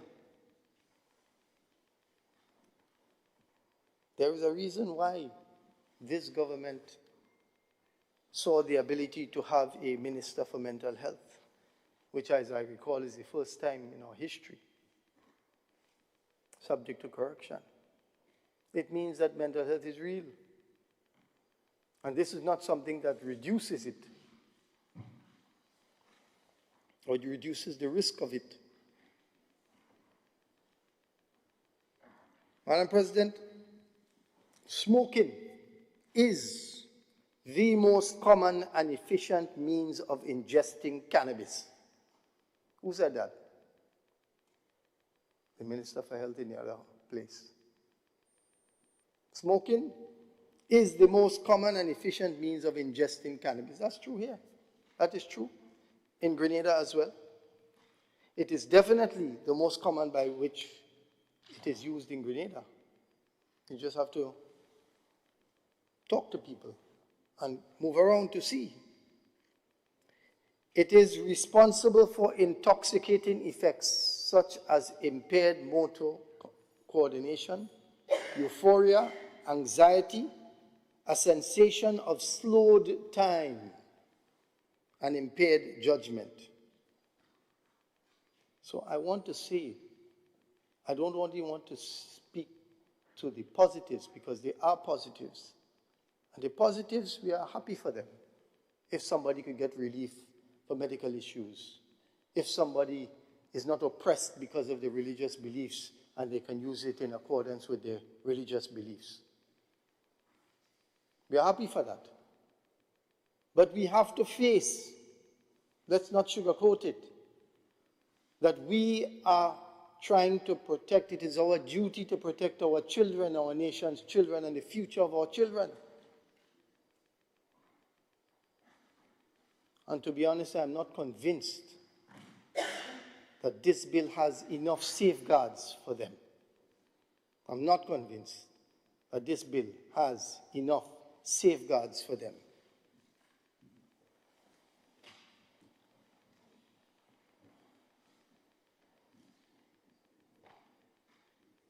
Madam President, do you know that there are videos on social media, which I'd be happy to share, well, privately, of a driver of heavy equipment smoking while driving? Because people feel an emboldened sense now that because it is decriminalized, for many, decriminalization and legalization is the same thing. For many, the perception is that it's everybody free up now. So nobody can tell me nothing. I could smoke it wherever I want, I could do. That's the perception.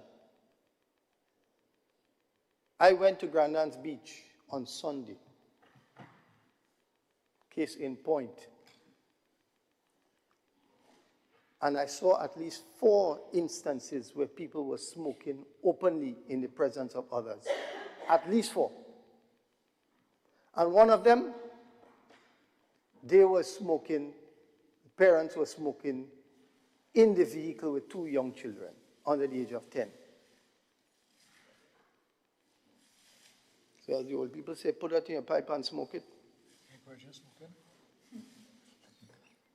What I am saying is that already there's an emboldened attitude towards a prohibited substance. So whilst we want to cater, we don't want to oppress any religious sect in Grenada. Time for that is over, right? God Almighty gave us freedom of choice. We don't want to make it more difficult for people who have a legitimate need medically. There are proven advances and benefits. But I don't think that this bill, that the John public understands sufficiently that this is still a prohibited substance and it is not a free-for-all. And I think that government will have a hard task before them to rein that in. I see some good measures in the bill. We're speaking about the bill. I see some good measures in the bill in that the distance from public buildings and schools and the heavy fines for smoking in and around a school. It's very good. But I can tell you that in the society now, even before all of this, people smoking any way they want.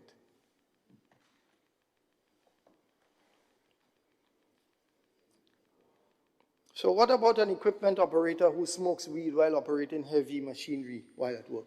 I got a call from a businessman this morning telling me that his operator has smoked weed while driving. What is the impact or danger or cost on productivity? In accordance with the law, we expect that there will be policies of drug testing, especially for those who operate heavy machinery, tools in the construction industry, and so on. People naturally want to protect their investments and want to protect against injury and accidents. What about restrictions on glorifying those ills, such as smoking in public and posting it on social media? Shouldn't this bill have spoken to that? Some other controls, because we know we are social beings and we learn from what we see. We learn from what we see our elders doing, especially those we love and respect. So if Daddy does do it, I could do it too. Or when I get big, I will do it. Right?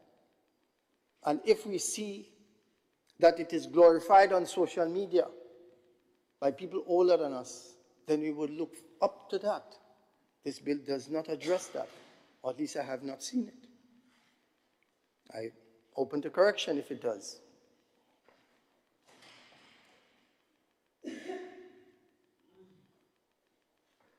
So the question comes to mind, Madam President.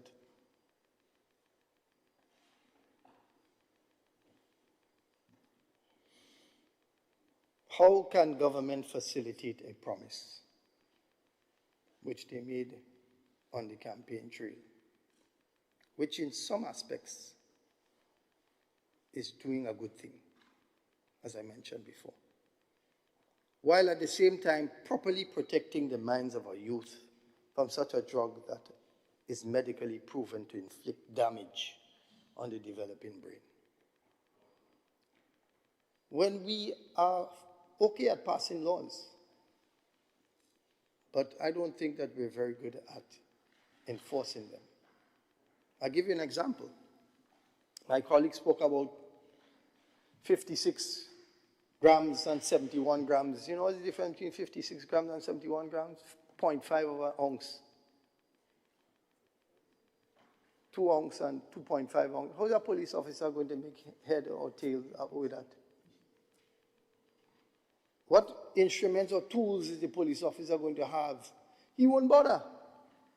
And when you don't bother, the people more free up. Because when the police pass and the police don't do anything about it, the people become emboldened. Problem becomes worse. That's the nature of the human being. That's why we have police. If everybody did everything right and everybody had a good conscience, we wouldn't need police. Everybody be doing the right thing. Nobody be speeding, nobody be doing breaking any laws, doing anything wrong. So it makes it difficult for law enforcement to really police this issue, and I'd like to hear how they intend to differentiate between 2 ounce and 2.5 ounce. When is the police going to do that? Does he confiscate it and then bring it back to get weighed? And then the man say, well, the police add some to it. All right? You have a whole issue coming up there. It creates a lot of other issues, right? A lot of other potential problems. Now, we do know what alcohol is capable of. We know the problems of alcohol. There are some serious problems associated with the wide availability and wide consumption of alcohol and abuse of alcohol. But we do not yet know what that would be for our youth.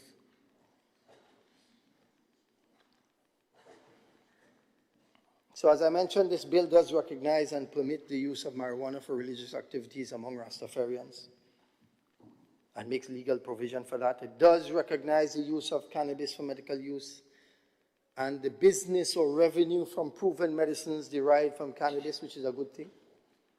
It does mean that government will make some revenue, perhaps from taxation, from these business ventures in the future. And another good thing is that this bill gives second chances to those who may have criminal records to have it expunged. Where I am disappointed on the provision, where I'm disappointed is on the provision for 4 trees in your backyard. I mean, that is a mistake that Trinidad made in my mind. Why?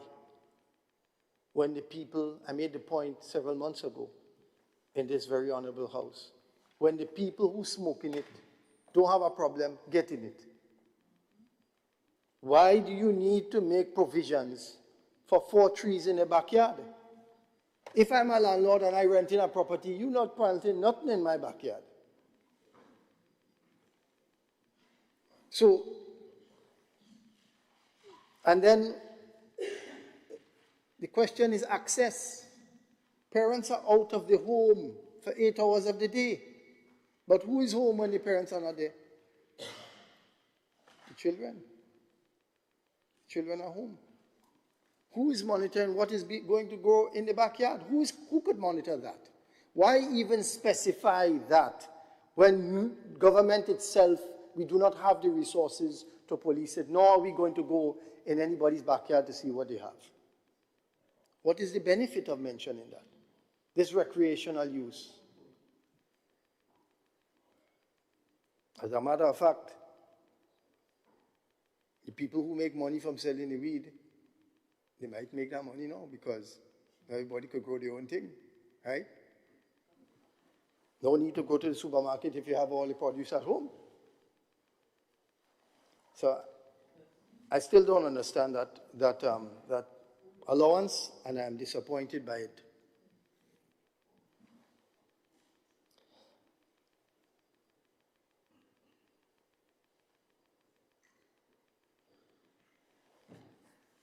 Madam President, I would like to mention a parable for us to consider.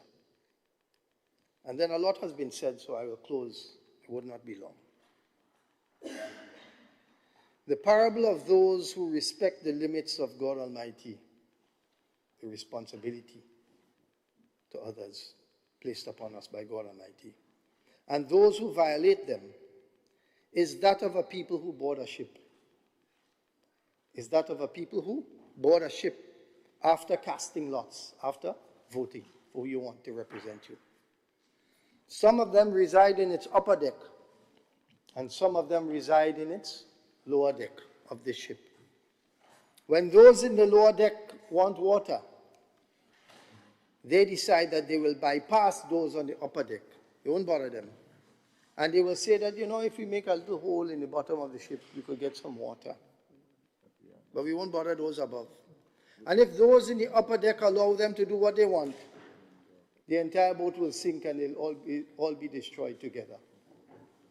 This is the importance. And if they refrain and those above restrain them, that they will all be saved together. So the analogy of this ship is our society, and the analogy of those on the upper level of the ship is us. And I think, and I would like to see, that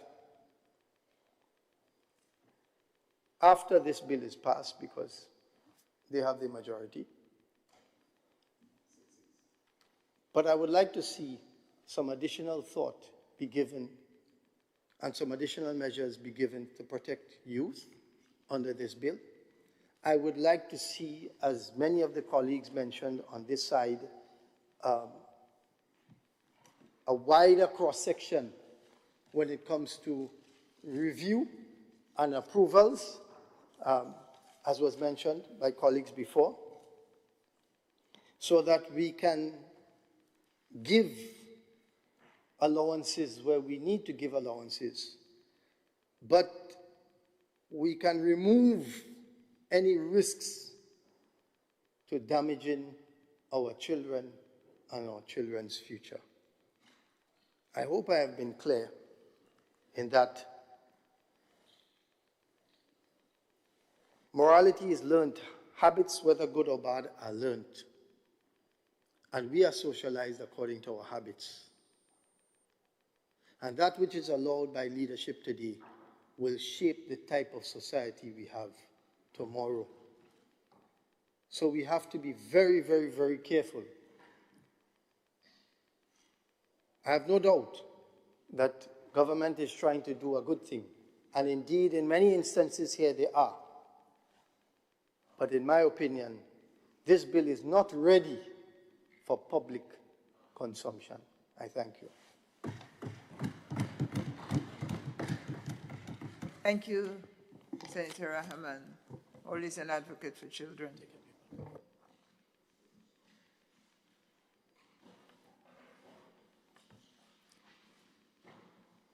Senator Roderick Sinclair, you have the floor, Senator.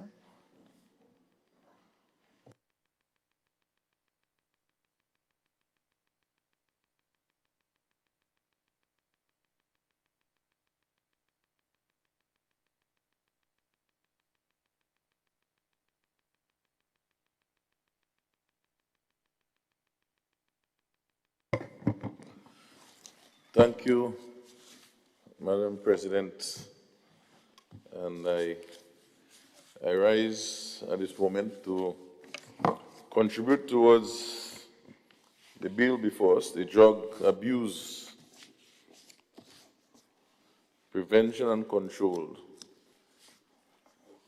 Amendment Bill 2026. I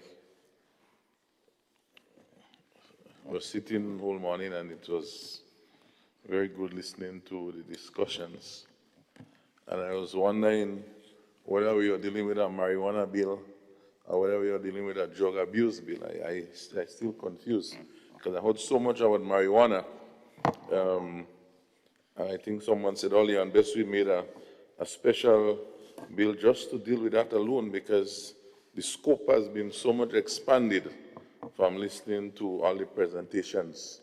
And so sometimes, you know, we have to accept that things can be done better. I want to make a comment also, Madam President, and my good friend Senator Luis, I was so proud to listen to him today. It's a long time. I don't like how he presented, and I was telling him, I said, bro, I don't find you doing well. But today, you did well. I want to give you full kudos on that. The way you took it and present the legal challenges, which has been the major issue that really has brought us to this cannabis issue now. The issue of this cannabis component, when you listen to all the stories, has been the legal issues, from the Rastas who end up in Hopeville and many others for a spliff and a joint, occupying a lot of court time and magistrate time for one spliff and two spliffs. That has been the greatest occupancy of this. It wasn't about Rasta one thing for weed for religious purposes. It was about everybody want to feel irie, and we say it was against the law based on what the regulations were.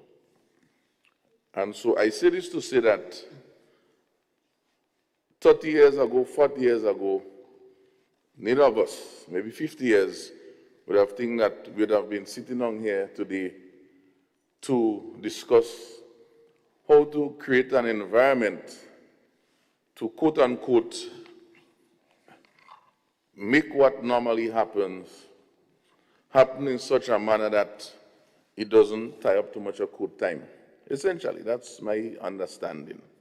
So it's okay to, once you have the less than 56 grams, you can have it in your pocket, you could have it in your house, you could plant some trees, and your mind could be rested. Police has less work to do because you're within the scope. So I say this to say that this is the picture in front of us. So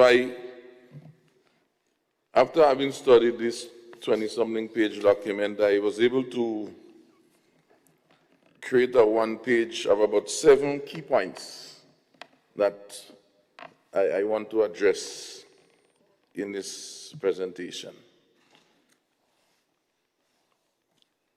Madam President, the first one I want to address is the whole issue of the decriminalization, because that seems to be the biggest issue. And the big beneficiaries of this, essentially, are those persons who would have been in some way convicted, would have have some charge, and would have been found guilty of this marijuana, these small quantities, for which they will be, they say they use a big word, expunged. Basically, that would be strike off the record and they would have a clean beginning. So I kept reading yesterday, reading last night, and I'm trying to figure out what was these small quantities are we talking about? And the document has not said that. So for me, if my name was involved in some marijuana business, has been charged, was it for 1 pound, 2 pound, 5 ounces, 10 ounces, I'm really not sure whether or not I will have this strike. So I'm still waiting. The law doesn't say, it doesn't specify. He said how much? 56 grams. Okay, okay. So if you was found with 56 grams or less, you're okay. But I say this, you see, is how the thing is written, Madam President. It's very ambiguous. Okay, so that is fine.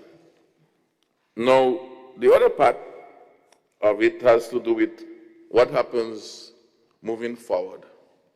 So we could have the 56 grams. That's okay. Decriminalization, expulsion. In that same context,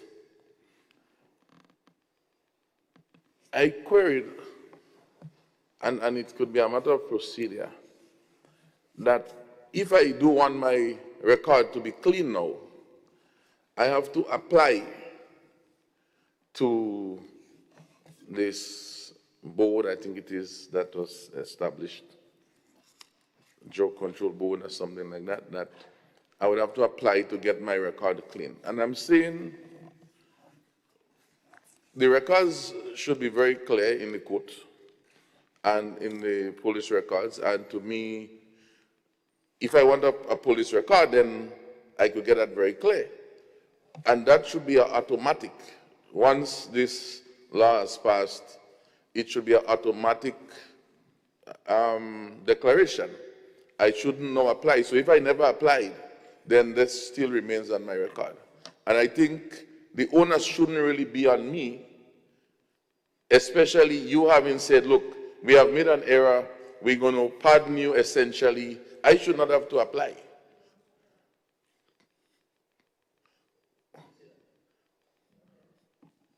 You see, an error is something sometimes you don't recognize when it happened. So that's why the Rastas are saying we want repatriation, because reparation, because what has happened to them before is really was injustice. And the question is, if it wasn't injustice, was it an error? And that is the premise of the error. Okay, so that is the premise I'm operating with. So let's go a little bit deeper, Madam President. The issue of the children, the child and the young persons. And of course, I share Senator Lewis's comment with this 14 to 18 years, under 21, it can get very convoluted. But essentially, what this is saying is that there are different measures for different age groups. And so I read in the one of the schedules, I think this is important to understand. If I just get the schedule, to 6.5, 6A, 53. Right, it's okay, 6. Just one sec. 6.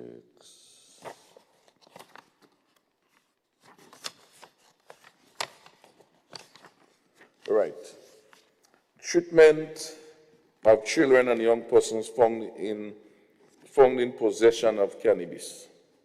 Where a child is found in possession of cannabis or cannabis resin in the quantities that does not exceed the amount specified in the 8th schedule, and the 8th schedule speaks of the same 56 grams of cannabis, 15 grams, and so on. So, I understand Senator is concerned about threshold. So it means big me. Allow 56 grams.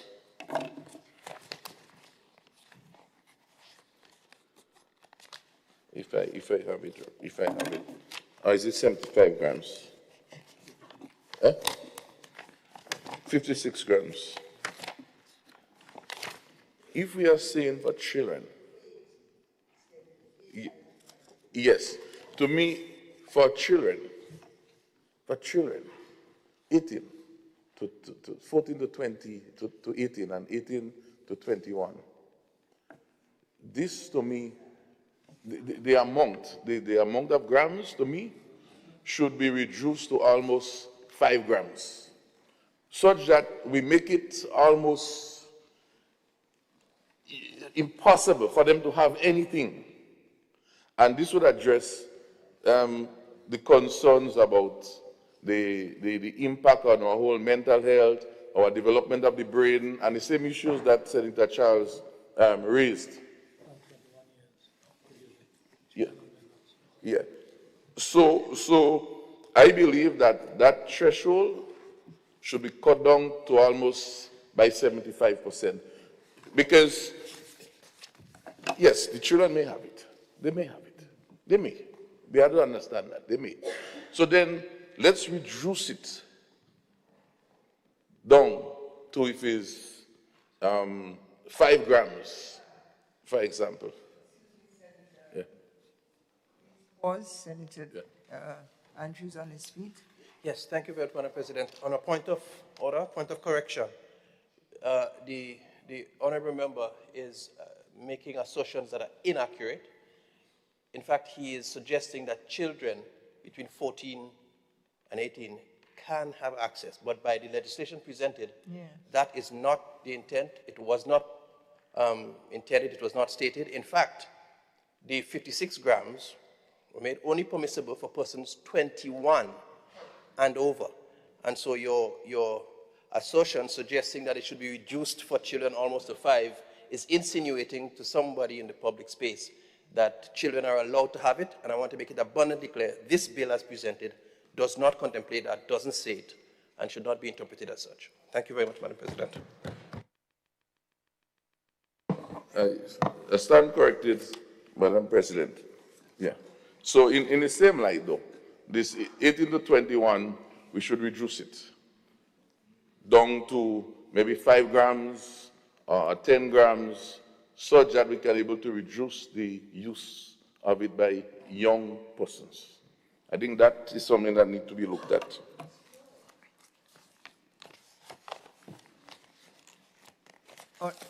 May I, Senator St. Clair? Let us clarify. I believe that the bill calls for access to 56 and above grams only if you had reached the age of 21. Yes, we agree. Only that age. Yeah. Only that age. Yeah, we agree. Okay, so there is no 14 to 18 years. No, yeah, we agree on that. Yeah, we agree. Yeah, we agreed on that. Yeah. Yeah. So that is, so I believe that this should be reduced so that it can protect the young ones, the same young ones that we speak about. We need to have the rehabilitation centers. We don't have enough resources to help in our healthcare system. So if we know that this potential issue is there, what you do is that you try to reduce the risk. And of course, while you cannot control human behavior, you can able to set the threshold such that it can able to reduce the risk, because we have control over that. And I think it is responsible for us, knowing the risk involved, to have such high levels. In fact, Madam President, what is dangerous? Yet I could have these 56 grams, 10 o'clock in the morning, and walking on the road, nobody can touch me.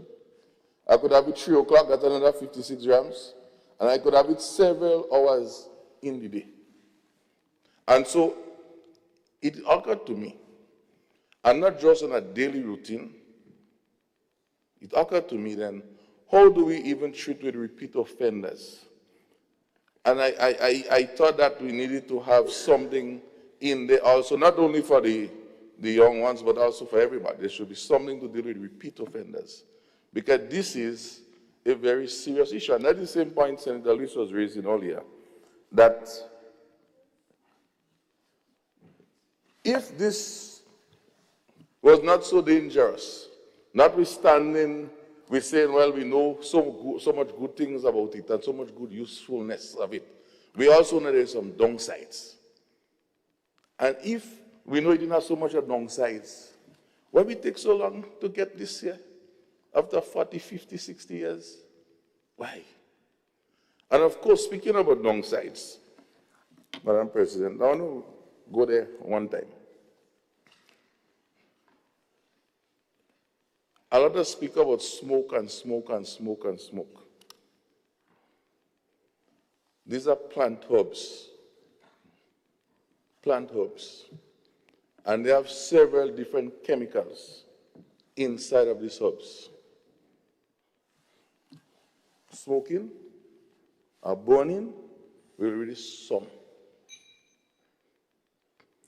There is essential oils that if you burn and you heat up, you lose it. But they are important ingredients. If you put it in tea, as my good friend Queen's Britain speak about, you drink it as a tea, you would extract. So I'm saying to us that there are several chemicals. Some are water soluble, some are alcohol soluble, some are different solvents. We have to extract the components. And so we have to be careful as to the modality that we use and refer to, because different chemicals with different components, with different characteristics, will have different impact on our body. So the question is, when we're speaking about smoke, smoke, smoke, what really is coming out in the smoke? Forget the fumes, that's a different issue. What chemical is coming out from these fumes? And I say this to say, Madam President, we have to be mindful about what we're targeting. Because, for example, I cannot smoke by the school, they have a distance. I cannot smoke by the entrance based on how much feet. But if I have my tea, could I sit down on the bus and drink my marijuana tea? Could I eat the fudge there? Who knows I eat the marijuana fudge? Because I'm not smoking it. Could I sit down in the public space? Could I go could I be in the school with it? So I'm saying this, and it comes back to the same point Senator Lewis raised. The regulations and having a special commission which deals with all of these things. Because it's become 56 grams. But if the same child have some sweets in the pocket, is it illegal?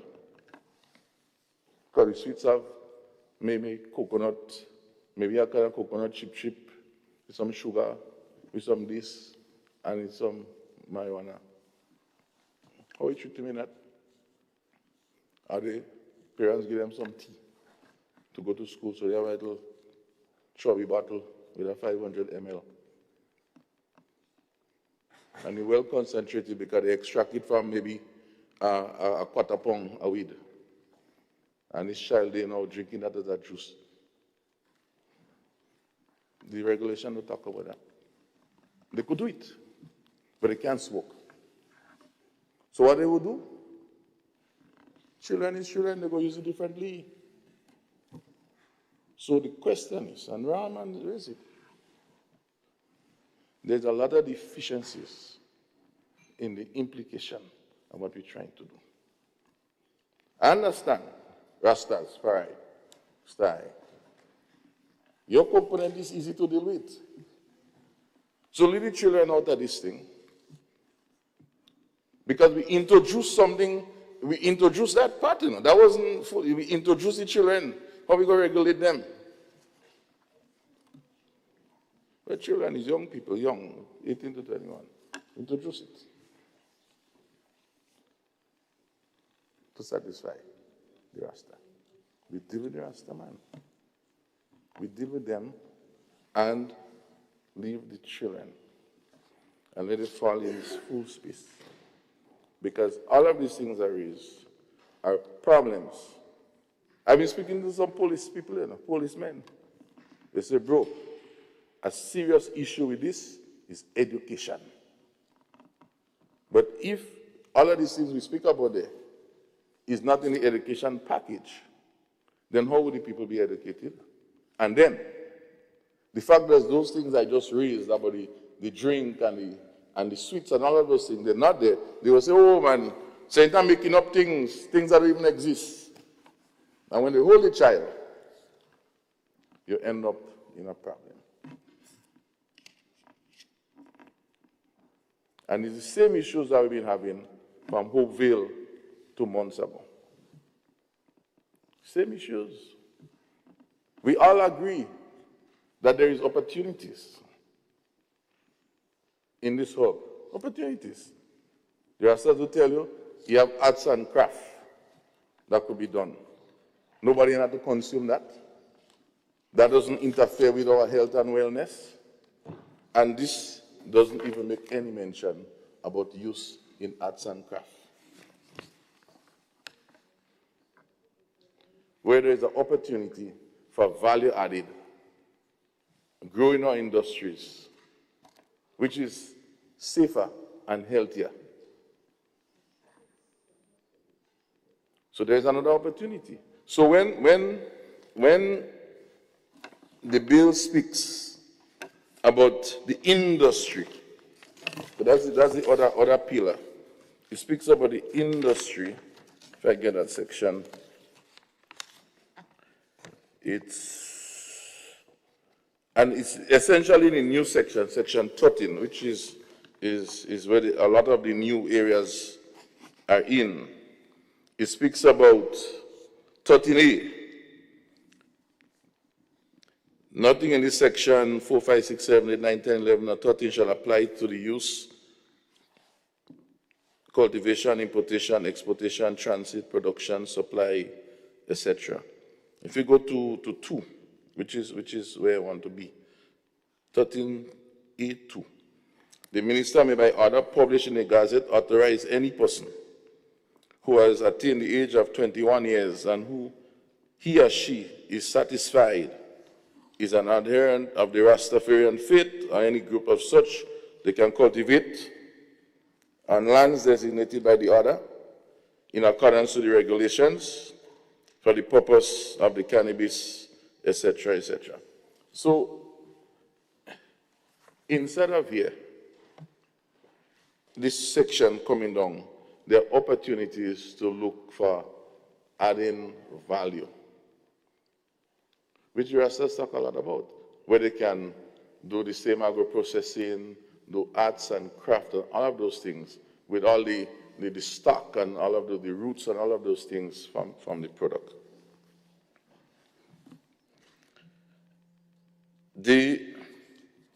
When we speak about industry, Madam President, industry speaks about opening up and looking at all different components, whether it's drinks, whether it's T-shirts, whether it's, you open up, you're creating jobs and employment.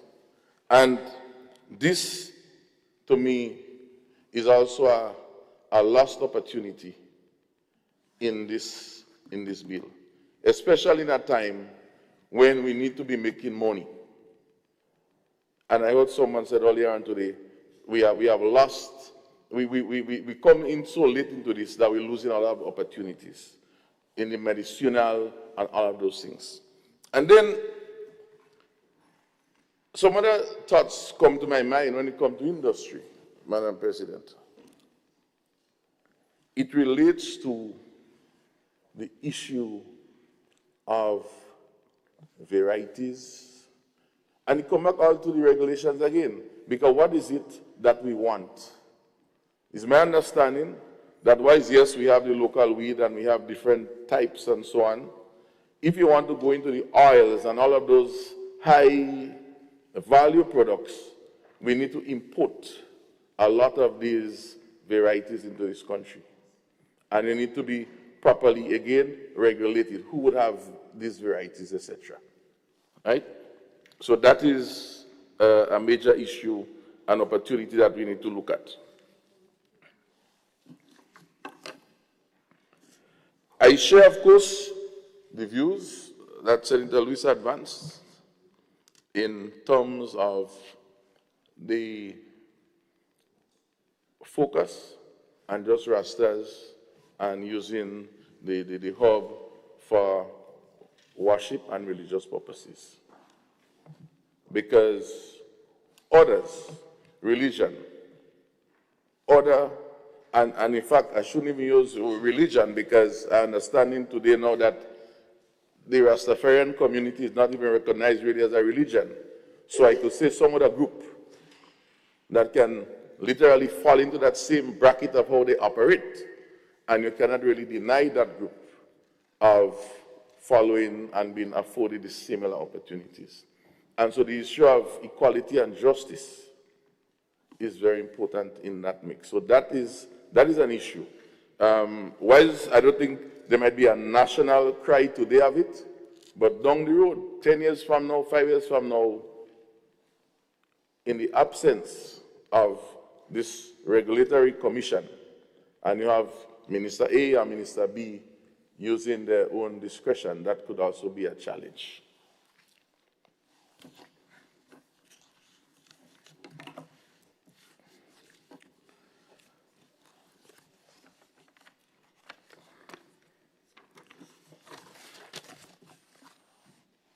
On the issue of the smoking in public places, I spoke to that already in terms of smoking versus eating and drinking. So there's a great deficiency because the focus is very one-sided. Unless we are to interpret that the only use of this marijuana will be for smoking and there will be no other use. There will be no drinking, no cookies and candies being made.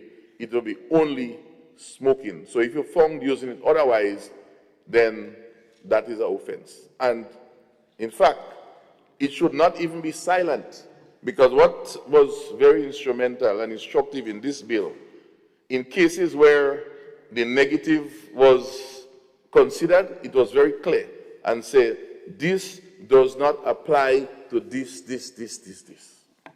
And so I raise this because it's very slanted to smoking. Now, and my good friend, Senator Andrew, Minister for Education, you will need to help me with this one.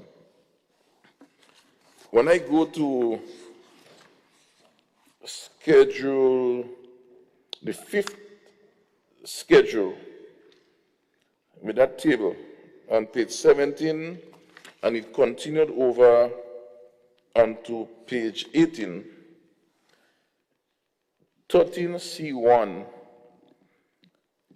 that table at the bottom, it speaks about 13C1, it speaks of smoking or using cannabis or cannabis resin on and near school premises, and it gives on summary conviction, you'd have $250,000 or 7 years in prison or both, and indictment, $500,000 or 20 years in prison or both.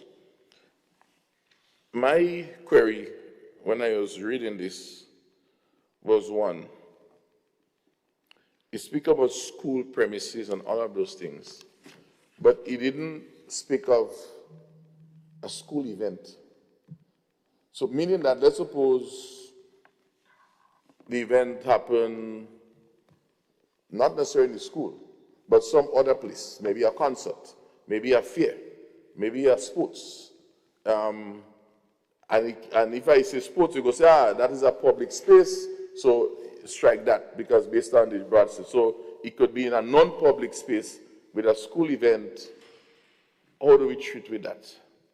And I thought that including a word speaking about some school event, an event that involves the school, need to be included to have that extra protection inside of this. So that was one of the observations I wanted to share in that regards.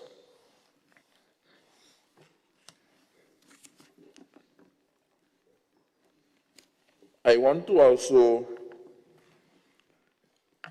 inquire, and I think Senator Lewis raised it earlier, and I'm not even speaking about the workplace component yet, but we do know that the issue of sports and drug testing is a big issue. And how we plan to treat with those, I think that this is, again, education, testing and monitoring, counseling, all of those issues. Because it is all of us now has access and are equally exposed and at risk. And whilst we may speak of the good things, we also have to look at the impact. And I'm saying this to say that the Rastafari, if you speak to a lot of them, very few, and maybe I stand corrected, smoke the herb. They use it. They may have it in a chalice as an incense, so a lot of the average citizen might be pulling and smoking. So the impact is different to the impact that may happen in the. I've been to the Tabernacle in Sotels. I've been there with the Star and the groups. I didn't see them smoking and puffing. They were there. They're singing. They have a little scenty thing. They had some sweets that they give me when they finish, but there was no puffing and things going on. So I say this to say that they are very conscious with the way that they use their thing. And whilst the other persons may not be thinking about it in that way and expose themselves to a greater risk. So I wanted to raise that in that space. The issue on the workforce. So I deal with decriminalization, I deal with industry, religion and Rasta, I deal with that. The young people, I deal with that. The workforce, Madam President. And I share the concern because even within my space, this has been questioned. How do we look at that? How do we treat that? Especially persons using equipment and all the impairment. I think Senator Hosford raised the issue about insurance and so on. What is the implication of that? And so that is a whole new regime that we have to deal with in line of all these productivity issues that we are already speaking about. And I go there in that, you know, on a Friday evening, maybe a Thursday evening, maybe a Monday evening, folks come from work, they go there, have a little drink. And I think someone mentioned it, they goes together. I think it was St. Charles. Drinking, smoking, they may regular cigarette or maybe a weed, with a drink thing, escalation. And then they are working next day, are working next week. You know, how do they recover? So this is a matter that we have to address, again, through public education, counseling, and what is the system. And so the question arises, and I think Senator Cox raised it earlier when he was in Canada when this program was just released. How ready are us today to have all these backstops in place? When? With the passage of this bill. And so the question asked to us, do we have a lead time? Do we have a window? Do we have a 6 months gap before this can be rolled out so that systems can be put in place? If you do have systems in place, we would like to hear and say, okay, we have this in place for rolling out. Because while, yes, the administration and the government in its purest form has to implement and say, well, you do what you have to do. We must not be, we must have enough confidence that what we're supporting and agreeing with going to have the results that we're looking for. And I say this to say, Madam President, to tie back a little bit with Senator Francis's presentation earlier, and she raised the issue of men drinking, domestic violence, and those things, coming and connecting all of that back in one, and so on. And that was alcohol. But, of course, different substances have different impact on different people. And at the same time, people do things differently for different purposes, different circumstances. So it also means that as a nation, we have a bigger challenge on our hand in that space. However,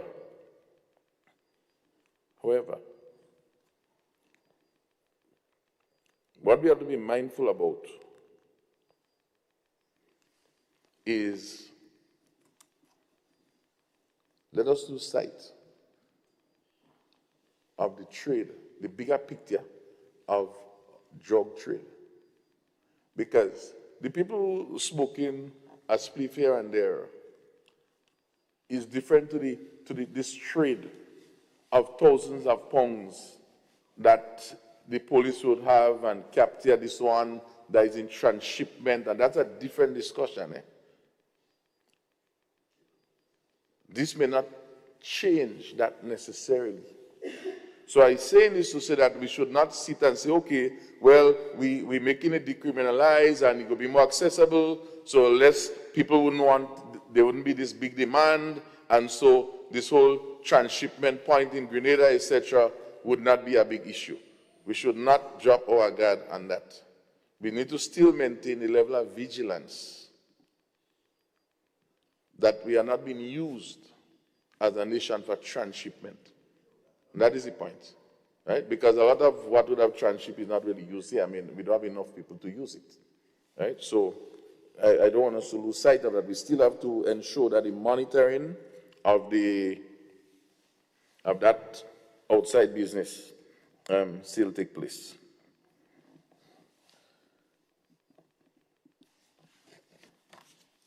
It may sound frivolous, Madam President, but I'm a practical man. I'm a very practical man. So, in a household, in fact, I should be President Rahman explain it. 2 elderly smoking in the car and the children in there. He saw it in the car. Could we imagine what's going on in the home? And how do we police that? How do we police this 56-gram puffin in the house with little children, with the 21-year-old and the 10-year-old? Education will stop them. So how do we really address that? Notwithstanding, we may say, well, it's happening already. I think Senator Hosford said, oh, it's happening already. Well, it may not really be happening in the way that he bring it out to happen. How do we stop that? Education again, because to control the behavior is education. Because they can still go and plant and have access in the house and keep smoking. So education of the children also. Because children have to be able to influence, say, Mommy, Daddy, no, you cannot smoke this around us. If you want to smoke it, go down in the land, go down in the yard, or somewhere to do that so that this doesn't affect the children. Because they don't say already, second-hand smoke is worse than the first-hand smoke, which is the person smoking. These are the practical issues that I'm seeing when it comes to implementation. Will we go house to house and see who's smoking?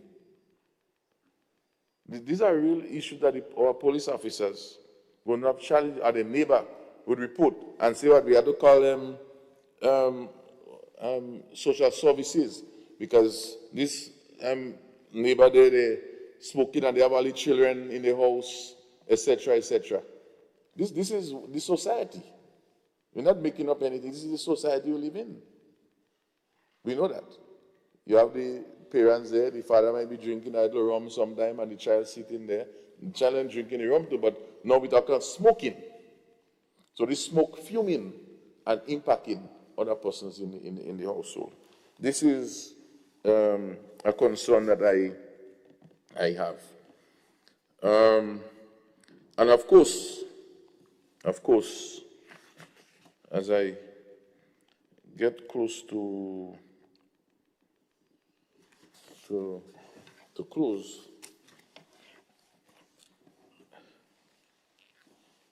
Senator Hosford is an important point earlier that strike me. And he spoke about and he spoke about some treaties, but what struck me is the word narco. And the word narco, narcotics, is which marijuana cannabis belongs to. And he speak about the market economy. And that strike me because whilst we trying to achieve the religious usage and managing the other usage, this, what I would call a sort of undercurrent that can emerge in the whole space of not legalization, I don't want to use that word because it's not there, but decriminalization. So now somebody can move with X amount of spliff easily and push it, X amount of spliff and push it, because that is the minimum amount I just have to make sure I have in many times a day as I move this stuff. So this is something, again, that need to be monitored, whether it's FIU and the drug squad, because those little areas is what going to create challenges as persons look to, because I don't see this bill set up in a manner to create a whole market and economy. It is a matter that persons could be able to, in their own confine, have their own relaxation. But if you're going to transform to that, which we know things change, we have to be very careful about how we address that. And of course, while we speak about trafficking quantities, you could do trafficking quantities in managed amount throughout the day in different ways. Law enforcement will tell you that. And that, to me, is something that we have to be very mindful about. I trust that the Rastafaris able to get some lands that they can able to plant the hub in a controlled and proper manner, such that they don't have to be individually having to plant all over the place as individuals. This is something I trust that it's specified in the bill, and I trust that they do get that so that they could be able to manage the business, and that would make a big difference in the way that a lot of these things also is controlled and managed. So I wanted to also share that part. Our farmers in specifically, you know, I know they would want to put a few trees in their lands for the different purposes. And whatever the advice is that they bear in mind all the health implications, the social implications of the actions in this regard. I thank you.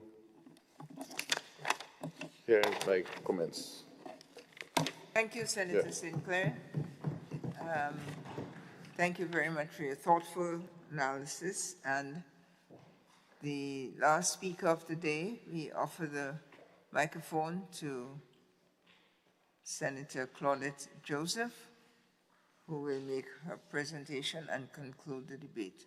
Well, the debate will be concluded by the presenter, but I meant to say that she will be the last speaker.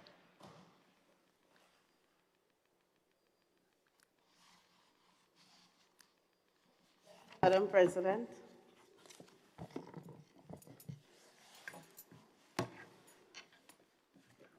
Madam President, oops, sorry. Take off, oh, yes. Sorry, Madam President. I'm a little under the weather these days, yes. But everybody is 6 feet apart.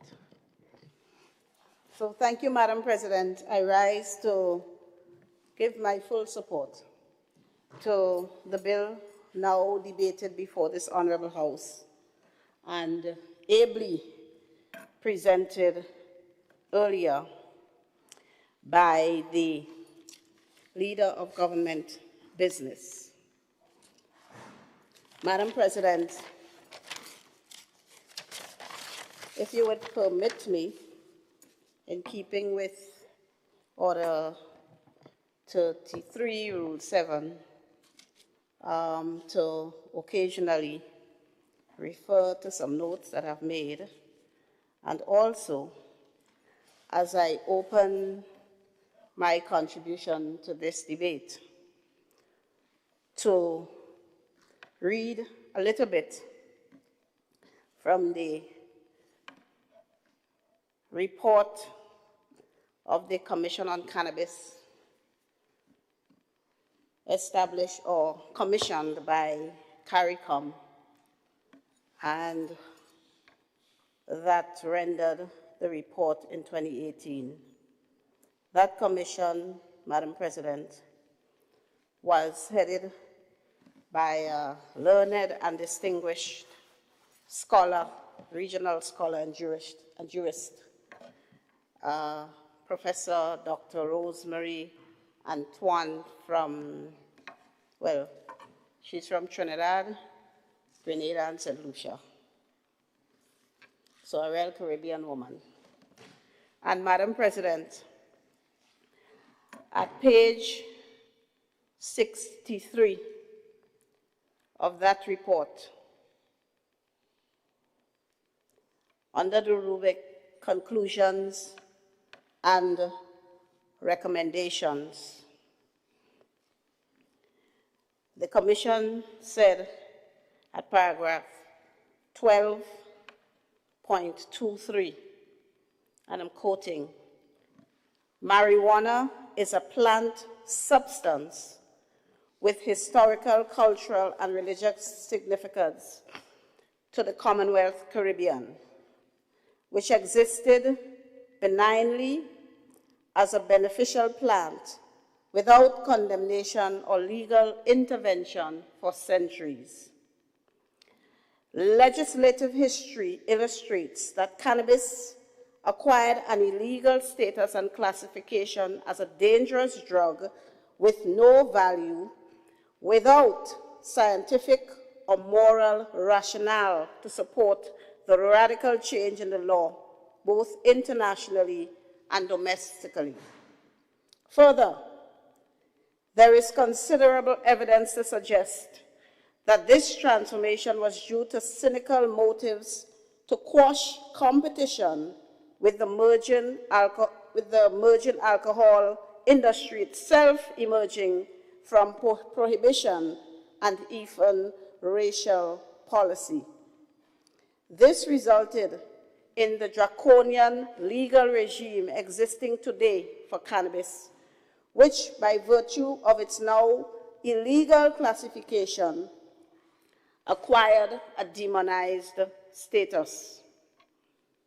This is after extensive research by this high-level commission. They went on to say, Madam President, the commission acknowledges that there are documented health risks associated with cannabis. However, modern scientific data demonstrates that there is conclusive evidence that cannabis has considerable value as a medicinal substance, and as liberalization in laws occurs, scientific studies are proving more medicinal uses for the plant. At the same time, medical science has disproved, addressing some of Dr. Charles's submissions this morning, and to a lesser extent, Senator Rahman. It says at the same time, medical science has disproved some of the most important myths or propaganda about the supposed negative psychological impact of cannabis, including causative links to psychosis and its status as a gateway drug.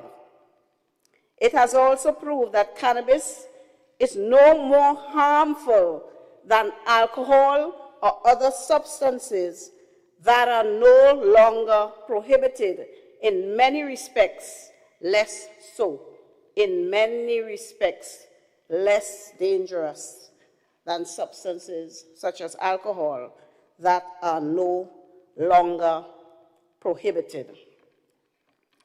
Madam President, and I would just like to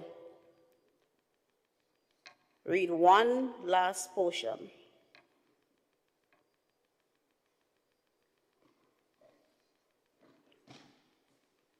Let me find it, Madam President.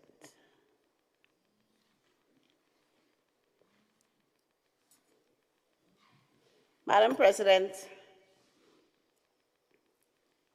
I am having a little trouble finding it, but basically, that portion that I'm looking for and can't find now, in that section, the Commission encouraged that we begin to treat the issue of cannabis, as was recognized as far back in 2002 at the CARICOM Heads meeting in July of 2002.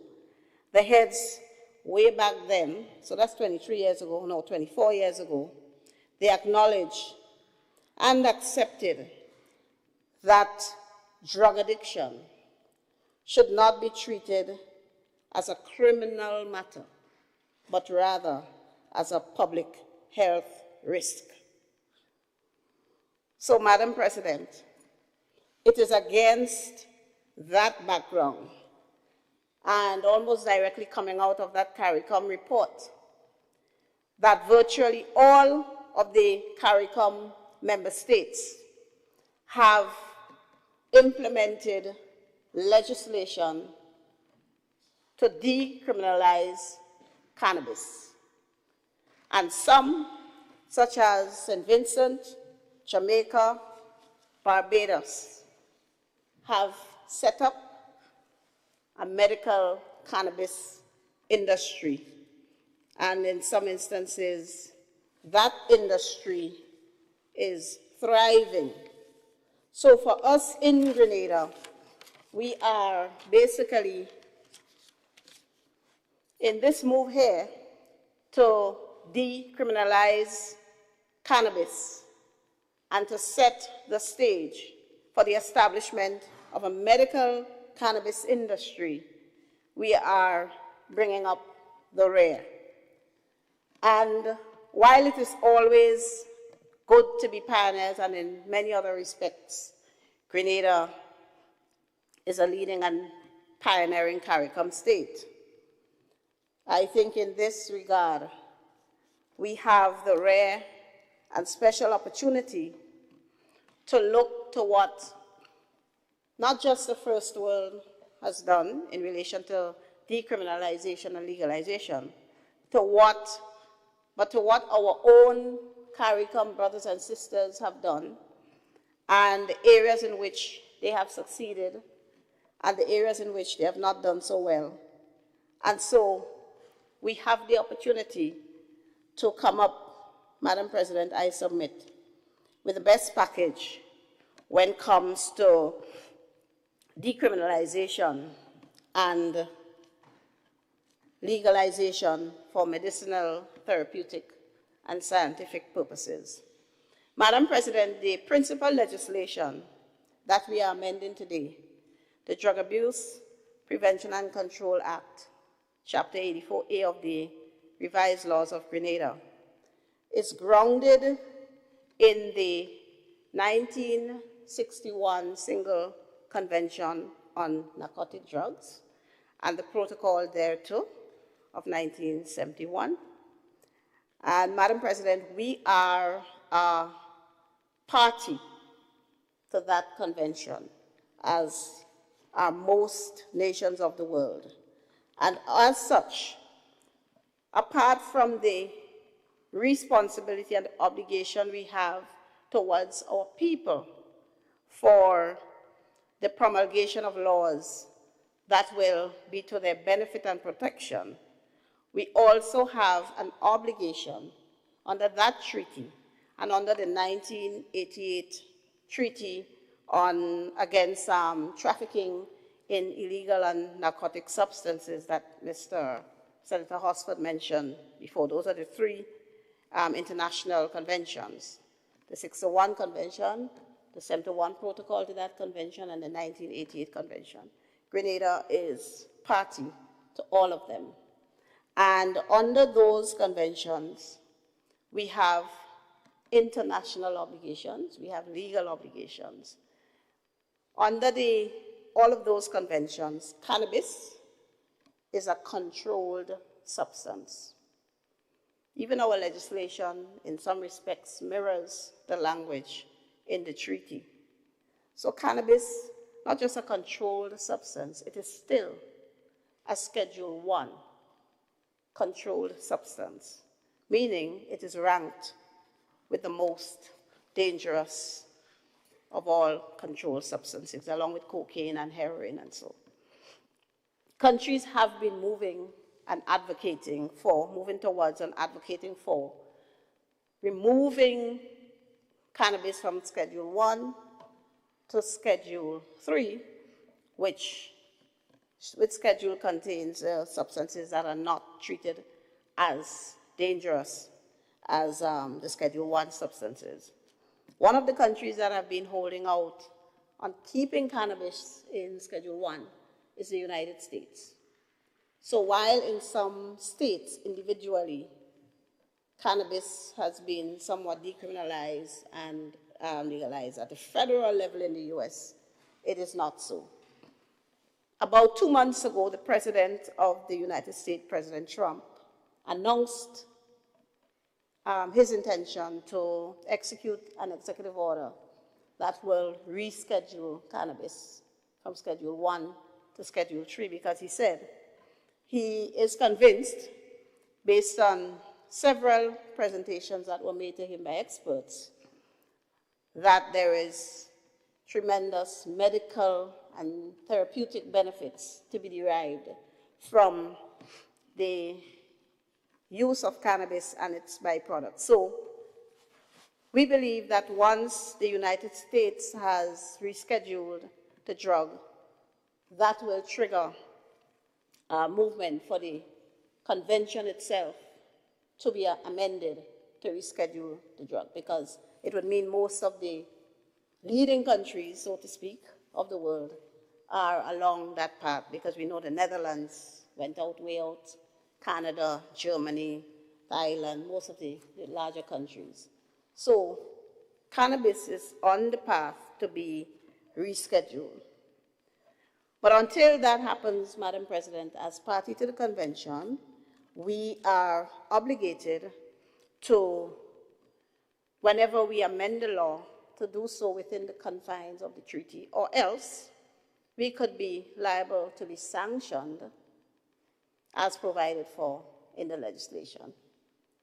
And sanction can range from a simple write-up, you get a negative write-up, and you get some pressures in certain of the UN bodies, to financial sanctions. And as little as we are, and having all the examples of the world, we really wouldn't have much of an excuse if we find ourselves in a position where we have to be sanctioned. So we have to be very careful as we balance competing interests.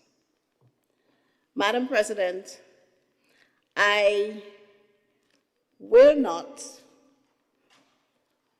go through all of the legislation section by section, because I think my colleagues on both sides of the House have adequately, but especially on this side, have adequately addressed the key sections in the legislation. And of course, we have the committee stage where we can have some further discussions. But Madam President, I will deal with I would here try to answer by way of rebuttal some of the submissions made by certain of my colleagues in this honorable House, Madam President.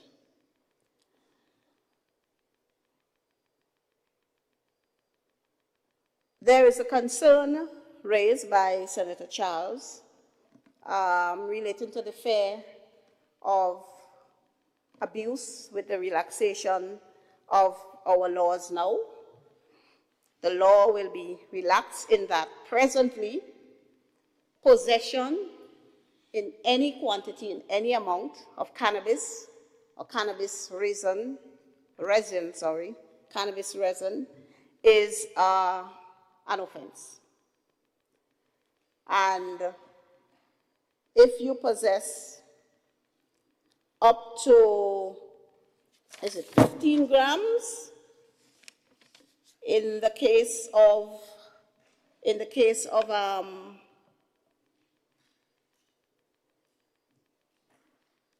yes, if you possess up to 15 grams, in the case of cannabis resin, you commit an offense. That is of possession. Either. So 0 to 15 grams is the offense of possession. Above 15 grams, you're dealing with the offense of trafficking. So that's the law. So anything over 15 grams right now, whether it's cannabis, cannabis resin, you are being charged with trafficking, and 0 to 15, possession. We propose to amend the law so that in the case of cannabis, 0 to 56 grams, and to answer your question, Senator Lewis, 0 to 56 grams will attract no penalty. That will be decriminalized. And in the case of cannabis resin, 0 to 15 grams will attract no penalty. It will be decriminalized for all persons. 56 to 70 grams, it will therefore mean now that 56 to 70 grams, in the case of cannabis, will attract a charge for possession. And 15 to 29 grams will attract a charge for possession in the case of cannabis resin. Anything above 56 grams for cannabis, 71 grams and above for cannabis, trafficking. Yes? 30 grams and above for cannabis resin, trafficking. Now, as the legislation is currently constructed, it does not specify a quantity for possession. It deals with trafficking. And anything below the trafficable quantity is possession, which is exactly what we have done, right? We have kept in line with the design of the legislation as it is now. Yeah? There's no ambiguity there at all, none whatsoever. Madam President, in relation to the treatment of children and young persons, I hear a lot of talk from senators opposite, the concern for children and young persons and so. Actually, what we've done is that we have adjusted the ages as it relates to this piece of legislation. So under the current legislation, a child is someone 0 to 14 years. Under the current legislation, no. A child is someone 0 to 14 years. A young person is someone 15 to 18. And after that, you're adult. That's the current status. For the purposes of this amendment, we have made children persons under 18, so we have increased it by 4 years. So we have actually made things better in terms of the concerns that you have been raising. Children persons 0 to 18 under this amendment, and young persons 19 and 20. So we have actually improved things in terms of protection of our children and young people by raising the age, right? Madam President, all the concerns raised about, the notion that children will have more access and all of that. I don't know if my friends opposite are aware that we have multiple studies in Grenada that show that our young people first encounter with dangerous substances, alcohol, cannabis, tobacco, all of them dangerous, as young as 14 years. Young, 14 years. Right now, before we pass this legislation, and we suspect with the measures that will be put in place, it will improve, and we will be better able to track our young people who abuse these substances. And I hear all the call about, well, why not tobacco, why not alcohol? Good question, but we are here today dealing with an amendment to the Drug Abuse Prevention and Control Act. Under that law, under that law, alcohol is not considered a controlled substance, because alcohol is not an illegal drug in Grenada. Tobacco is not considered a controlled substance. Tobacco is not an illegal substance in Grenada.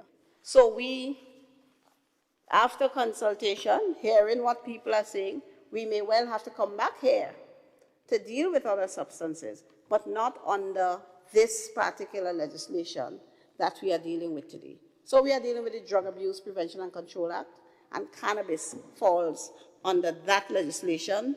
Alcohol does not, tobacco does not. And so I hear the opposition senators, the senators representing the party that the opposition represents in the other place. I wonder if they spoke to each other. Because we had broad and general support for the legislation in the other place, and some lamentation that they're kind of sorry they didn't get to do it. Well, they did make an attempt in 2021, and without a parliamentary opposition, themselves came to the realization that the bill that was tabled was woefully inadequate, and pulled it from the order paper themselves. Recall, in 2021, there was no parliamentary opposition. So like with so many other things, they actually had an idea what to do. Some of the policies and programs and projects that should be pursued, but they just did not know how to execute. So once again, we are showing them how to execute and how to execute properly. So the 2021 attempt was aborted on their own volition, recognizing how woefully inadequate it was. And in fact, it's a good thing that they did, because we would have been sanctioned if they had passed that legislation. So I wonder whether they had a conversation, because while on the one hand they were saying they support in principle, they support whatever, everybody was supporting with a proviso, their colleagues in the other place supported and lamented that they didn't get it right. But we are going to get it right, Madam President. So this notion that the limitations that are in this legislation with respect to smoking in public places, the limitation on planting 4 trees, the question of obtaining licenses and permits. To criticize those provisions, I think is a really reckless thing. Because if we do not, for example, make legislative arrangements for a regulatory and licensing regime, we will be in breach of international law that we have signed on to. Hence, we must provide in this legislation, as we have done in Section 13, for enactment of further legislation and regulation to treat with the use of cannabis and cannabis resin for medicinal, therapeutic, and scientific purposes.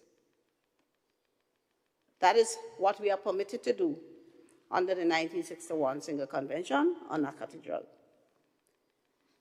We are decriminalizing based on our constitutional provisions. Our Constitution protects, at Section 9 thereof, the right to freedom of conscience. That includes freedom of religion. And I hear it being touted that the Rastas are not recognized as a religion. Is there any Rastafarian grouping right now in Grenada that is prevented from practicing their faith? Because if they are, they should let me know, and I would immediately advise whatever government agency is preventing the Rastas from practicing their faith that they are breaching the constitutional rights of the Rastas. So I don't know what is meant by they're not recognized. Everyone knows that the Rastafarians have several tabernacles operating throughout Grenada and has done so for many years. As a matter of fact, this is the first administration that included them on the national stage as we celebrated our 50th anniversary, and continue to include them whenever we have an ecumenical occasion. So it is just posturing, politicking, and theatrics to say that the Rastas are not recognized. Anybody could open a Rastafarian tabernacle, just as you could open an evangelical church or any other church. We have full freedom of religion in Grenada. And what we are doing by this legislation, yes, I see my Muslim brother tapping the table because it is so true. And what we are doing by this legislation is extending and further recognizing that right that the Rastas have. So although the convention says you can only legalize and regulate for medicinal, therapeutic, and scientific purposes, we have said to the international bodies, as other countries have done, we need to go further because our Constitution, which is our supreme law, supreme to the convention, gives people a fundamental right. It's a human right enshrined to freedom of religion and conscience. And in the case of the Rastafarian faith, the plant is treated as a sacramental herb. It's religious and sacramental, and it's integral to the exercise of their religious faith. And therefore, in keeping with their fundamental right under the Constitution, we must pass this legislation. So that's how that is treated with. The other aspect is the smoking and use, not just the smoking. Let me not focus too much on the smoking, but the use of the plant for personal, private use. Because, as you mentioned, a lot of the people who use the plant for personal, private use, they do so for medicinal and therapeutic purposes. They don't necessarily smoke. I grew up hearing stories about my grandmother, who apparently was asthmatic. She passed away before I was born. But she was asthmatic, very conservative, Catholic woman. And she had a ganja plant behind the house because the tea helped her when she had asthma attacks. So we are decriminalizing so that persons in the privacy of their home, again, exercising their constitutional right to privacy. And their home don't mean inside the house. You know, when we speak into the public, we must do so with honesty and intelligence. Because as members of this very noble house, highest institution in the land, the public, they're listening and they're taking to heart what we say.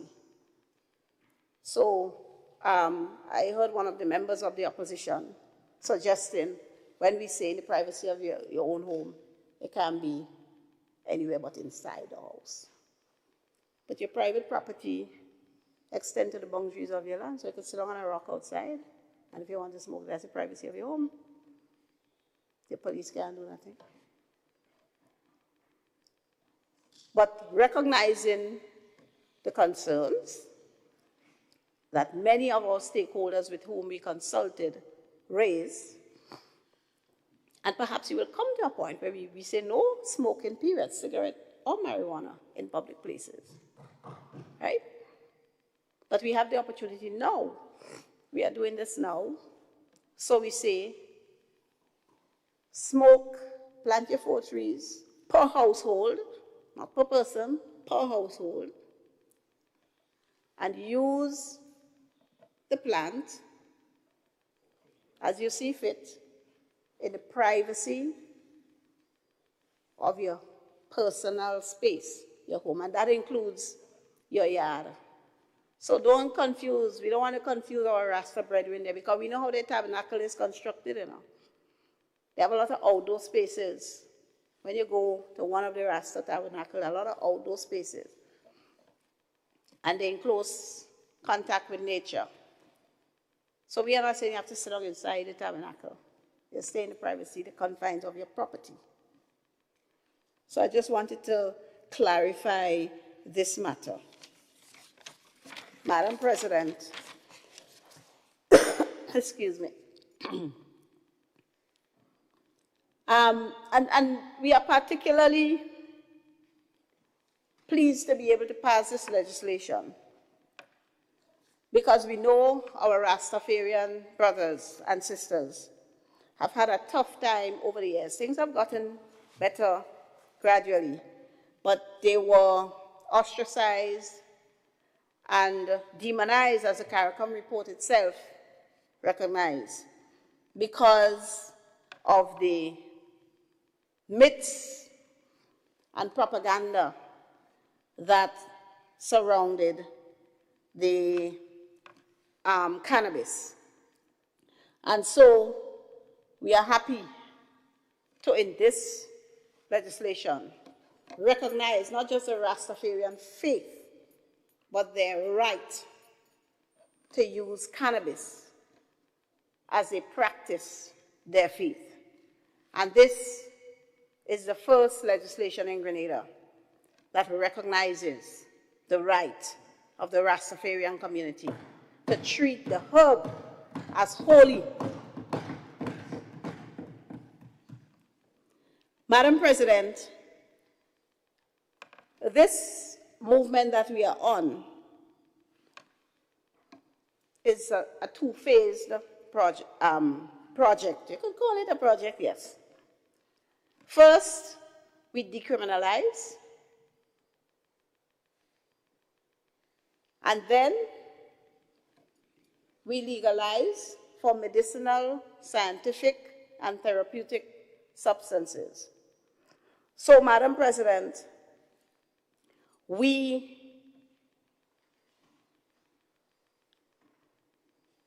in the second phase, will pass legislation that will establish the licensing and regulatory framework for the establishment of the medical cannabis industry. And Madam President, again, we are not doing something that is so dissimilar to what other countries did. So, in the case of St. Vincent and the Grenadines, mind you, it's one of the few countries that have not been cited or anything by the International Narcotics Control Board. So it means they got it right the first time. They established the medical cannabis industry in 2018 by the Medicinal Cannabis Industry Act. Then they amended their Drug Abuse Prevention and Control Act, as we are doing now, to decriminalize. So it's two phases, all how you look at it. Similarly, Barbados in 2019, Jamaica did something slightly different in that they amended the Dangerous Drugs Act, which is the equivalent to our Drug Abuse Prevention and Control Act, and at the same time inserted a new section to that legislation that established the medical cannabis industry. So they call it the Cannabis Licensing Authority. So there are various permutations that we might adopt in order to bring about, one, the decriminalization, and two, the establishment of the industry.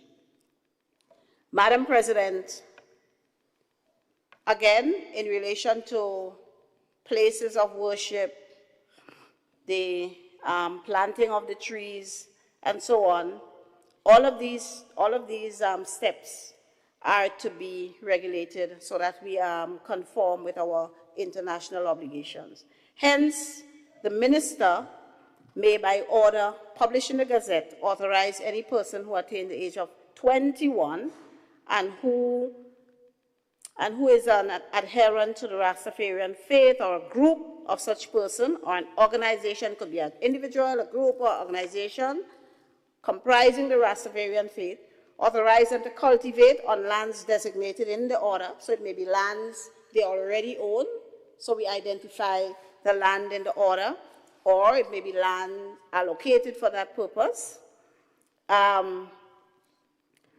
to cultivate in quantities, etc., for their religious purposes, right? And you would see throughout section 13, the new insertion there, it allows the minister to do certain things by order. Now, let me speak to this thing about the minister, because I heard, I'm sorry Mr. Hosford left, because I know he knows better. I ain't asking. I know he knows better. So, when a law says the minister may, it gives the minister the discretion or the authority to perform certain acts. Firstly, when our law says minister or gives the minister any authority, it does not mean the minister acting on his own accord. It means the minister acting in cabinet. So that's one. So the minister has to come and get cabinet approval with whatever he wants to put in the order. That's one. Secondly, the minister, through his technocrats in his ministry, will prepare whatever document that comes to the cabinet. Because imagine I'm the Minister for Health. I'm a lawyer, right? Under this law, the line Minister for Health. Imagine I'm the Minister for Health. Obviously, I would have to consult with my technocrats who are knowledgeable in the area. The technocrats may advise minister, we need to get specialists, right, to give us proper advice, because we also don't have the specialist advice that's needed. We also need to consult with relevant stakeholders. So there is no way, for example, that an order will be published, whoever the minister is.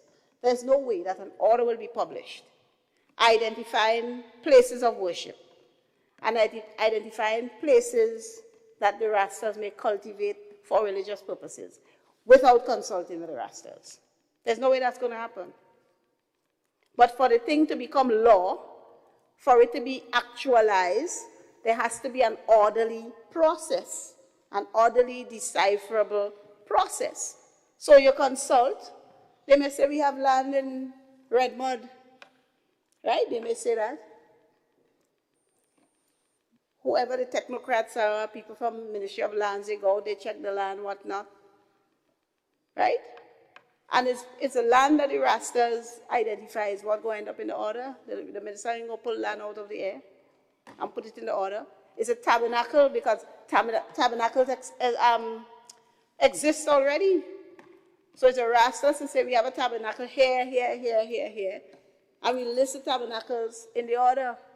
So it's not like the minister has some arbitrary power. It's not like the law gives him some kind of power that he exercises arbitrarily and on his own decides, well, that's what I'm putting in order. That's not how it works.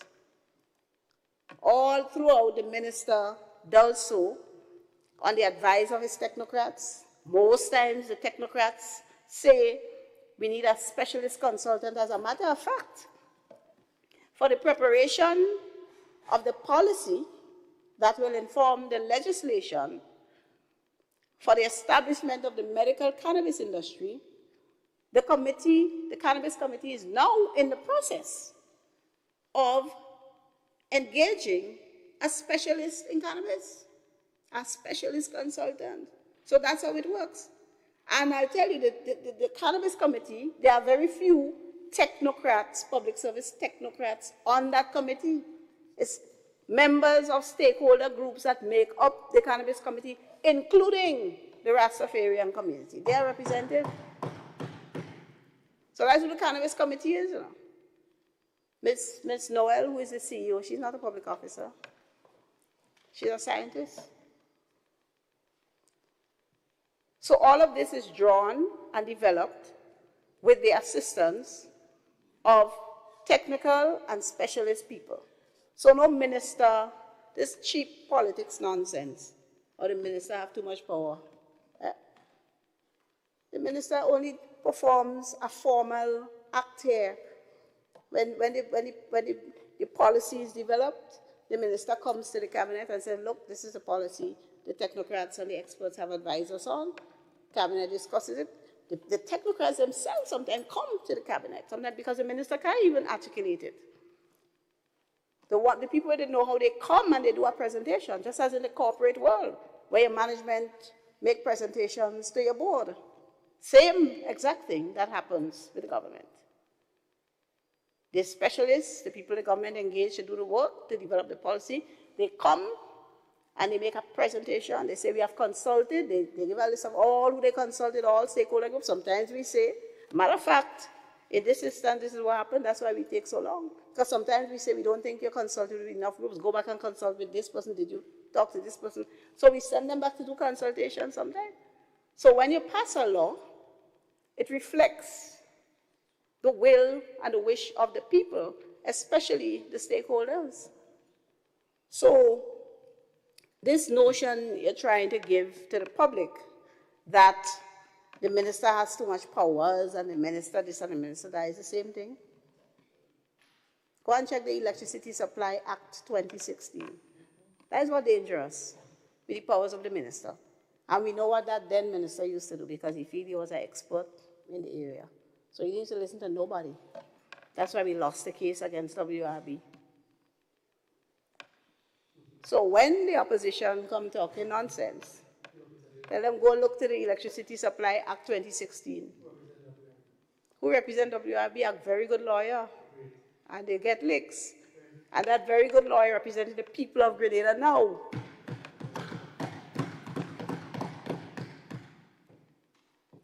So, Madam President, I think I dealt with the question of the gray zone that Senator Lewis spoke about, that there is no gray zone. Anything under 56 grams, you're charged with possession.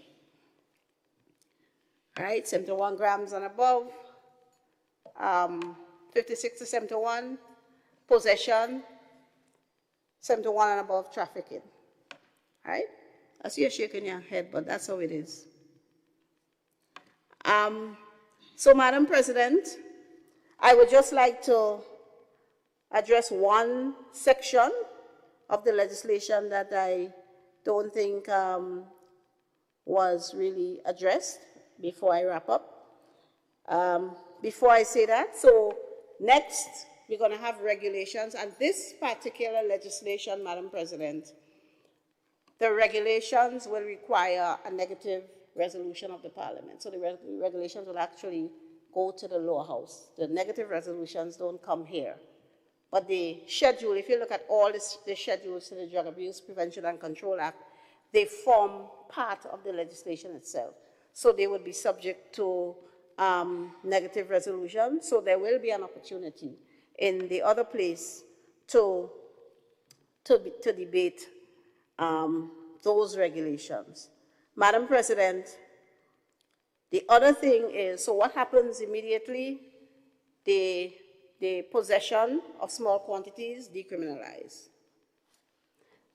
The next thing, Madam President, that I would like to raise is the rehabilitation of offenders. Madam President, in this legislation, we have inserted a new schedule,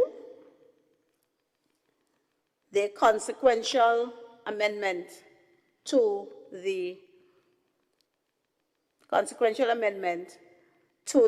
Rehabilitation of Offenders Act number 25 of 2017.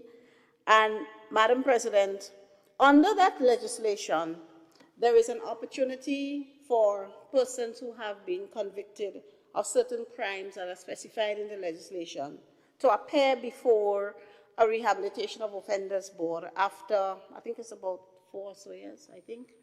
I'm speaking from memory now. I think it's after about 4 years. They can appear before the Rehabilitation of Offenders Board and make an application and make representation for their record, their criminal record, to be expunged so that they are given a second chance in life. And that generally has to do with minor offenses. So certain offenses like sexual offenses, grievous harm, bodily grievous harm, murders, that kind of thing, those are not subject to the Rehabilitation of Offenders Act, very minor offenses. And what we have done in this instance is to provide a shortcut for persons who have convictions for minor offenses, 56 grams or less, in terms of possession, to have their record expunged under the Rehabilitation of Offenders legislation or by the Rehabilitation of Offenders Board. And it will be, I say, a shortcut because the intention is not to have them go through the entire process of expungement, where they have to get the character references and all the different documents that they have to submit to get a record expunged. What the board will be considering is a fact that the person has a previous conviction for a small quantity and have that record as a matter of formality to comply with this legislation cleansed. That's what it is.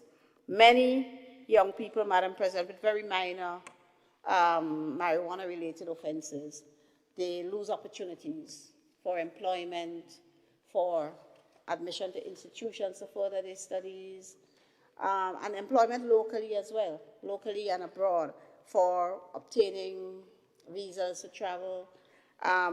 They lose opportunities because of a minor infraction, which we now do not deem as an infraction. So that is some immediate relief that will come to our young people.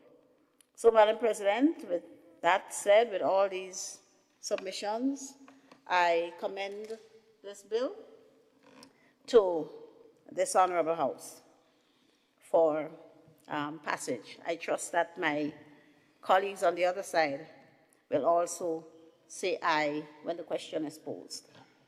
Thank you, Madam President.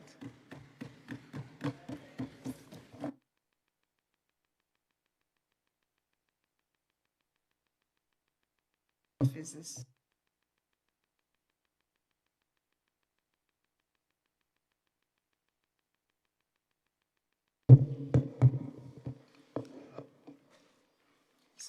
It's on? No, it's on. Thank you. I wish to thank the last speaker, Senator Claudette Joseph, for her honest presentation, which included responses sought by the other side. Thank you for undertaking as much of that as you did. And now that all of our speakers have commented, I offer the floor to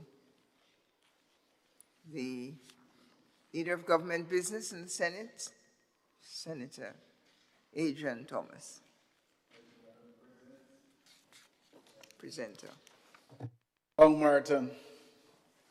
And Madam President, I'm happy to, as we bring this deliberation and this historic bill to a close, I wish, on behalf of the government and people of Grenada, Carriacou, and Petite Martinique, to express sincere gratitude to this honorable House for the depth and seriousness of its contribution.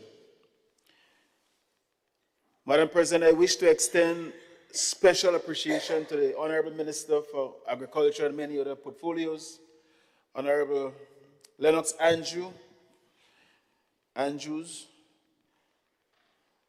whose leadership and collaboration was critical to advancing the reform.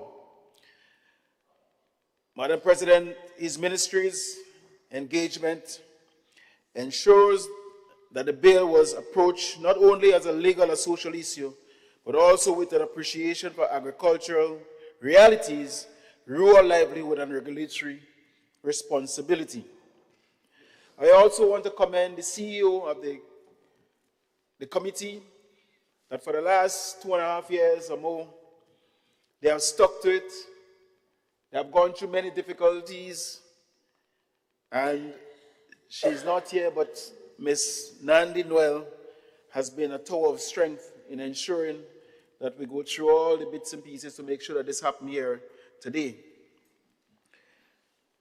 Madam President, I would also like to further to place on record our sincere thanks to the Attorney General and the Minister for Legal Affairs,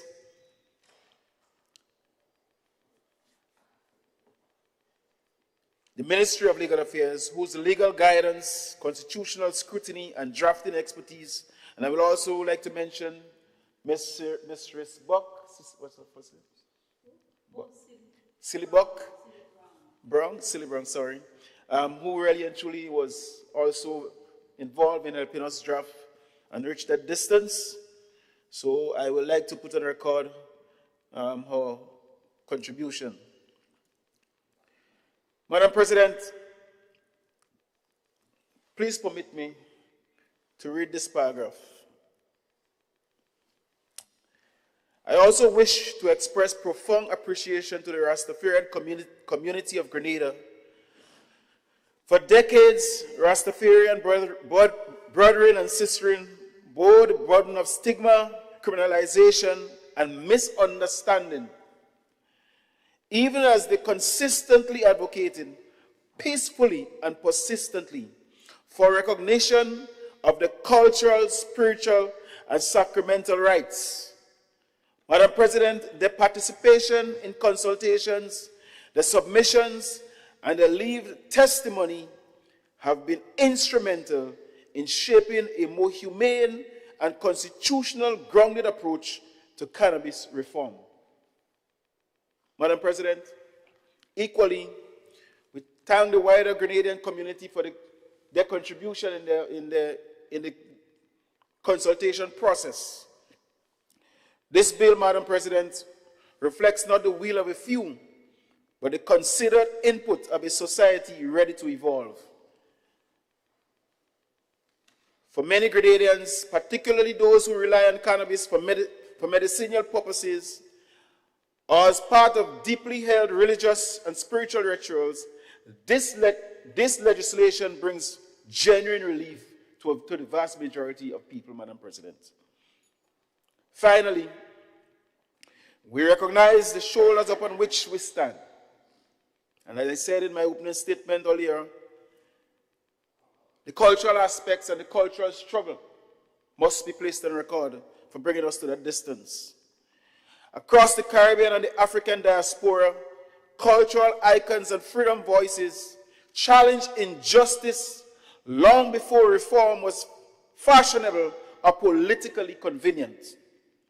Madam President, we honored pioneers such as Peter Tosh and others who used music, culture, and conscience to demand equal rights, justice, and truth. Their courage laid the moral and cultural foundation that make today's progress possible. Honorable Senators, the bill is not the end of the journey. It is a responsible step forward. It reflects a Grenada confident enough to learn from its past, compassionate enough to correct its course, and wise enough to place people, rights, and public health at the center of this policy. Madam President, I commend this bill to this honorable House for approval.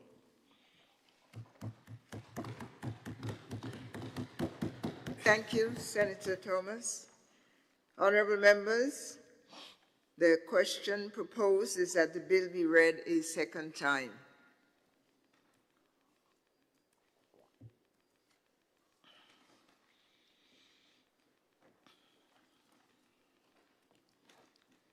Honorable members, the question is that the bill be read a second time. All those who are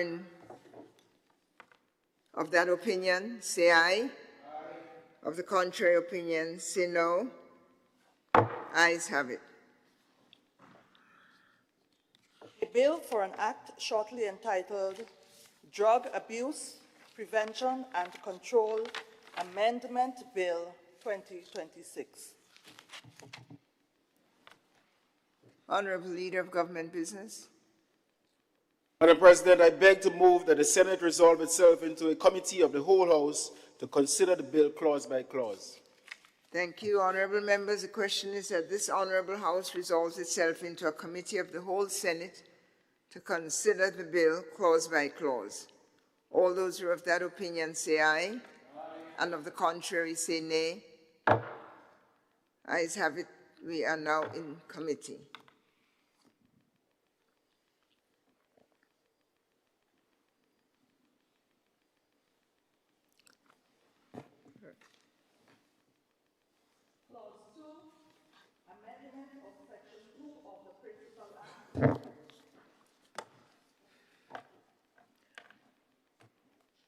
Honorable members, the question is that Clause 2 of the Principal Act form part of the bill. Forgive me, Senator Andrew Lewis. Thank you very much, Madam President. Just a question to my colleagues on the other side. When I look on the definition, that section to short title, that's school premises, so that's E. And it, bearing in mind that the use of cannabis is prohibited 100 yards from school premises, yes? If that is correct, if my understanding is correct, let us look at the definition of premises, and I'm trying to get into the practicality of this.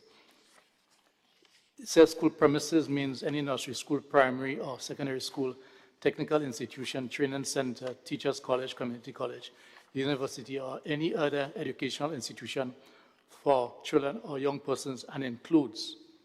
Let us look at what A says. Both A and B. So A speaks about playing field, etc., once they are maintained by that institution for their use. And B, private residents that are used at any time to provide licensed childcare during the hours of operation of the childcare services. Here the practical concern that I have. One is allow, if someone is found in a residential area and there's a childcare in a residential area, that is, and my home is within the 100 yards, because 100 yards is 300 feet. What will happen to me? And I'm using cannabis. And that is why earlier on, speaking about some of the concerns that may arise, I understand what will law enforcement do? What will be expected of them? Because it involves playing field that is maintained. So I said we have small communities, right? A daycare center is opened. So I'm not even dealing with the Rastafari Tabernacle now, right? I mean, that's possible. I spend some time on it, but I'm not coming to the private citizen. It was earlier explained by the Attorney General, Madam President, that privacy is not limited to inside your home. Privacy is extended to your property, and your property includes land. And your land extends to your bond. What happens in a case like this? Which takes precedent? I wouldn't go into everything else that we meet, but just to highlight which takes precedence in a case. So what is the police expected to do?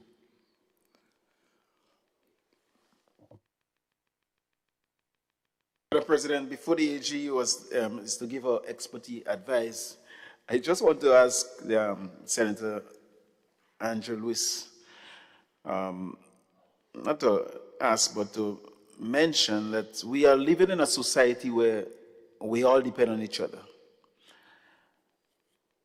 I know for a fact, presently, you could be in your home, in your room, and you start to blast your music, and your neighbor call the police for noise pollution, and you may say you're playing your music inside. But we are living in a society where we are we're integrated. And we have to appreciate the fact that what you do in your home, yes, the law, that's what the law speaks, if you take it to the letter. But really and truly, we have to be considerate, and I think the law is reasonable enough that if somehow or the other you are accustomed having your brethren come over, school is only for 5-6 hours in a day. So you're talking about 8:30 in the morning or 7 in the morning to about 2-3. If you have a day nursery at home. You and your own, as an individual living there, if you used to have gambling and bacchanal and all people coming and cause a set of bad water and all those other things, you will take that into consideration because there are some kids there and you have to respect them. Because you may have even children in your own home. So really and truly, yes, you're in your private home, but you must be a little considerate in terms of if you're really and truly concerned about your society and you want your society to develop into the entity where each one of us will be comfortable. AG?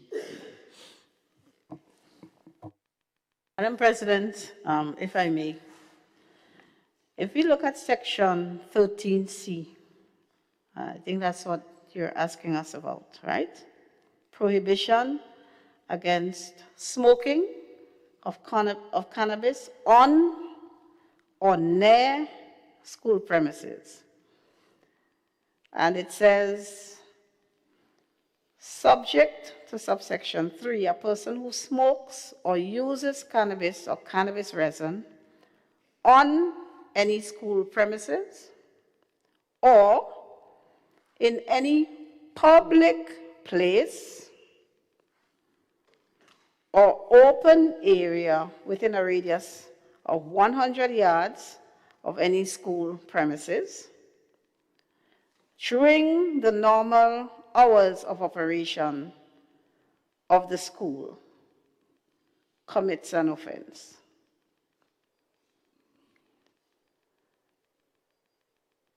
And then subsection 2, because remember it says public place or open area during school hours. Subsection 2 says, this section does not apply to a person who smokes or uses cannabis within a private dwelling that is not used for the operation of a school or for the provision of licensed childcare services. All right? I think I'm spotting an error here because I ain't seen a subsection 3. But it says subsection 2. So, to my mind, and a proper interpretation of this section will not present the challenge that you are identifying. It has to be a public place, not private, or an open area, which also implies an open thoroughfare, not a private space, within a radius of 100 yards of any school premises, and during normal hours of school.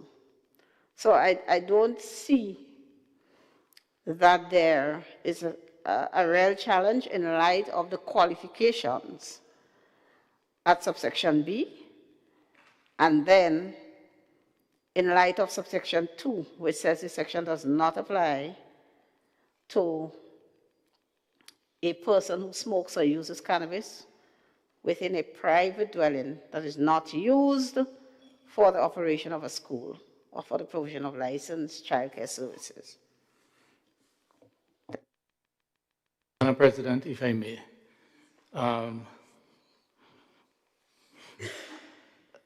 Madam President, I recognize when the AG was reading the exception, I heard it in her stammer or the grasp or gap in her explanation, because the exception speaks about once it is a private place that is not used also during school hours, or it is not within the 100 yards.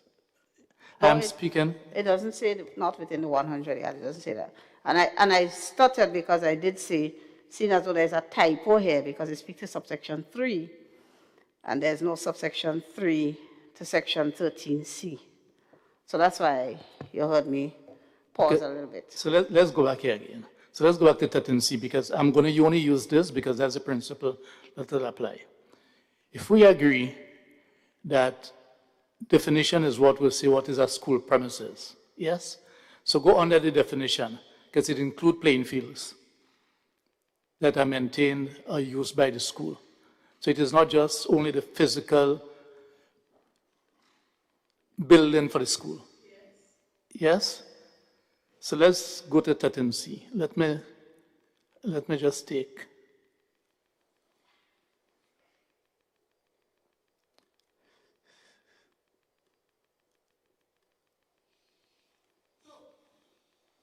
If I may, Madam President, we look at the definition, right, of school premises.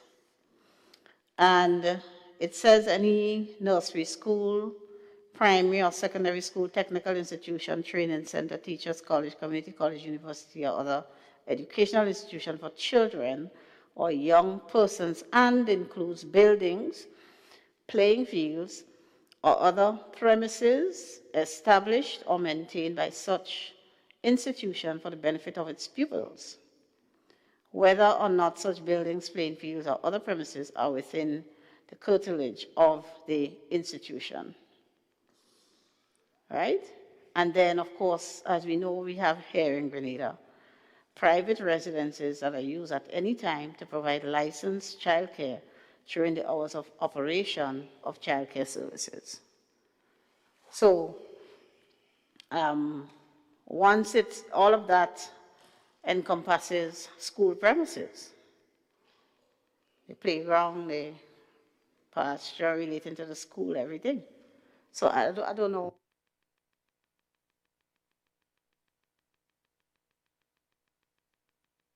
There's a genuine concern. Well, no, it was a genuine concern, but it may be explained by you. So it's a genuine concern I have, and I really want to correct that. Any concern I raise here is genuine. So let's start with that. Let's establish that. I am coming around to see what you are possibly saying in 2, where it says this section does not apply to a person who smokes or uses cannabis or cannabis resin within a private dwelling that is not used for the operation of a school, within a private dwelling. Does that mean that if you are within, if you are, so I'm really trying to understand it, eh? So it says that you're not supposed to use cannabis within a radius of 100 yards. Is number 2 making an exception to this? And if that is the case, then my concern rests.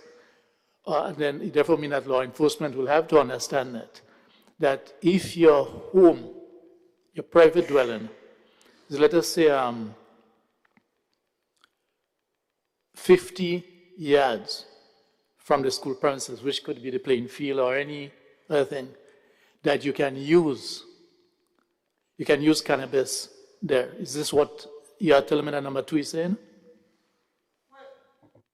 Not just number 2, because if you look at B, subsection 1B, it says any public place or open area, a public place or an open area within a 100-yard radius. You tie me up here now, because I'll tell you, Madam President, because we are dealing with a section that deals with prohibition against the smoking of cannabis on or near school premises. Says, C1 says subject to subsection, well, it says there is no 3. So you might be subject to subsection 2. Yeah. So that will be a change that will have to be made, yes? Subject to subsection 2. A person who smokes or uses cannabis or cannabis resin. So it applies, now this is a prohibition against the use. So section 1 says where it ought not to be used, am I correct? Right. Right. So it therefore means that when you tell me B saying that it ought not to be used there. Right, in any public place. So, Yeah. So that your private residence, Yeah. that's near a school, is not a public place. Okay. That's what I'm trying to say. Your private residence, that's near a school, and it may be within the 100-yard radius, is not a public place. Right. So I accept that. So it therefore means that number 2 is strengthening this, are we saying? Yes. Number 2 is saying, so in other words, if the police is passing and using the police as the enforcement and sees someone within the 100-yard radius, right? But once they're on their private property, yes, they can't do that. No, I just wanted to be clear. It therefore means that they are allowed to smoke, yes, and plant the trees, smoke or uses. Smokes or uses, yeah. Okay, so I understand this now, yeah. So in other words,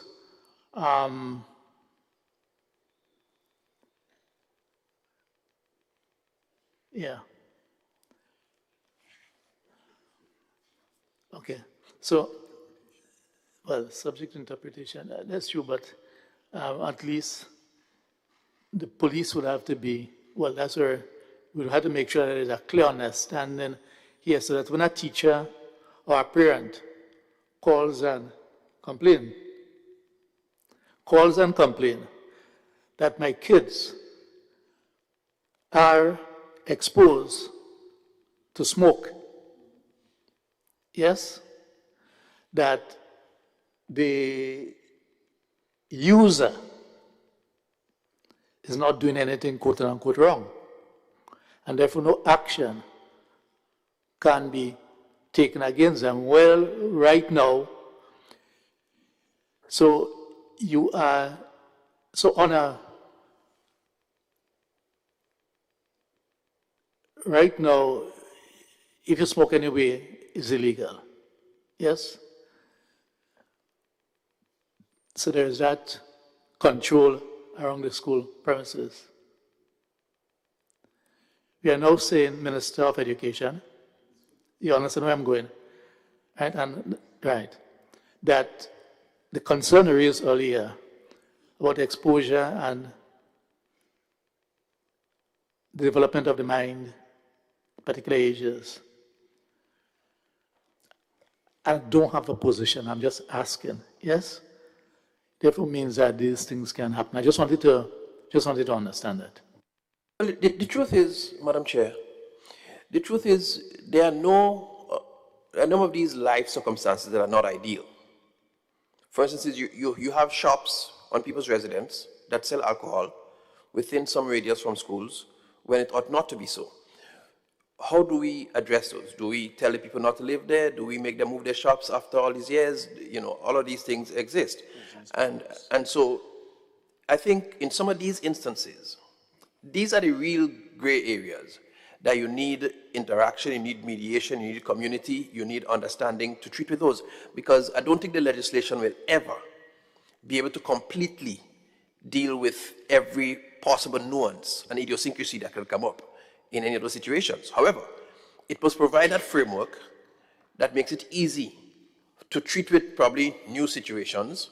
So if you know a new school is going to go into a place and the tabernacle is there, then you know, okay, some things have to be done differently. Or if they're requesting permission to put a tabernacle in a space, a fresh tabernacle, in a space where a school already exists, and it's within that, the legislation should guide that kind of process. But in so many cases where things already exist, and it's difficult to tell somebody you can't move your private place from where it is if it's within the 100 yards area from there. So I think some of that will require collaboration and community engagement, because I don't think the law would ever be able to precisely treat with all of the nuances. Yeah, thanks. Well, I wanted to be clear. I was not speaking of the tabernacle. Eh? No, but I'm saying, no. Period. Yeah. I know you're talking about the private instance, but I'm saying it applies similarly for that, as well as it could apply in the sense that the legislation provides the framework for treating with forward movement more easily, more readily than situations that exist, like you've outlined, where there might be a private homeowner whose property is within the space, but the law provides for them to be, exempted from prosecution if they smoke within or use the cannabis on their premise. And that's fine, then some kind of accommodation, because you still don't want the person to say, well, I'm in my space, I'm in my yard, so I could just puff all day and affect the students next door.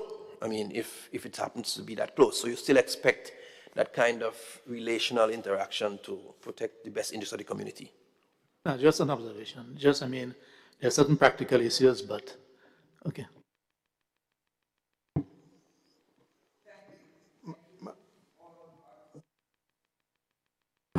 I find it quite instructive, and it comes down along the lines that you say. It requires the law is a framework. The law is a fundamental guide, but I think common sense and values such as tolerance and solidarity have to come to play so that we can live together with ambiguity, whatever the ambiguity is.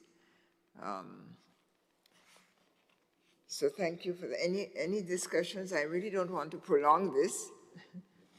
Madam Chair, I just wish to make one point for the Minister of Education's, to the Minister of Education for his consideration. From time to time, there are posters that are placed on the fence on the perimeter of schools.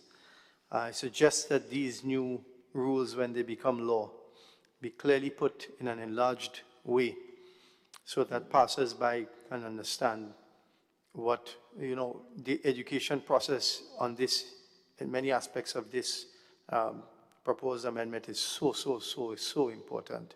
And people need to be sensitized, they need to know, and in the form of a banner or something like that can be placed outside of schools. Thank you. Yes, thank you for that, because we really are talking about change management, how to manage the process, and it's already been said today how important public education will be. Thank you. We could move on.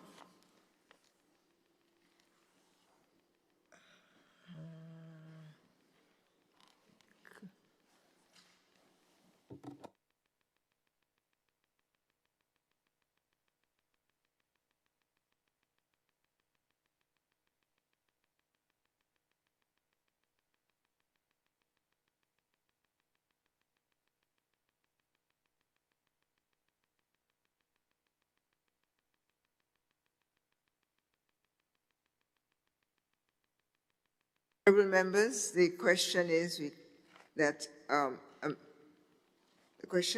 the amendment of Section 2 of the Principal Act forms part of the bill.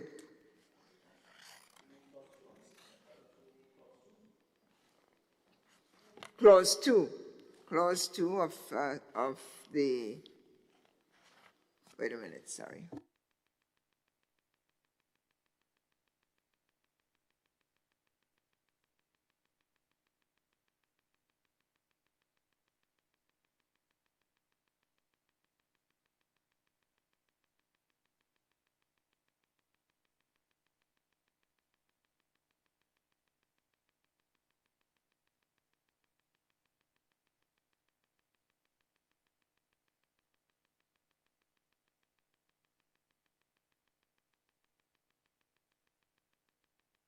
Honourable members, Clause 2 of the amendment of Section 2 of the Principal Act forms part of the bill. All those who are agreed say aye, and those opposed say nay. Clause 2 passes.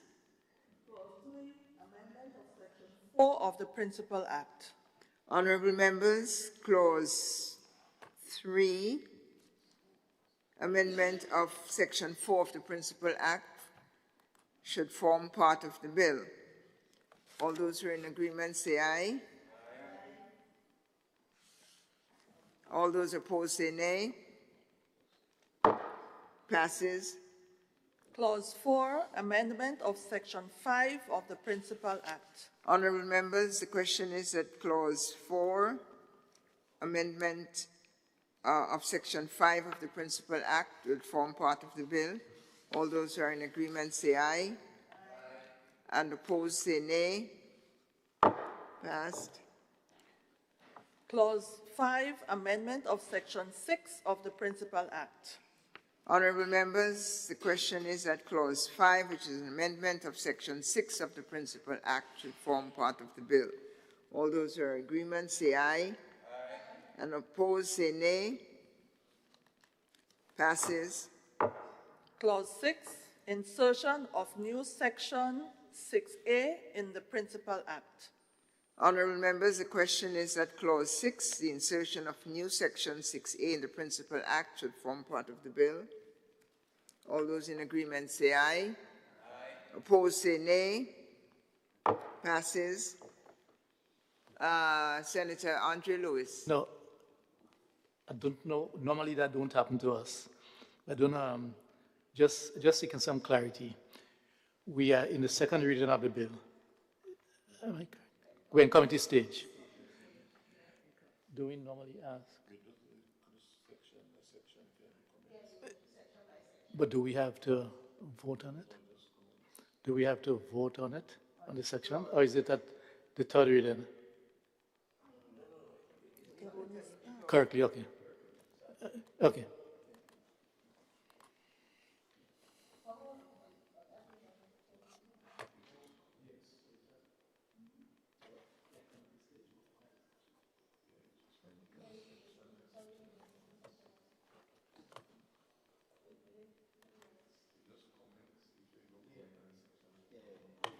That's my.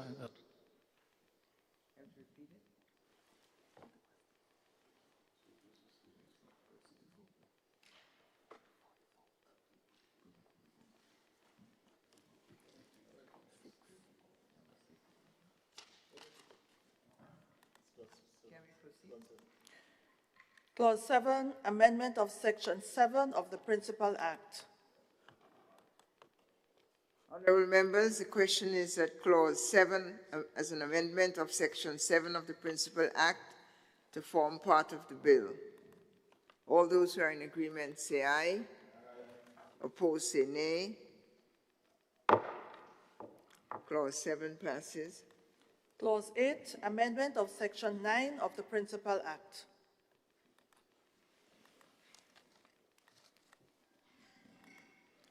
I pause.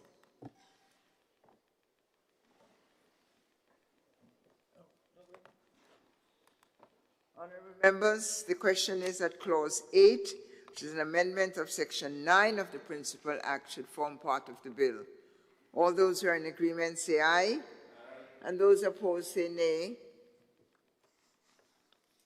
Passes. Clause 9, amendment of Section 10 of the Principal Act. Honorable members, the question is that Clause 9, the amendment of Section 10 of the Principal Act, should form part of the bill. All those who are in agreement say aye. And those opposed say nay. Passes. Clause 10, amendment of Section 11 of the Principal Act. Honorable members, the question is that Clause 10, which is an amendment of Section 11 of the Principal Act, should form part of the bill. Those in agreement say aye. Opposed say nay. Passes. Clause 11, insertion of new sections 13A, 13B, 13C, 13D, and 13E in the Principal Act. Honorable members, the question is that the insertion of new sections 13A, 13B, 13C, 13D, and 13E be included in the Principal Act. All those in agreement say aye. Hold on, Madam President. Sorry, I had my light on. Senator Joseph. Yes, Madam President, thank you. 13C.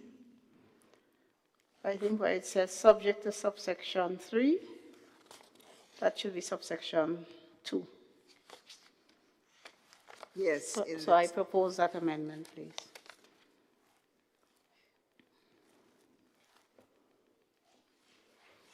Should we vote on the amendment?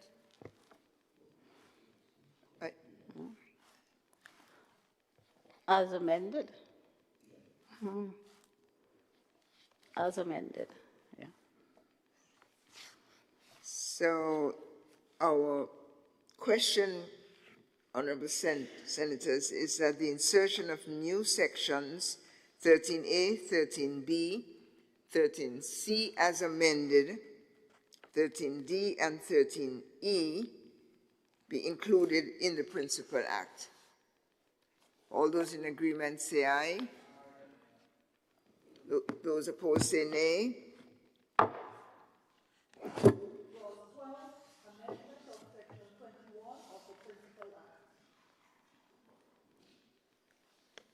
Honorable members, the question is that Clause 12, as an amendment of Section 21 of the Principal Act, should form part of the bill. All those in agreement say aye. Those opposed say nay. Passes. Clause 13, insertion of new Section 53 in the Principal Act.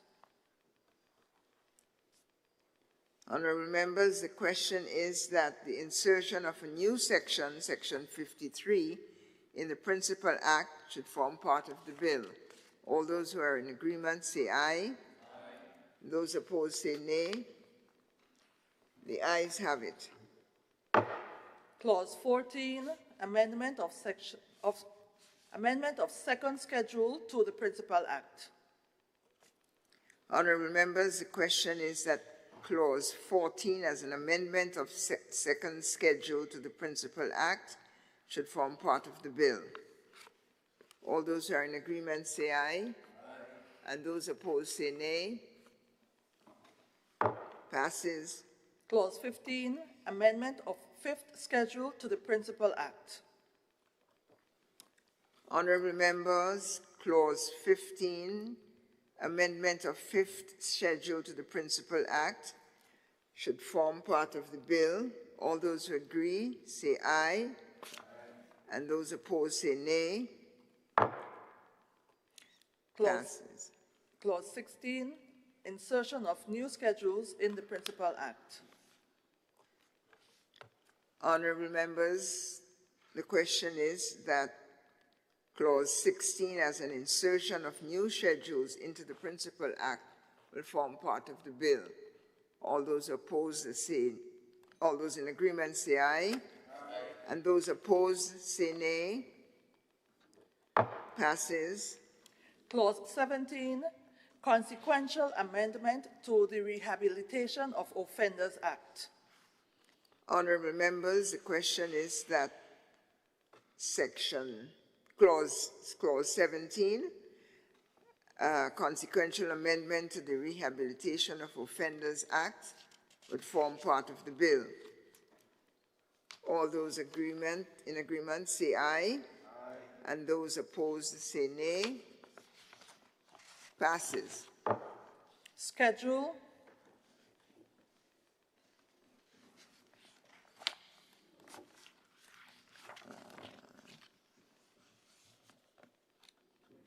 Honorable members, the question is that the schedule forms part of the bill.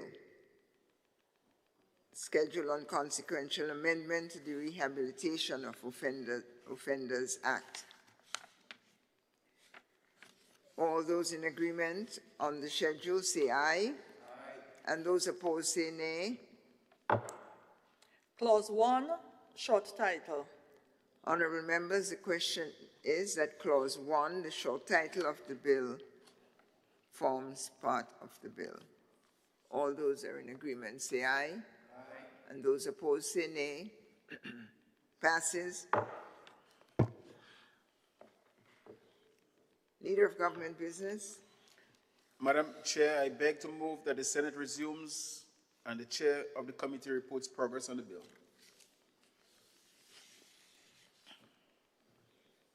Honorable members, the question is that the Senate resumes and the Chair of the committee will report progress on the bill. All those who are in agreement say aye. Aye. And those opposed say nay. Committee is closed. The Senate has resumed. I have the honor to report that the bill was considered by a committee of the whole Senate and passed with one amendment. Leader of Government Business. I beg to move that the Chair's report be adopted. Honorable members, the question is that the Chair's report be adopted. As many as are of that opinion say aye. Aye. Opposed views say nay. The Chair's report is adopted. Leader of Government Business. Madam President, I beg to move that the third reading of the bill be taken at this time.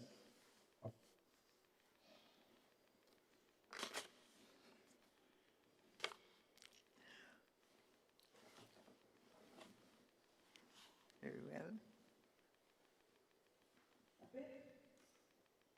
Bill for an act shortly entitled Drug Abuse, Prevention and Control Amendment Bill 2026.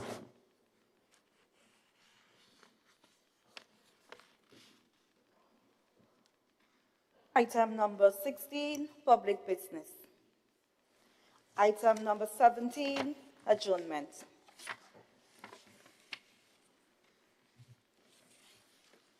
Leader of Government Business. Madam President, I rise to beg for the adjournment of this meeting. Sign the die.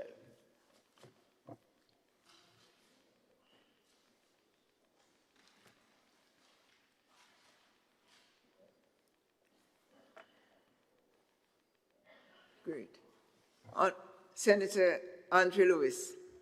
Thank you very much, Madam President. I know my colleague on the other side would like to say something, but while he seeks guidance, no, that's okay. Madam President, on the adjournment, I just wish to express solidarity with the people of Venezuela and to condemn most strongly the kidnapping of President Nicolas Maduro and his wife, Celia Flores. You know, we must call out when there is a clear violation of international law. We recognize right now the miraculous disappearance of narcotics in the Caribbean. No longer the boats are carrying narcotics to be bombed because Venezuelan oil seems now to be in the control of the US. And we must condemn the kidnapping of President Maduro. What does that mean for any Caribbean leader, for any world leader, does it mean that he who disagrees with anyone who have that power can wake up one morning and find that they are no longer wrong?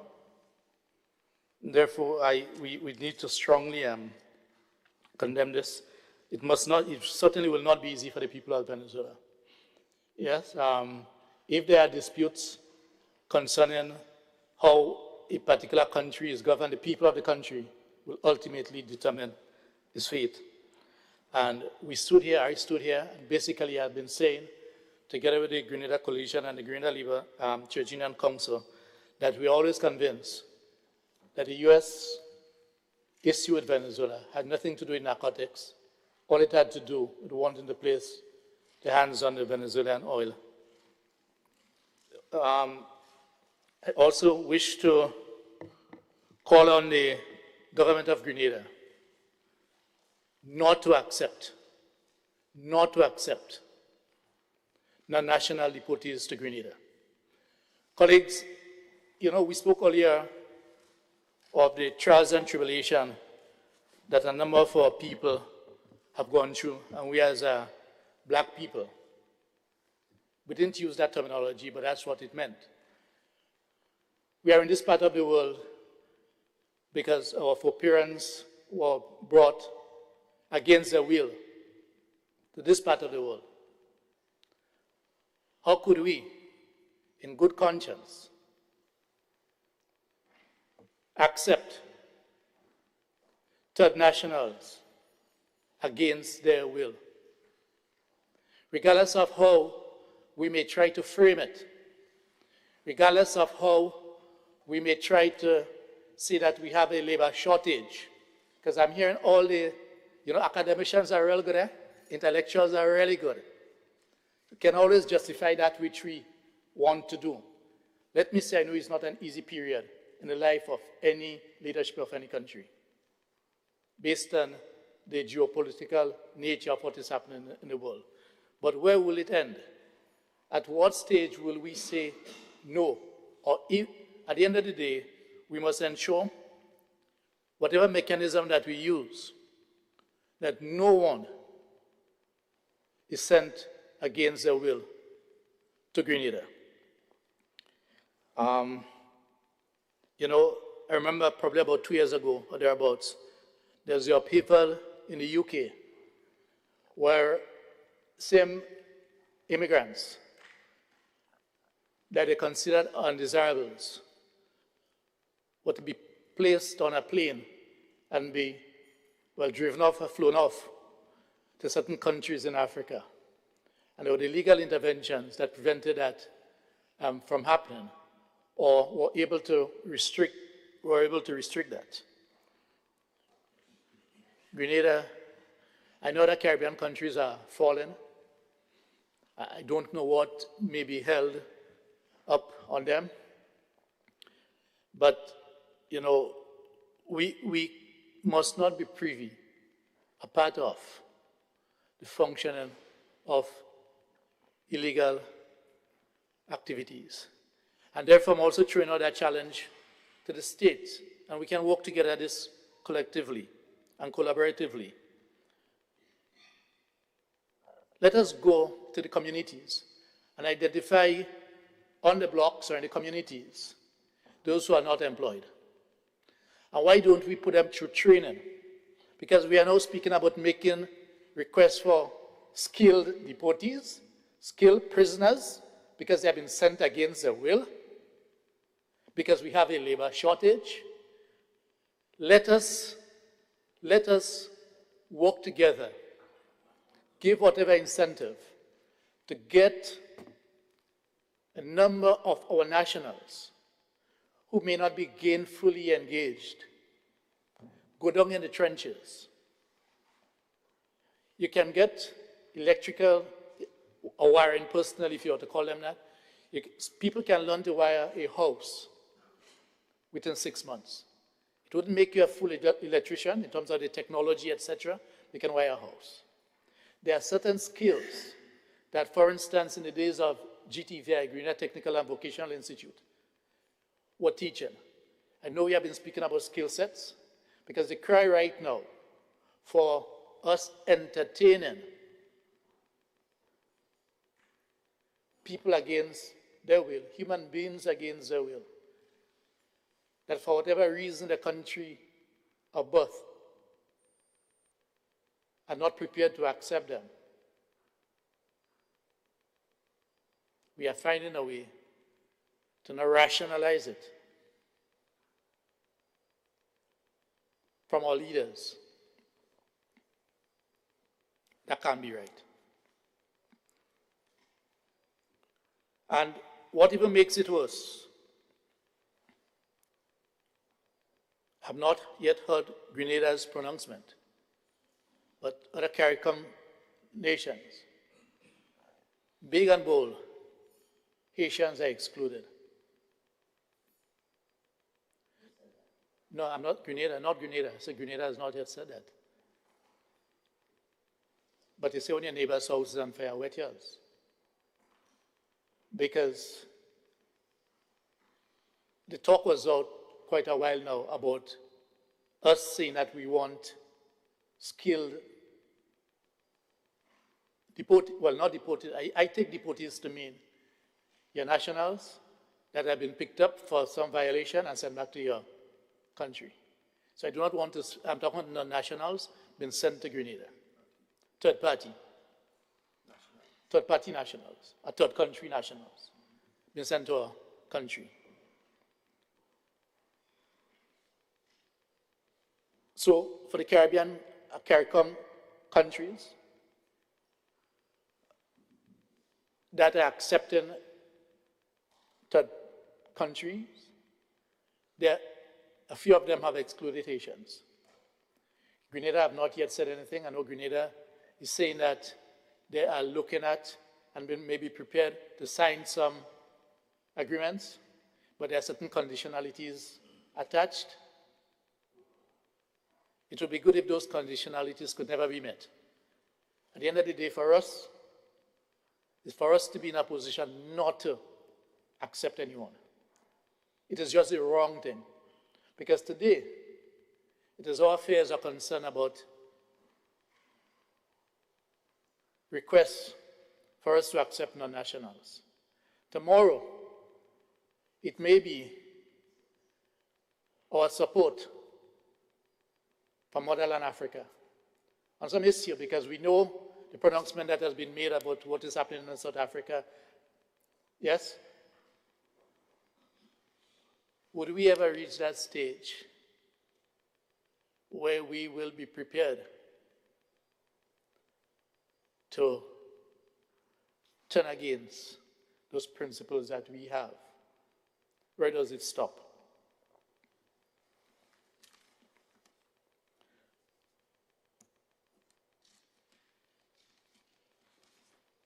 And in relation to Haiti, I know we can do that regionally through the Caribbean Congress of Labour also, but I'm using this opportunity here. The situation in Haiti continues to deteriorate. My information is correct. Even the interim administration seems to be falling apart. And therefore, I'm making this call that all the parties in Haiti ought to be engaged.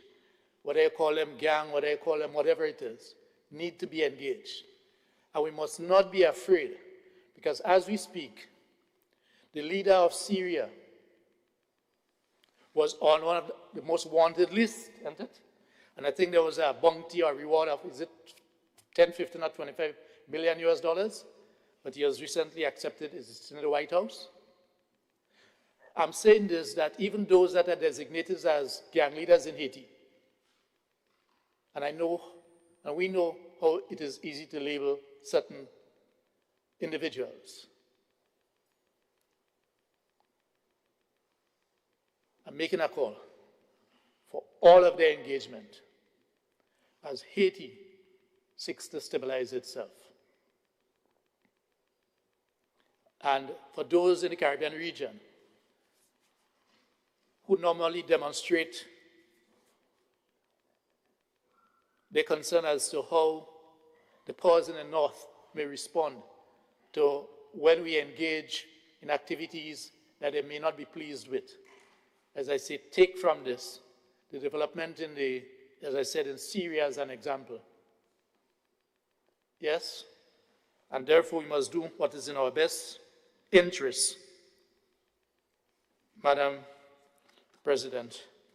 So with these few words, I just wish to repeat again our condemnation of the kidnapping, because that's what it is. That's what it was. I mean, it was rather, heart-wrenching to recognize that a leader of a country, and not just a country, but Venezuela, that has done so much to us, right? That the citizens and the rest of the region and the world can wake up one morning to see the president in shackles. And after all, this is the leader of a country. This is a leader of a country who has been engaged in international activities, who have been attending international activities. This is not a rogue state. This is not a rogue country. At the same time, we are seeing that the rest of the region, the U.S. is engaging with them. So what is the issue? What is the issue? I know these are difficult times, colleagues. I know it is not easy for you who sit in cabinet. No, it's not easy. But those who are attuned with history will know that these challenges do not remain forever. And many times, you come out on the better side of history, or stronger, by showing resilience. And many times it's not what you do, but how you do what you do. Diplomatic approaches, but knowing the end result that we want. And although the issue of the reader may still be alive, I'm still repeating, no to radar in Grenada, military grade radar, no to non-nationals being sent back or accepted in Grenada, and that will be very well for us. And just to report, when I last sat here, Madam President, and my colleague, Minister of Education, I'm pleased to report so far that things are happening, that at least the TAMCC matter for 2025 resolved, in terms of the 5% that we knew must have taken place, because it was agreed upon, and I know that. Yes, so I'm pleased to report on that. And we look forward to the continued engagement with labor, because the world right now, as the challenges become more difficult for third, especially what we call lesser developed countries, we have to ensure that our labor practices, as a bastion of that defense against the regression of our rights, are not eroded. So we in labor will continue to do what is necessary, not just for organized labor, but for the labor movement, the working class, as we seek to hold on to the benefits that we won over the years. So thank you very much, Madam President.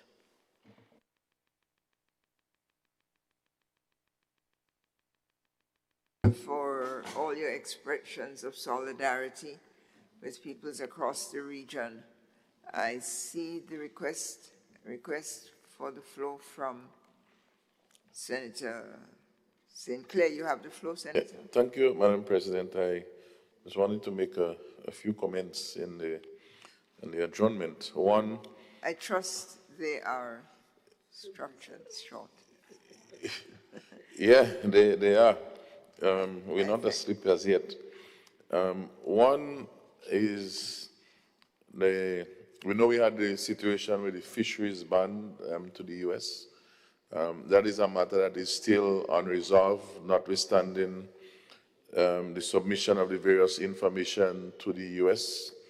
And this is a call that I made the last sitting we had here, both to the U.S. and both to the government, to continue to find common grounds on this matter.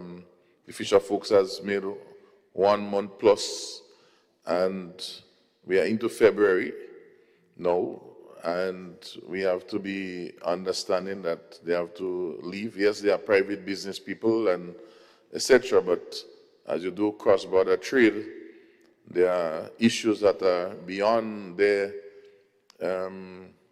requirements, in that country to country has obligations just like anything else. And so we are calling, notwithstanding all these other issues that Senator Lewis would have brought up, which are very relevant, but we're speaking about industry that was presented here to be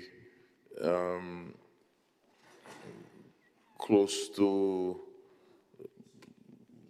you're speaking about almost $500 million in its whole worth, not only in terms of the value of the export, but in terms of all the investment. You have loans and mortgages and other connecting things. So we are asking for some consideration and some action on that. I want to also mention 2 other key matters, because as Senator Lewis mentioned, when your neighbor house is on fire, I read recently that I think it's St. Lucia, where they had some issue again from the north, saying that the nationals were not able to go to do medicine in Cuba.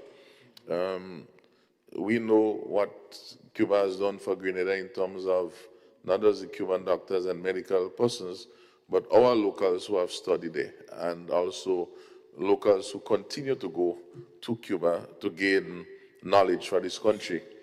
And so while we speak about fishing, we also have these issues of medical. We speak today a lot of that. But today it might be doctors in St. Lucia, tomorrow it could be doctors in Grenada, engineers and other economists and so on. So it's a trying time, but we as a nation have to stand up and be firm to things.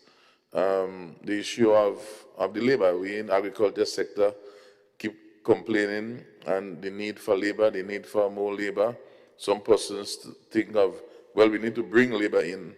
The government is speaking about, well, with this MOU with the US, labor as one of the strategies. And so once we go into that conversation, the question is, where are the vital sectors that we need to consult with in making that proper decision as to a needs analysis? And if you go into the logic, the question, how much labor do we need? And is that really a right approach? As Senator Lewis mentioned, how do you utilize our local people and make a great effort in terms of finding that resource? Because at the end of the day, all this upheaval within the region, and Senator Rahman is in the private sector, he knows the boats coming here with food stuff, delayed, they are on the port 2-3 weeks, you cannot clear them, they are delayed the whole 2 months, and we are saying we need to feed ourselves, and that's the result. We need to feed ourselves. And how do we do that? And how do we set up all the different resolve? And so a few months ago, and that's my closing part, we had a discussion and we were worried about tariffs and how do we strategize, and then the tariff thing kind of died down and everybody gone quiet. But now it's coming on in a different way, and we still have to feed ourselves. And I think that the government need to start looking at revamping that discussion and strategy and support for the agriculture sector to ensure that we have that resilience. Because if we fail to act, we have problems. Individually, person might be acting, but collectively as a country, we have to take action, because any day we can wake up and we can hear some new measures. And what are we doing? How are the people engaged? So I think that we need to start having that system in place very soon. And that is my comments I wanted to share during this time as public issues that are affecting us daily. I thank you. Thank you, and I'm sure the government people here have heard the messages you're sending to government. Thank you. Senator Rahman, are you petitioning the floor? You have it. Oh, I didn't see you. Senator Britton, Thank you, Madam President, and we must congratulate our previous, my colleague on the other side. He was very brief. Madam President, just quickly as we wind up our independence activities, I just want to encourage the nation to continue to support the activities of our independence. We had some successful ones over the weekend. Let me also congratulate the Independence Monarch. She has entered the competition for the very first time, and she's also from St. Mark. So Ms. Akeda Lewis, congratulations to you, and I wish you best wishes to you and success in your new endeavor as a Calypsonian. The church service also on Sunday was very well attended, Madam President, as you were there. We wind up the activities. We have National Day of Colors on Friday, as well as the Independence Extravaganza at the bus terminal in Grenville. So Big Parish, we're coming, and I encourage everyone to come out. On Saturday morning, Independence morning, we start with an activity in St. Mark called Rise 3.0. Is the third year that we're doing this activity where we put on, we recognize some of our past prime ministers, giving them their recognition in the portrayal of the traditional mass vehicle. So one band may have to portray fallen comrade Morris Bishop or Eric Gary, as it might be. So we normally have them being featured, and that starts at 5:30 a.m. in the morning. So those who have gone, who has fallen, who died, we choose to recognize them. So we invite everyone who's listening and wants to come to partake in that. And we move on later on in the day with the Made in Grenada Expo at the stadium, followed by the rally. That is something that we all look forward to. I think the St. Paul's Independence Extravaganza, that's another big thing, Madam President. We look forward to that as well. Next week, Kayak Mass is back in full swing. So we will be joining up to Carriacou to Kayak Mass to support our brothers and sisters on the Sister Isle. And most of the finals would be next week, and the following week, Monday and Tuesday, will be the ending of those activities, or the winding up of those activities. Madam President, we are going very well with the ComSpan, the Community PAN Initiative. It's ongoing right now in St. David, as well as Carriacou, and the next stop will be St. Mark. So stay tuned, look forward to that. I thank you.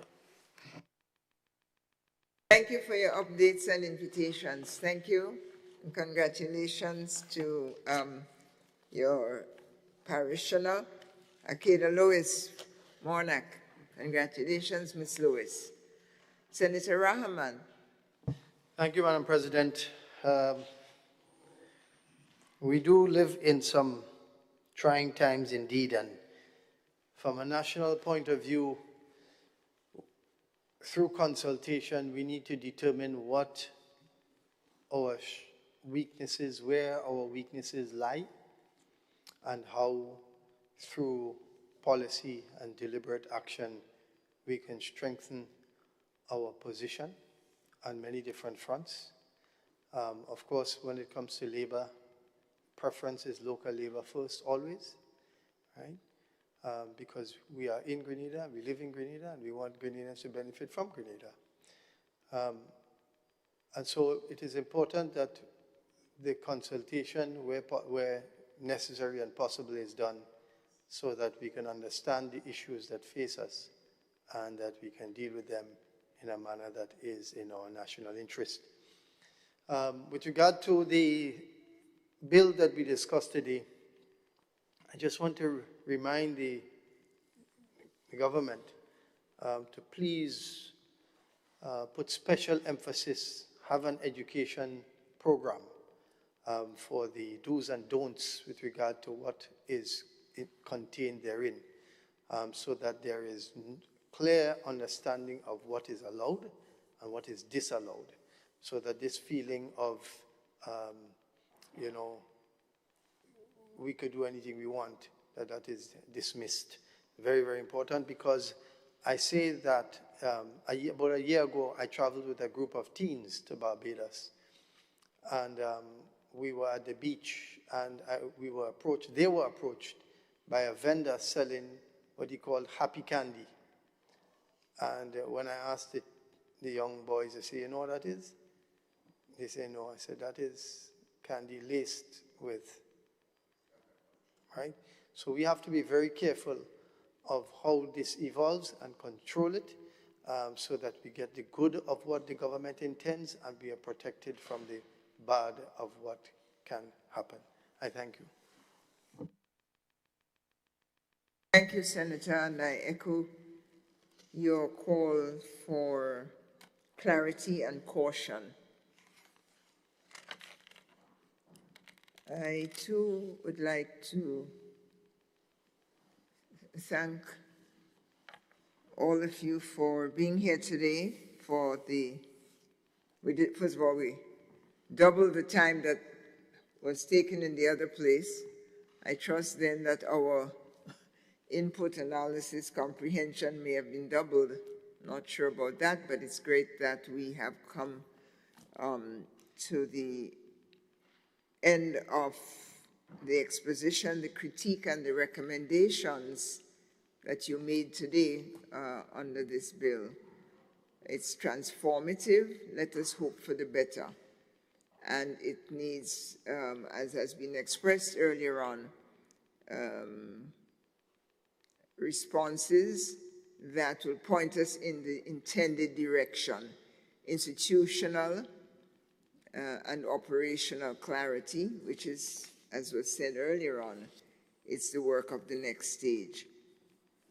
We want to congratulate Sister Judy and others in the Rastafari community for their endurance in giving a clear understanding of this tropical product, this tropical herb, cannabis, and whatever our position on it, we trust that it would be, and its decriminalization and its new role in the society would be to the benefit of all.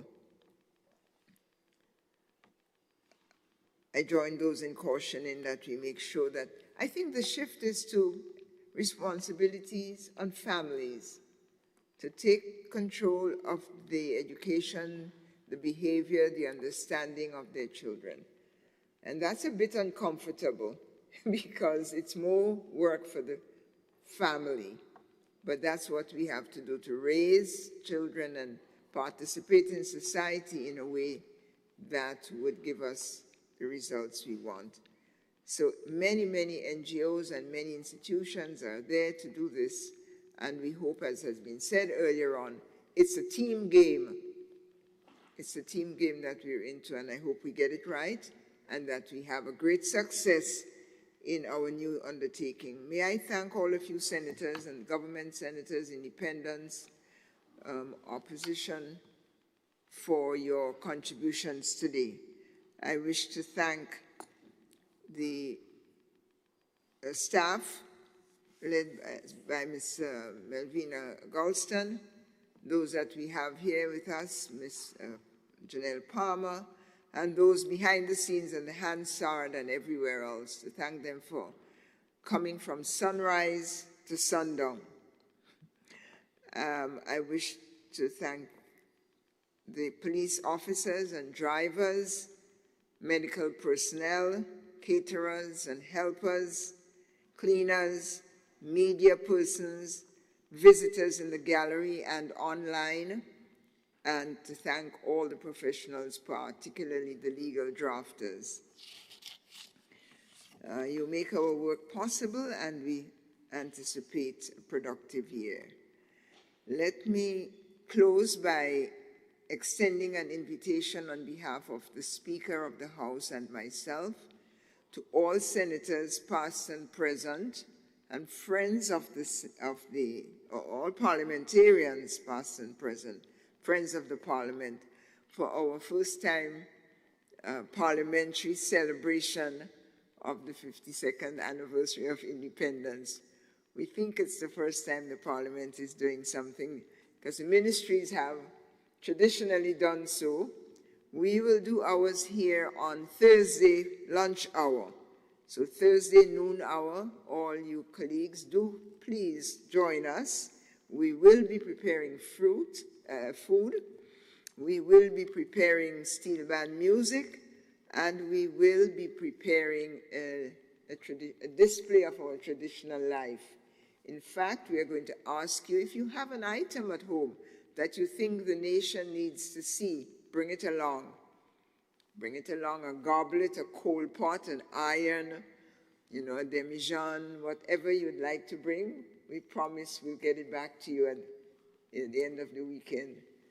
But do join us on Thursday, 12 noon, here at the Parliament.